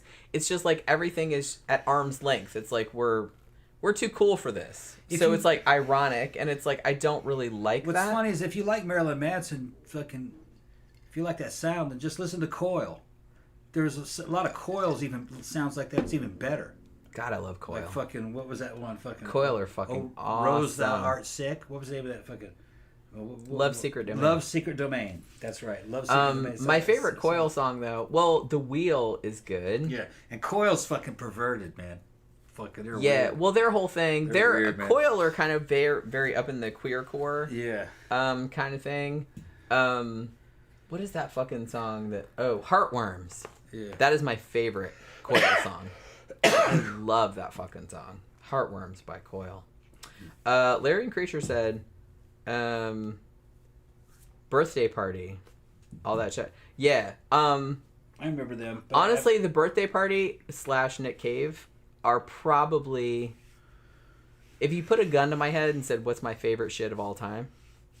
Birthday Party / Nick Cave. She's got a big Nick Cave picture right There's there. A Nick Cave poster right back there. Yeah. Like a gig from Germany. Yeah. But Nick Cave, he's fucking great because he's Australian. He's and his band, this is kind of adjacent to what we're talking about because they were kind of very influenced by American Southern blues and shit like that. They were called the Boys Next Door, and then they came to London, and then they changed that into the Birthday Party. The Birthday Party, I wouldn't call them a punk band. I don't know what the fuck I would call them. They're usually classified under post-punk, but that doesn't mean anything. Right. They sound like nobody. I'm not really sure who they sound like.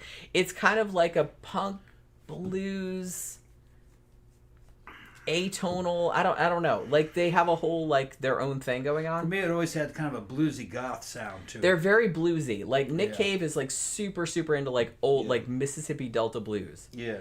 He did a whole album in '82 called The Firstborn Is Dead that was all very, very blues influence, very Elvis influence, and it's great. Yeah. One of my favorite albums of his.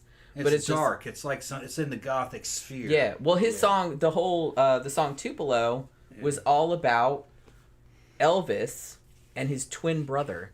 And it's this whole story about his twin brother and Elvis taking on the sins of his twin brother. Like he's like, it's like a Jesus figure. Yeah. So it's like a Messiah type of song.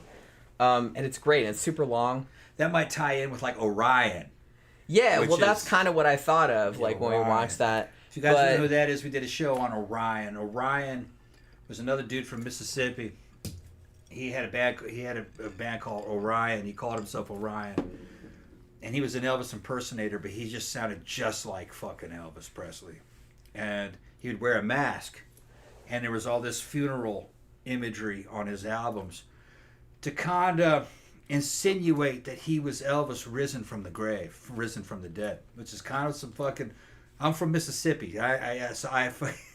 Okay, so I understand the fucking Baptists. The Baptists is a it's an exorcism cult, basically, if you fucking really look into, it's about casting out demons and fucking ghosts and shit like that. It's just very... Orion was a Mississippi phenomenon. When he took that mask off, though, he lost his career because then people could no longer suspend their disbelief. There wasn't a mystery anymore. Yeah, they wanted to believe that this man Elvis, and he looked like Elvis. People knew that wasn't Elvis, but they wanted to be fooled. But they wanted, they wanted the mystery that maybe it could be Elvis. Right? They wanted to have a paranormal experience where you go to this show and that might be Elvis. Maybe it is. You want to, it's not though. He took the mask off. It's not. But he looked like him with the mask. And he went by the name of Orion. And you can find his music on YouTube. He got killed. He owned a pawn shop. Got shot like in a pawn shop robbery. Was it a pawn shop or a convenience store or something like that? He owned a pawn shop. Yeah, and he got shot in a robbery. After he ended his career, and he got shot in it. Yeah. It's like a very ignominious end. Yeah. Larry and Creature brings up The Fall. Yeah, they're good. Who I think I mentioned when I talked about because like I said, man, we should do a whole fucking show about post-punk because I will talk all night long about that shit. But honestly, I kind of feel like The Fall really never caught on in the U.S. They were kind of bigger in the U.K. I feel like they were still kind of culty in the U.K., but a lot better known than here. But man, I was always like super into them, and I realized that they're a very acquired taste. I was watching some videos about the history of post-punk on YouTube. And this one guy, The one guy, the only thing he had to say was that here's a band that has a whole Wikipedia page of all its former members because it has so many. I'm like, he's talking about The Fall. And he was. Because The Fall had been around since, I believe, 1976. And were around until Mark E. Smith died a couple of years back, unfortunately. But honestly, it was just him and whoever. And I think like the famous quote, and I think he even said this on the documentary, was that Mark E. Smith said, hey, if it's just me and your granny on bongos, it's still The Fall. You know what I mean? Which it is, because he had numerous band members at the time. But the thing about it is that, man, I don't even know what I would classify them as either. Like I said, they started out as kind of a punk-ish band, but I feel like they were never really solidly punk because they were always doing their own fucking thing. And honestly, because he had so many different collaborators over the years, all of their albums sounded different, but you could still tell who it was. You know what I mean? Which is kind of amazing.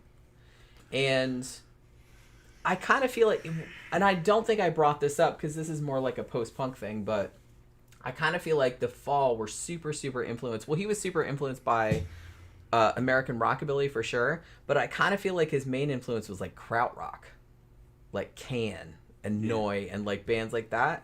If you listen to like fucking Can from like the 70s, that sounds a lot like proto-Fall. Like it's very like very rhythmic, very it's just kind of like this whole like jangly, like rhythmic kind of hypnotic kind of thing, which is just like the same like rhythm like over and over with like all this kind of poetry like kind of spoken over it, and it kind of sounds like that. But I don't know, I kind of feel like it never really caught on in the US, but for some reason I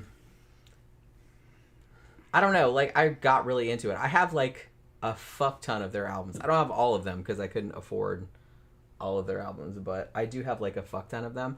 Honestly, my favorite era of theirs was probably the era when Brix was in, when he was married to her for the 4 or 5 years, however long that was.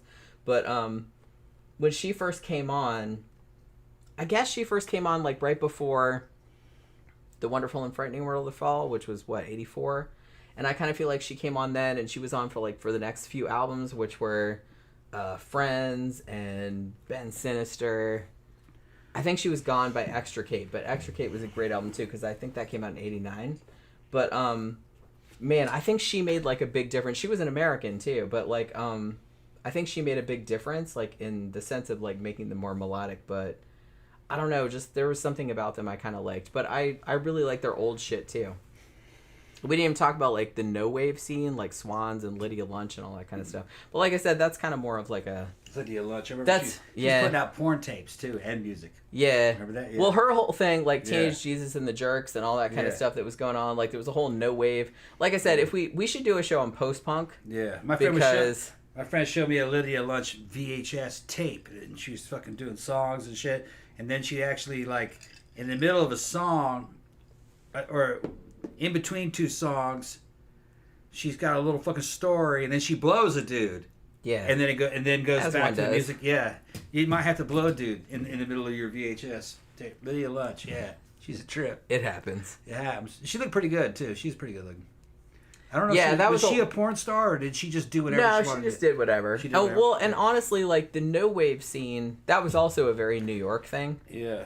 And that was kind of like tied into post-punk, but they were kind of doing their own thing too. That was like the Swans were in that, and I love the Swans, you know that. But that was a whole other thing. She was blowing dudes and having sex with dudes and doing like poetry. DNA, like Larry, DNA also. Yeah. But yeah, so that was kind of a whole thing. But man, like I said, we should do a whole show on post-punk too. Yeah.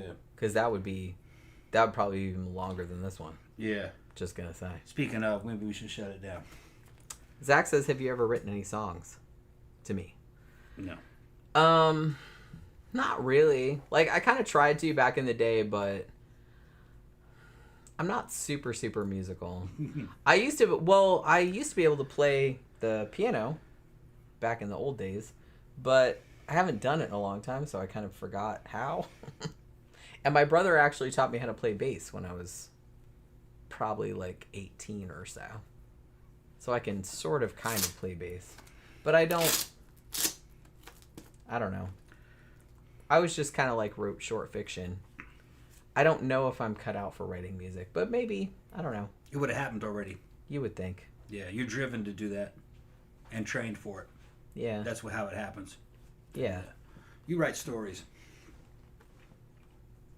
Larry says, New York No Wave went to Brian Eno producing it. Yeah, I mean, like I said, if we do a show about post-punk like Brian Eno, we'll probably be like all over that shit too, because we didn't even bring him up on this one. If there's interest in that, I don't know if there's even. I mean, maybe in that. if there was interest in this one, like I said, a post-punk show would be super fucking awesome, because I would be even more into it than I was into this, because I love all that shit. That's like my favorite fucking genre. But yeah, so Larry says, I make music and shit. Haha. What kind of music you make? Tammy says show on Johnny Cash. You want to do a show on Johnny Cash? Yeah, maybe. Is there anything interesting about that? There's something interesting about everything. Maybe it ought to be like a combination of guys from that genre. You want to talk about like Johnny Cash and like Hank Williams Sr. or something like that? No, I don't know. might go too far. No. Well, we'll get into it. If I was going to do Johnny Cash, I would do Glenn Danzig and Johnny Cash, because that was some crossover that was happening between those two. It's a weird combo. Yeah. No, they're friends. Fucking. No, I know. They were writing songs for each other. Well, Johnny Cash, toward the end of his life, covered a bunch of contemporary songs. He covered Nine Inch Nails. He covered a Nick Cave song. Yeah. He covered The Mercy Seat. He did a beautiful version of it, actually. Yeah. It's nothing like the original, but it's a really nice version. It's kind of more like the live version that Nick Cave used to do sometimes. Because, Nick Cave was a huge Johnny Cash fan. And it covered a song that Johnny Cash used to do, which was Long Black Veil. He covered it on Kicking Against the Pricks from 1986, which was his cover album. I mean, the topics are whatever, you know what I mean? But fucking 13 o'clock, really, it was originally supposed to be fucking like unsolved mysteries, fucking true crime, Well, sometimes we go off a little bit and do these. But we do anything. I like to do anything that anything we want is I mean, I like to do anything that I think is interesting or like that's darker or and shit like that. And shit like this, I think is right. Okay. Along with that, so don't hate. If you're gonna do Johnny Cash, I would do the Johnny Cash and Glenn Danzig fucking connection. Yeah. Can we talk? We'll talk about Glenn Danzig. Yeah, because I got all kinds of shit about Glenn Danzig. I know you do. Fucking yeah, and there was, that might be pretty interesting because that's dark. Like I said, a lot of things are interesting because sometimes Johnny Cash and a Satanist. Sometimes making music. I'll tell him it's like, oh, this is the topic for the next show, and he's like, well, that's not very interesting. But I'm like, what are you talking about? Like everything's interesting if you look into it. Okay. Everything's more interesting than you think it is when you look into it. You know what I mean? Tammy says he was part black. His first wife was black. His brother died when he was young. Who? I guess she's talking about Johnny Cash. Okay. Larry says Rocky Erickson type shit. It's on my channel and Bandcamp links and all that. Yeah, I think I forgot to bring up Rocky Erickson and the 13th Floor Elevators. That was kind of one of the more... I wanted to bring that up in the proto-punk section. Even though they're generally more classified as psychedelic rock, but they were for sure like a big influence on punk and particularly like post-punk. But like I said, I kind of want to do a whole post-punk show. If y'all are interested, like I would be really into doing that. Put it on the list. I will put it on the list. And if anybody votes for it, then I'll be all about it. But, hopefully I covered everything. I don't know if I did or not. Like I said, I know I kind of like flaked out in like the 90s and the 2000s because I don't really care about that as much. Because, like I said, it had already been done.